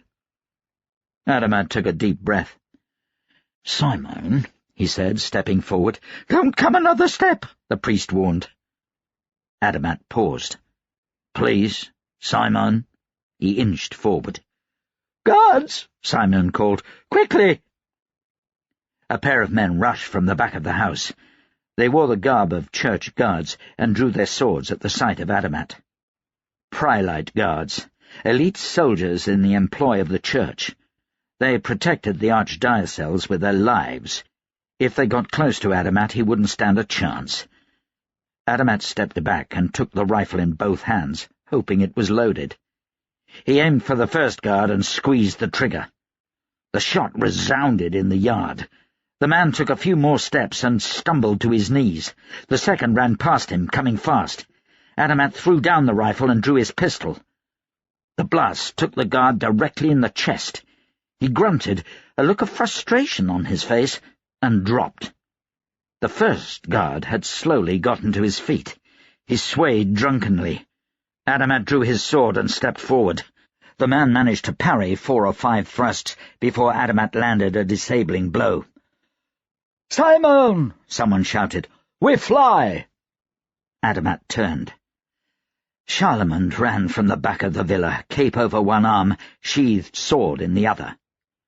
"Go," Adamat said. "Go without him. You can do it, Simon." The priest squeezed his eyes shut and began to pray. Adamat swore, whirled toward Charlemagne. "You," the archdiocese grunted, stopping just inside the garden. He glanced over his fallen guards in disgust. Adamat stepped forward, between Charlemagne and the carriage. The pistol had been his only defence. Charlemagne was the best swordsman in the 9. He'd tear Adamat apart. Adamat raised his sword and swallowed hard. Charlemagne plucked at the string around his neck and tossed his cape aside. He drew his sword and cast away the sheath. The attack came faster than Adamat could have imagined. Adamat parried by instinct only. He'd been considered a fine fencer long ago, but those years were past, and he'd wielded little more than a cane sword since. Adamat fell back beneath the advance. He skipped away, retreating fast. The archdiocese came on relentlessly, a stab here, a slash there, the tip of his sword mere inches from Adamat's face and chest. A fine fencer was a relative term against someone like Charlemont. Adamat felt worthless, like a child at his first lesson. These were no wooden training swords, though. When Charlemont flicked forward effortlessly, he drew blood. The initial cuts were merely scratches and pricks. Enough of those would leave a man dead as sure as a plunge through the heart. Charlemont slapped Adamat's sword away with a tap of his own and stepped forward. He thrust twice. Adamat stumbled backward to avoid the stabs. He recovered his footing and tried to raise his sword. His arm would not obey him. A quick glance down saw the red stains spreading in 2 dark circles on his coat. One was just above his heart, the other on his shoulder. Adamat felt his body sag, weakened by the sudden anticipation of death. Charlemont spun away from Adamat, barely parrying a sword thrust. Tamas's bodyguard pressed upon the archdiocese, attacking with ferocity. Charlemont danced away from Adamat and Olam into the middle of the gravel walk for clear footing. Olam sprinted after him sword first, not giving him a moment's respite. Adamat stumbled to a rock in the garden and sat down. He gripped his sword weakly with one hand, checked his wounds with the other. He shoved his fist into the worst of his 2 wounds. His head spun, though he couldn't be sure whether it was because of his losing blood that fast, or if it was simply from the excitement of the duel and the prospect of death. He watched Olam with a light-headed exhilaration. If Olam fell, Charlemont would kill them both and make his escape. Olam was clearly a better fighter than Adamat. He went at Charlemont with the reckless bravery of a soldier, a man whose life was dedicated to the sword and the gun. Olam's swordsmanship was less controlled than the archdiocese's, less clinical, but he made up for that in savagery. His teeth were clenched, his eyes lit with anger, determination, his offhand balanced carefully in the air over his hip. Charlemont took a few more steps back, the onslaught catching him off guard, before he regained his footing and began to press his own attack. Adamat watched as Charlemont studied Olam's patterns, tracking every movement carefully. His face lacked Olam's sense of determination. It contained the quiet, reserved watchfulness of a student in his favorite class. Olam's thrusts slowly became easier for Charlemont to counter, his parries less effective. Charlemont wasn't just fighting, Adamat realized. He was learning as he went, adapting to Adamat's moves. This was how a master duelled, and Adamat had never seen anything like it. Olam continued to lose ground. The duel could have been hours, as Adamat felt it, though he knew that only moments had passed. Olam retreated farther, and the 2 duelists moved past Adamat and closer to the carriage. Olam held his ground there for several seconds, sweat beading on his brow, eyes desperate for some opening. His face was easy for Adamat to read. He was growing tired, worried. He could not keep up with Charlemont. He saw one finally and lunged. His cut nicked Charlemont's side as the archdiocese stepped aside. A dagger appeared in Charlemont's offhand, and he stabbed Olam between the ribs. Olam's eyes widened, his sword falling from his hand. Charlemont stepped away and drew his sword back for a finishing thrust. Adamat looked away. "We're finished." Olam coughed out a laugh, drawing Adamat's attention. Charlemont paused. "You've worse than me to face," Olam said. Charlemont gave a quick glance toward the villa. He left Olam in the dirt and ran for the carriage. "Go!" he said, leaping onto the sideboard. "Don't do it!" Adamat called to Simon. The priest huddled on the driver's bench, reins in hand. His arms shook. He didn't move. "Go!" Charlemont commanded. Adamat thought Simon was about to snap the reins. The priest looked toward the heavens, then at his hands. His lips moved silently. "Fool!" Charlemont said. He swung up the sideboard and into the seat next to Simon. The priest cringed away from him. "I can't do it," he wailed. Charlemont pushed him from the seat. Simon gave a yell and tumbled from his perch. He hit the ground with the sound of a melon being split open, and then lay still. "Coward!" The word wasn't spoken loudly, yet it drew Charlemagne and Adamat's gazes all the same. Tamas stood on the back step of the villa just above the garden. He leaned heavily on an air rifle, barrel down, in place of his cane. He looked like an old man then, tired and beleaguered. The front of his uniform was soaked in blood. Adamat remembered the mage's quarters in Skyline Palace and the specks that had covered Tamas then. He shuddered. Charlemagne hesitated. The reins were in his hands, and though he obviously wanted to snap them and make a run for it, some kind of morbid curiosity held him back. Adamat forced himself to his feet. He stumbled, winced at the pain, his head feeling light. He snagged the horse's bridle. "No," he said. Charlemagne barely seemed to notice him. The Archdiocese's eyes were on Tamas. "I see you've taken care of the good Duke," Charlemagne said. He stood up, dropping the reins, and jumped from the driver's bench. He landed in a crouch, stood up, and straightened. Adamat felt his heart beat faster. Tamas seemed unimpressed. "He's still alive," he said. "He wishes he wasn't. I have a lot of plans for him." Tamas took the steps down into the garden slowly, leaning on the air rifle. "For you, too," he said. Charlemagne drew his sword.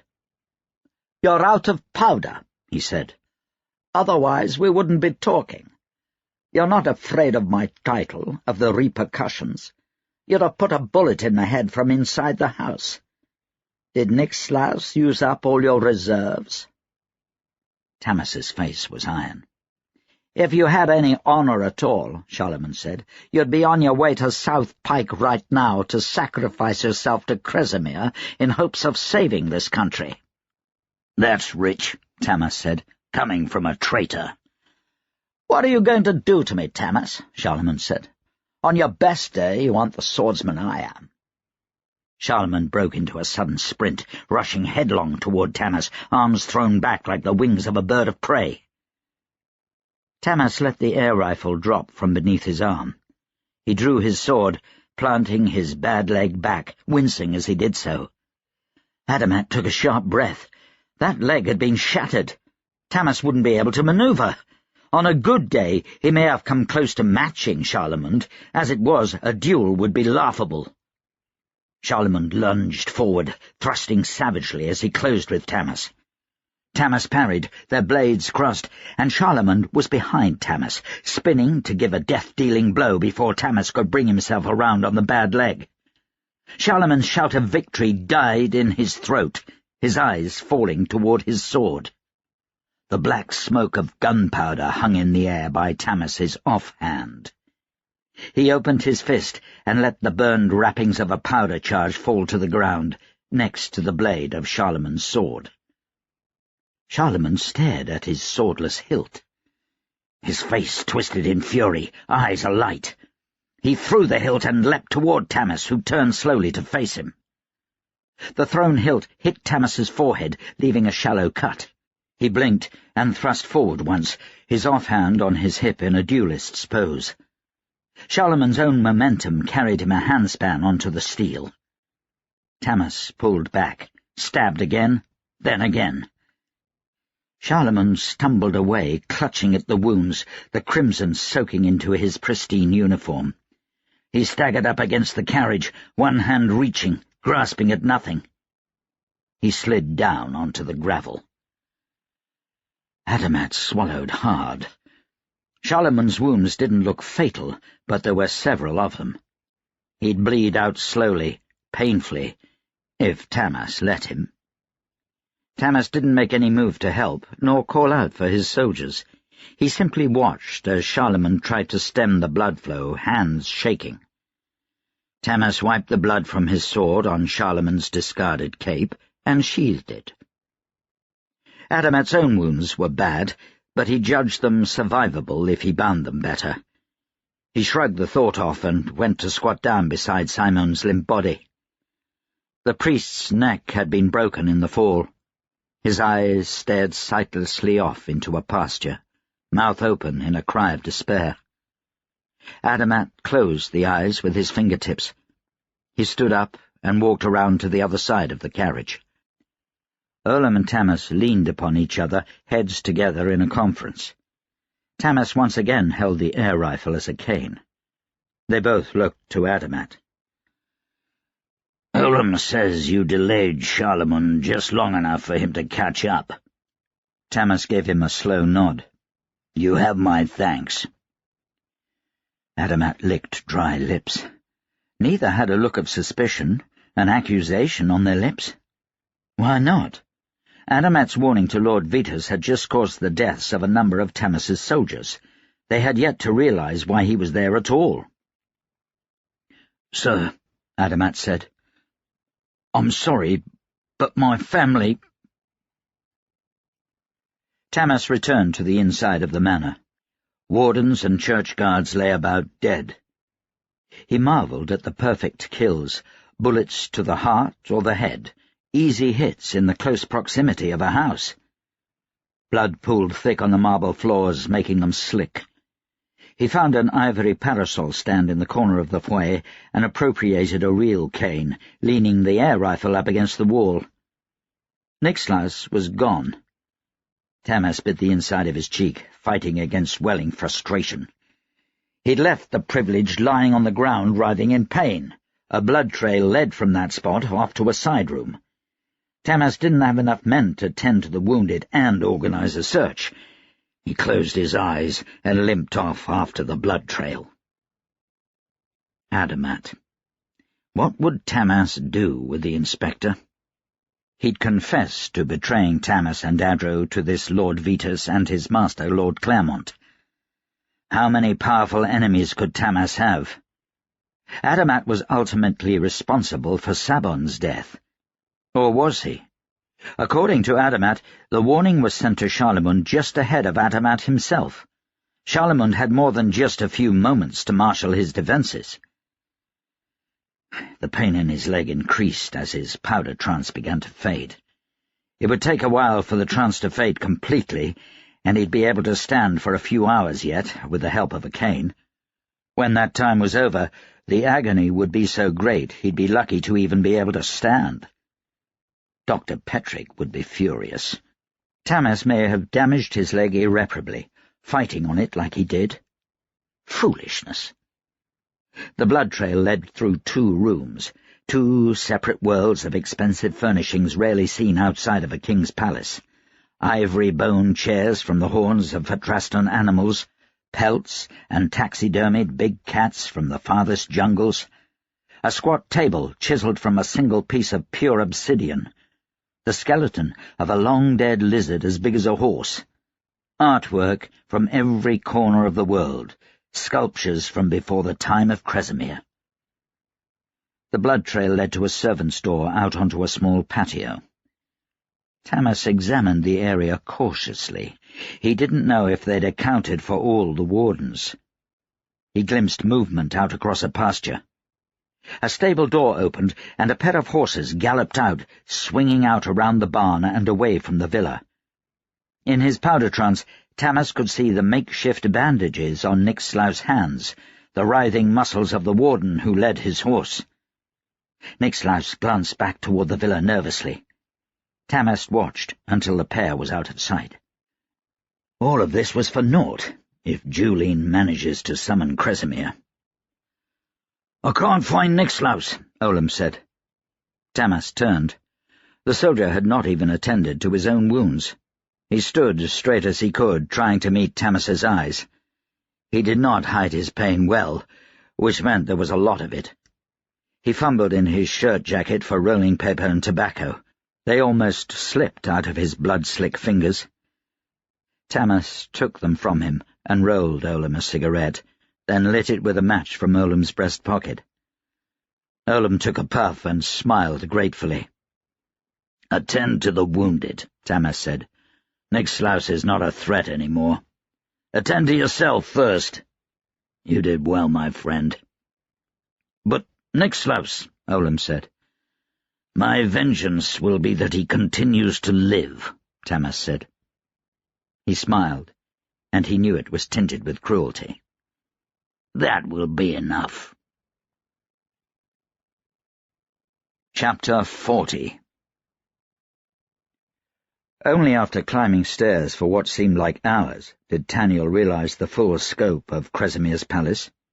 It was, as Del said, a husk, the giant shell of what must have once been thousands upon thousands of rooms and halls and galleries. Only the volcanic outer crust remained, along with the enormous staircase that spiraled up along the inner wall. The ash thinned as they ascended.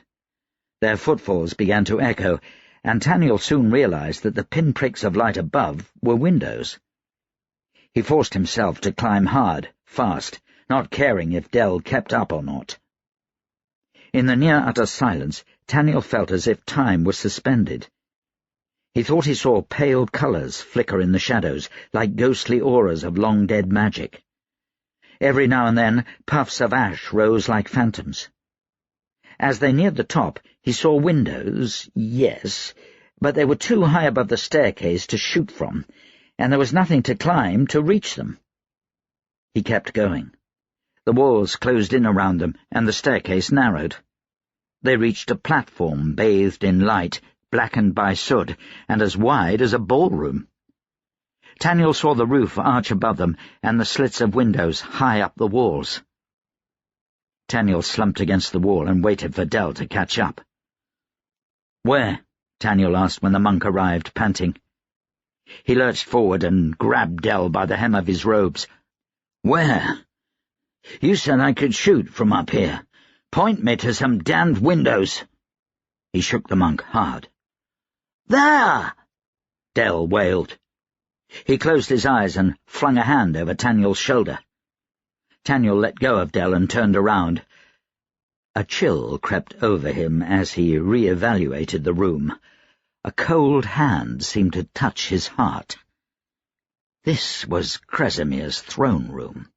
A dais lay at the end of the hall, 13 steps up to a place where sat a blackened chair. He saw light behind that chair. Taniel hurried up the dais steps. He passed the empty throne and found a doorless archway. He gathered his courage and entered. The room beyond brought him to a sudden stop. He gasped, mind overcome. The room was well lit, fully furnished. Tapestries hung on the walls, there was glass in the windows, and a 4-poster bed in the centre of the room. Velvet-cushioned chairs and gold-rimmed tables. He'd tracked soot onto a white rug. Taniel might as well have stepped from a cave into Skyline Palace. He stumbled. "You left Beau behind," a female voice said. Taniel felt faint. Julene stepped in from a balcony. "Yes, ma'am." Del appeared at Taniel's shoulder. "And the girl?" Julene said, a sneer on her lips. "Guarding Beau." Del stood straight, his head held high. He no longer shook. He no longer even looked like Del. The youth of his face faded, leaving wrinkles behind, and as Taniel watched, the false monk pulled a pair of privileged gloves from his pocket and tugged them on. Julene strode to Taniel. She put one finger under his chin and lifted up his head to look into his eyes. He felt ill, dead inside. "I had a feeling you might chase me up here," she said. "Glad I left Jekyll behind." "What was his plan?" she asked the privileged. "Shoot enough of us to keep you from summoning Kresimyr," Jekyll said. "That might have worked," Julene admitted. "It takes a lot of sorcery to pull Kresimyr between the nether that separates worlds." Taniel felt himself sway. He longed to snatch for a pistol. He might be able to at least kill the false monk. His fingers didn't want to obey. He was defeated. He knew it. "Why?" Taniel asked. He took a couple of breaths, trying to find the words. "Summon Kresimyr?" Julene rolled her eyes. "No. Why this dog? Why the ruse? He could have just as easily waited and killed us all. Why not kill me now?" Julene shrugged. "If your father manages to survive the coming pit fire, I'll keep you as some leverage. He's not resourceful, but he is stubborn." Taniel tried to come to terms with what she was saying. "Just kill me now," he said. She tapped his neck with long nails. "I will if I need to." She raised one hand. Taniel closed his eyes.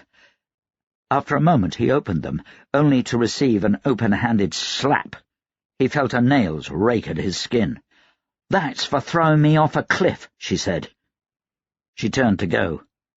Taniel twitched his fingers. They would move. Good. What could he do? "Going to summon Kresimir?" he asked. Julene chuckled.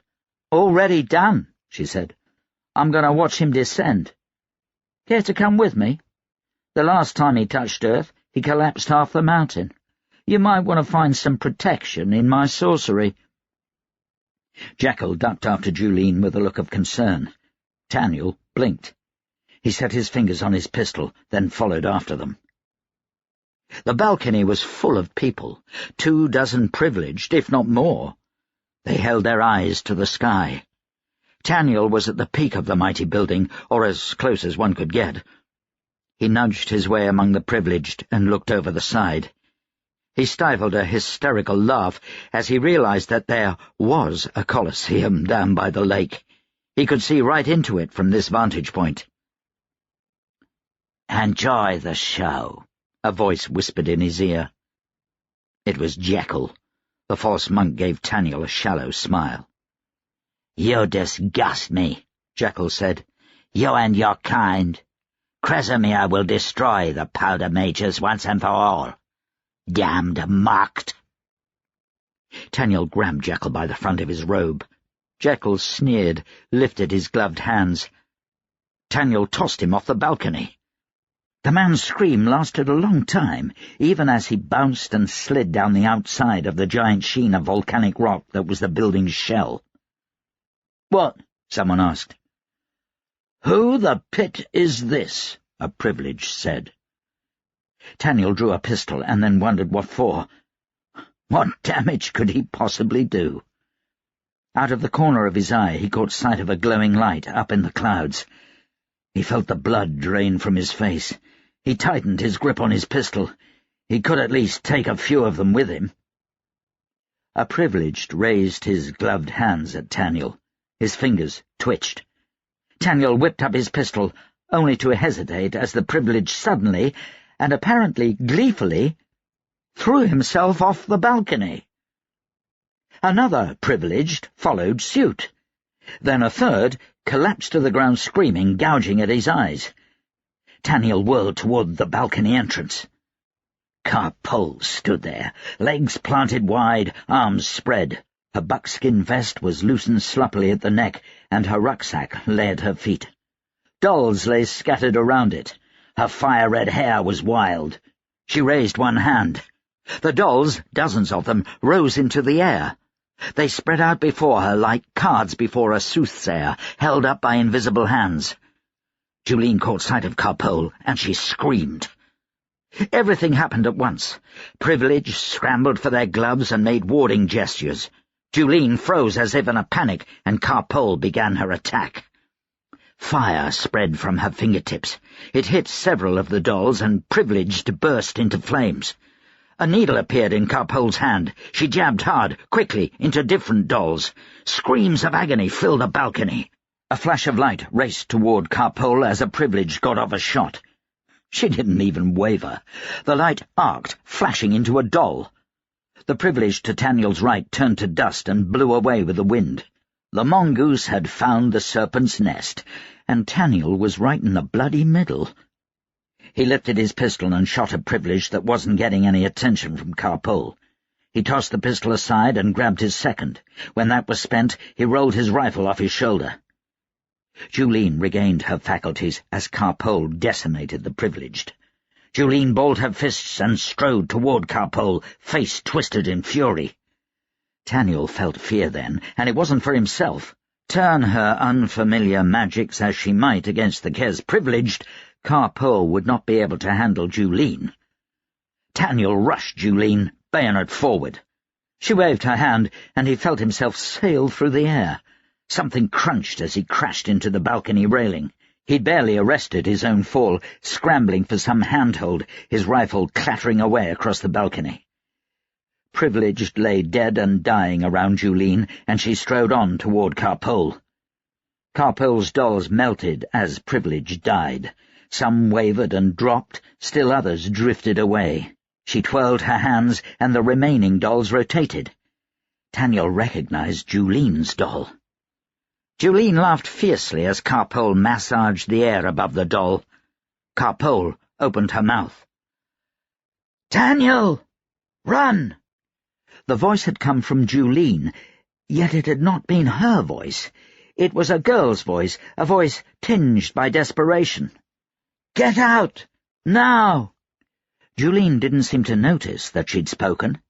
She put down her head and charged Carpole, fire flinging from her fingertips, setting alight all it touched, stone and flesh alike.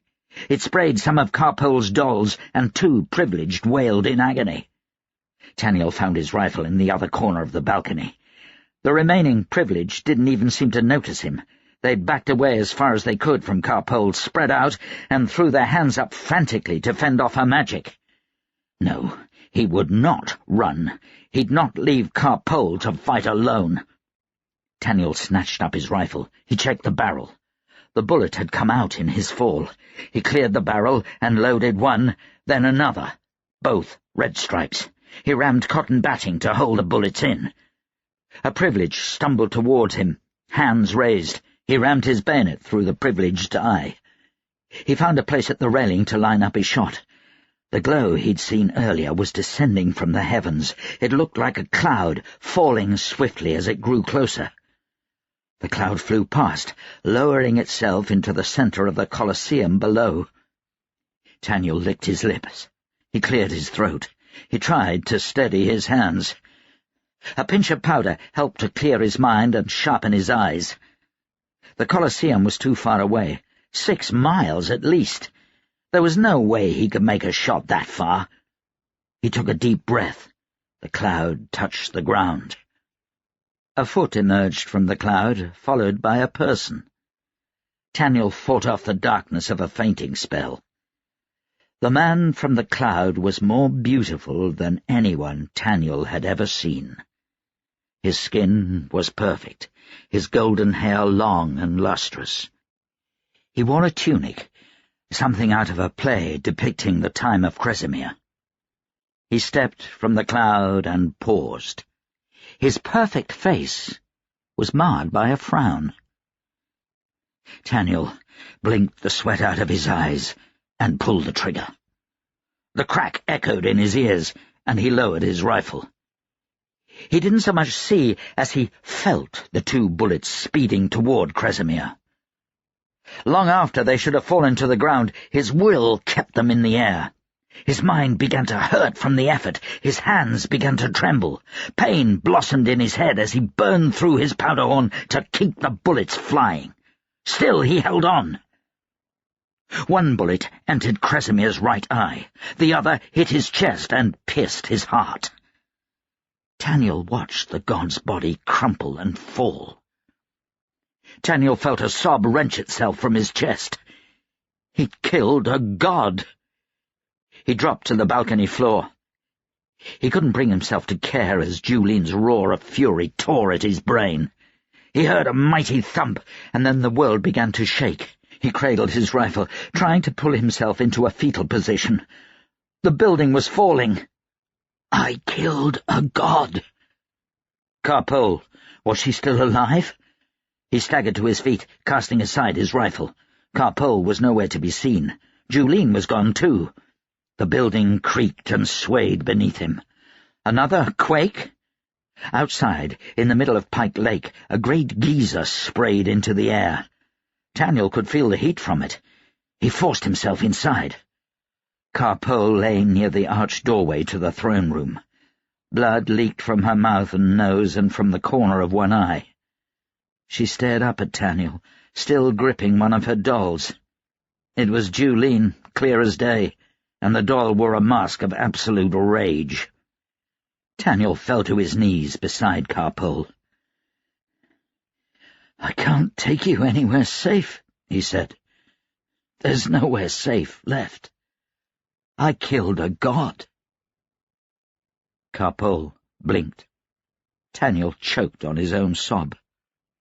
"Pole?" She smiled, reached up, and grabbed him by the back of the neck and pulled him close to her, stronger than Taniel could have imagined. That's when he felt the building fall out from under them. Epilogue. Bloody pit, Olam thought, as they brought in the bodies and laid them before Tamas. Rain beat down and wind whipped at the canvas tent over their heads.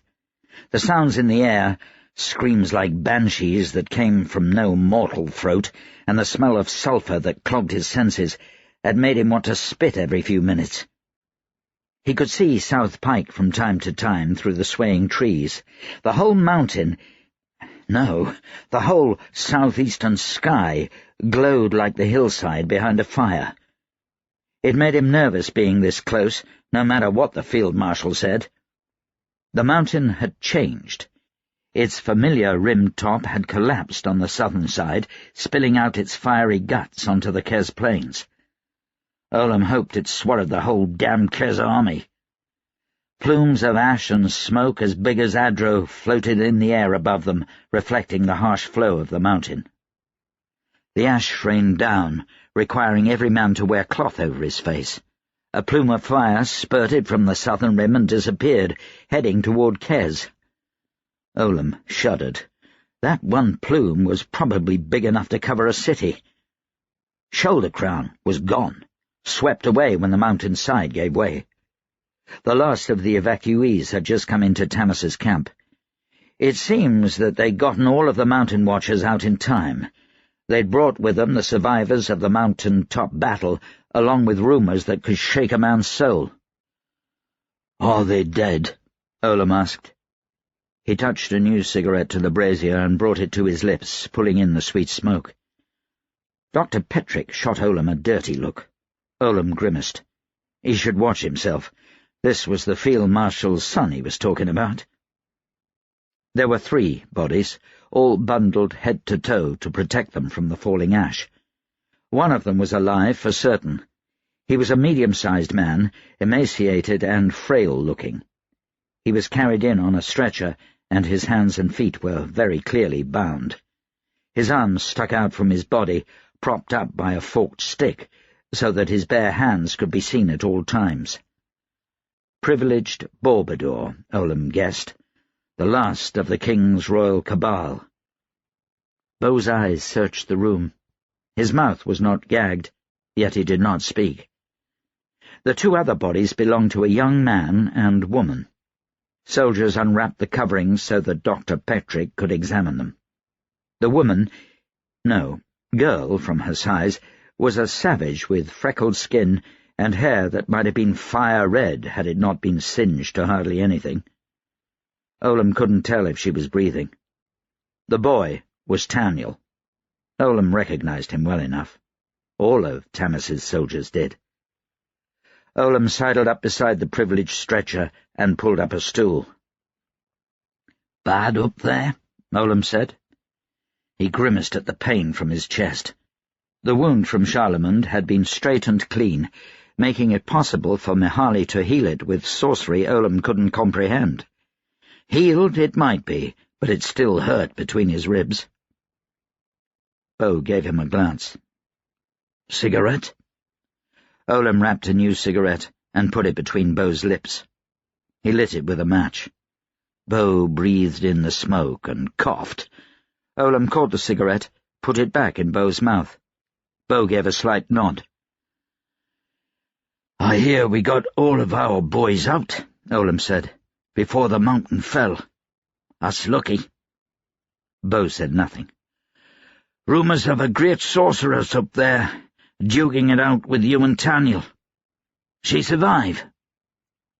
"Don't know," It was barely a whisper, muttered from between Beau's clenched lips so the cigarette wouldn't fall. "That's a pity," Olam said. "If she did, let's hope she's on the Kez side of the mountain." Beau didn't respond. A man came into the tent then. He might as well have been a bear for his size and the furs on his shoulders. He wore the emblem of the Watchmaster on his vest. Olam didn't recognize him. Tamas left his son's side for a moment. "Jacola," Tamas said in greeting to the Watchmaster. "How's the boy?" Jacola asked. "Alive. Barely." "A miracle," Jacola said. "You thank that girl, and give her as much attention as you showed Taniel. If he survives, he'll owe her his life.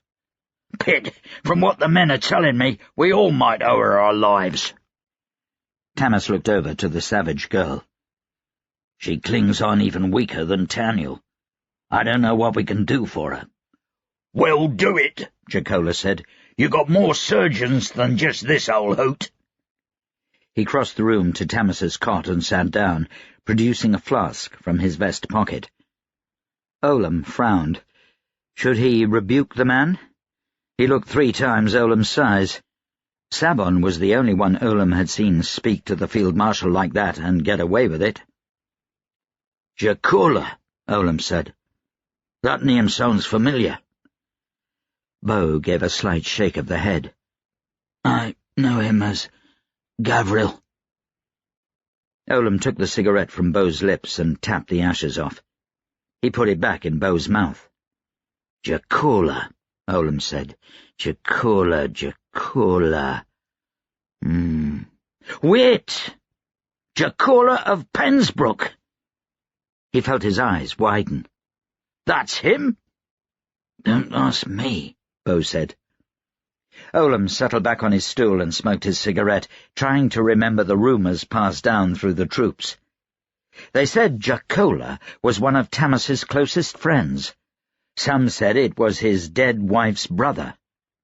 Olam wondered if there was truth to that. Jacola hadn't been heard from for longer than Olam had been in the army. Tamas limped over and squatted next to Beau's cot. He'd refused to let Mihaly heal him until he had Taniel to safety. His leg was bad, getting worse, but his stubbornness remained. "I have some questions for you," Tamas said. Olam removed the cigarette from Beau's mouth so he could answer. "What happened up there?" Tamas said. Beau stared glumly at the field marshal. He did not look like he'd speak any time soon. "I'm not going to execute you," Tamas said. "Not yet, anyway. This stuff," he gestured to the ropes, "is a precaution. I suspect the Geist still holds you." Beau nodded. "Then you and Taniel were not able to find a way to destroy it?" "We've spent the last few months trying to throw back the Kez," Beau said. His voice was rough. "We haven't had time." "When will the Geist kill you?" Tamas said. "I don't know." Tamas considered this. "For now you remain as thus. We'll try to make you comfortable. I know your compulsion to kill me is not your fault." Beau didn't look relieved. "What happened up there?" Tamas asked again. "Did Taniel really shoot Kresimir?" "Yes," Beau said. "Did you see it happen?" "I felt it happen," Beau said. "Every privileged in the 9 felt it happen. It tore through my soul." "Did you feel it?" Tamas shook his head. "Olam, did you feel anything?" "No, sir," Olam said. He puffed on Beau's cigarette to keep it lit. "Though I might have, been having indigestion since eating road rations. I miss Mihaly's cooking." "You'd have felt it," Beau said. Tamas leaned back, wincing in pain. "So, Kresimir is dead," he said. He held on to the edge of the stretcher to stay steady. Olam frowned. "Where's your crutch, sir?" Beau began to chuckle. It was a low sound, quiet and unnerving. It slowly grew louder. "What's so funny?" Olam asked. Bo shook his head. "Nothing's funny," he said. "You don't understand, Tamas. You can't kill a god." Tamas sat beside the body of his son. Taniel clung to life. The doctor said he was in a coma, no telling when or if he'd ever come out. Tamas should have insisted that Mahali come. He swallowed a lump in his throat and hoped Taniel would survive the trip back to Adapest. Surely a god could heal him. Once that was taken care of, he'd let Mahali tend to his leg. "You've done well," Tamas said, laying a hand on Taniel's forehead. It was hot to the touch. "Now don't die on me. I can't lose you. I lost your mother. I will not lose you as well." The tent flap was pushed back. A large shadow was cast by the fiery mountain outside. "Your boy is a pit of a fighter." Tamas regarded his brother-in-law as the big man swept in and took the only other seat in the room. "Do I call you Jacola or Gavril these days?" Tamas asked. He passed a hand over his face, hoping the man did not see the tears he wiped away. "Gavril will do," the watchmaster said. Gavril, the name he'd taken to hide from Ipili's hunters after his and Tamas's attempt to assassinate the Kez king. That had been a long time ago. A lifetime ago, it seemed, and Gavril had been a drunk since. He seemed sober enough now. "When we left South Pike, we could see the Kez army heading west," Gavril said, "toward the gates of Wuzzle." "They mean to attack," Tamas said. "In force. No respite." "They have a god on their side now, if what Bo says is true and Kresimir is alive." "So do we." "What?" "Adam. Kresimir's brother," Tamas said. "Adam is not a violent god. He is not Kresimir. The odds are in favor of the Kez when it comes to war." Gavril kicked his legs out, leaned back, and then hurriedly adjusted himself when the chair beneath him began to creak. "A god," he breathed. "2 gods, and ancient sorcerers. This is not the world we know, Tamas." "I can think of nothing beyond this." Tamas gestured to his son. Gavril gave him a moment of silence before speaking.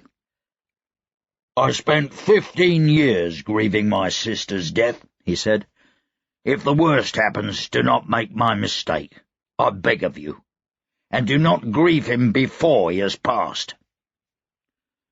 Tamas nodded. What else could he say? "I heard about Sabon," Gavril said. "I'm sorry." "There were traitors among my men," Tamas said. Gavril scowled. "The investigator I trusted to root out the traitor in my council." Tamas took a deep breath. "He succeeded, but turned out to be a traitor himself. His family held hostage. He got Sabon killed." "What will you do with him?" "Make him answer for his crimes." "Don't let hate consume you," Gavril warned. "Not hate," Tamas said. "Justice." Gavril said, "Justice would have seen Kresimir burn all of Adro." Tamas pulled himself up and crossed to his travelling case, every step a world of pain. He opened the top and drew out one of the matching Krush pistols Taniel had brought him. "My son lies at death's door," Tamas said. He returned to his seat, laying the pistol across his lap. "My wife is long dead, and many of my friends have joined her." He checked the barrel and drew back the hammer, then aimed the weapon at the tent wall. "I have nothing left to inspire compassion in me. I will meet Ipili's forces at the gates of Wuzzle. I will shove them back. I will rout them into Kez and burn my way to—" fictitiously, and any resemblance to actual persons, living or dead, events or locales, is entirely coincidental.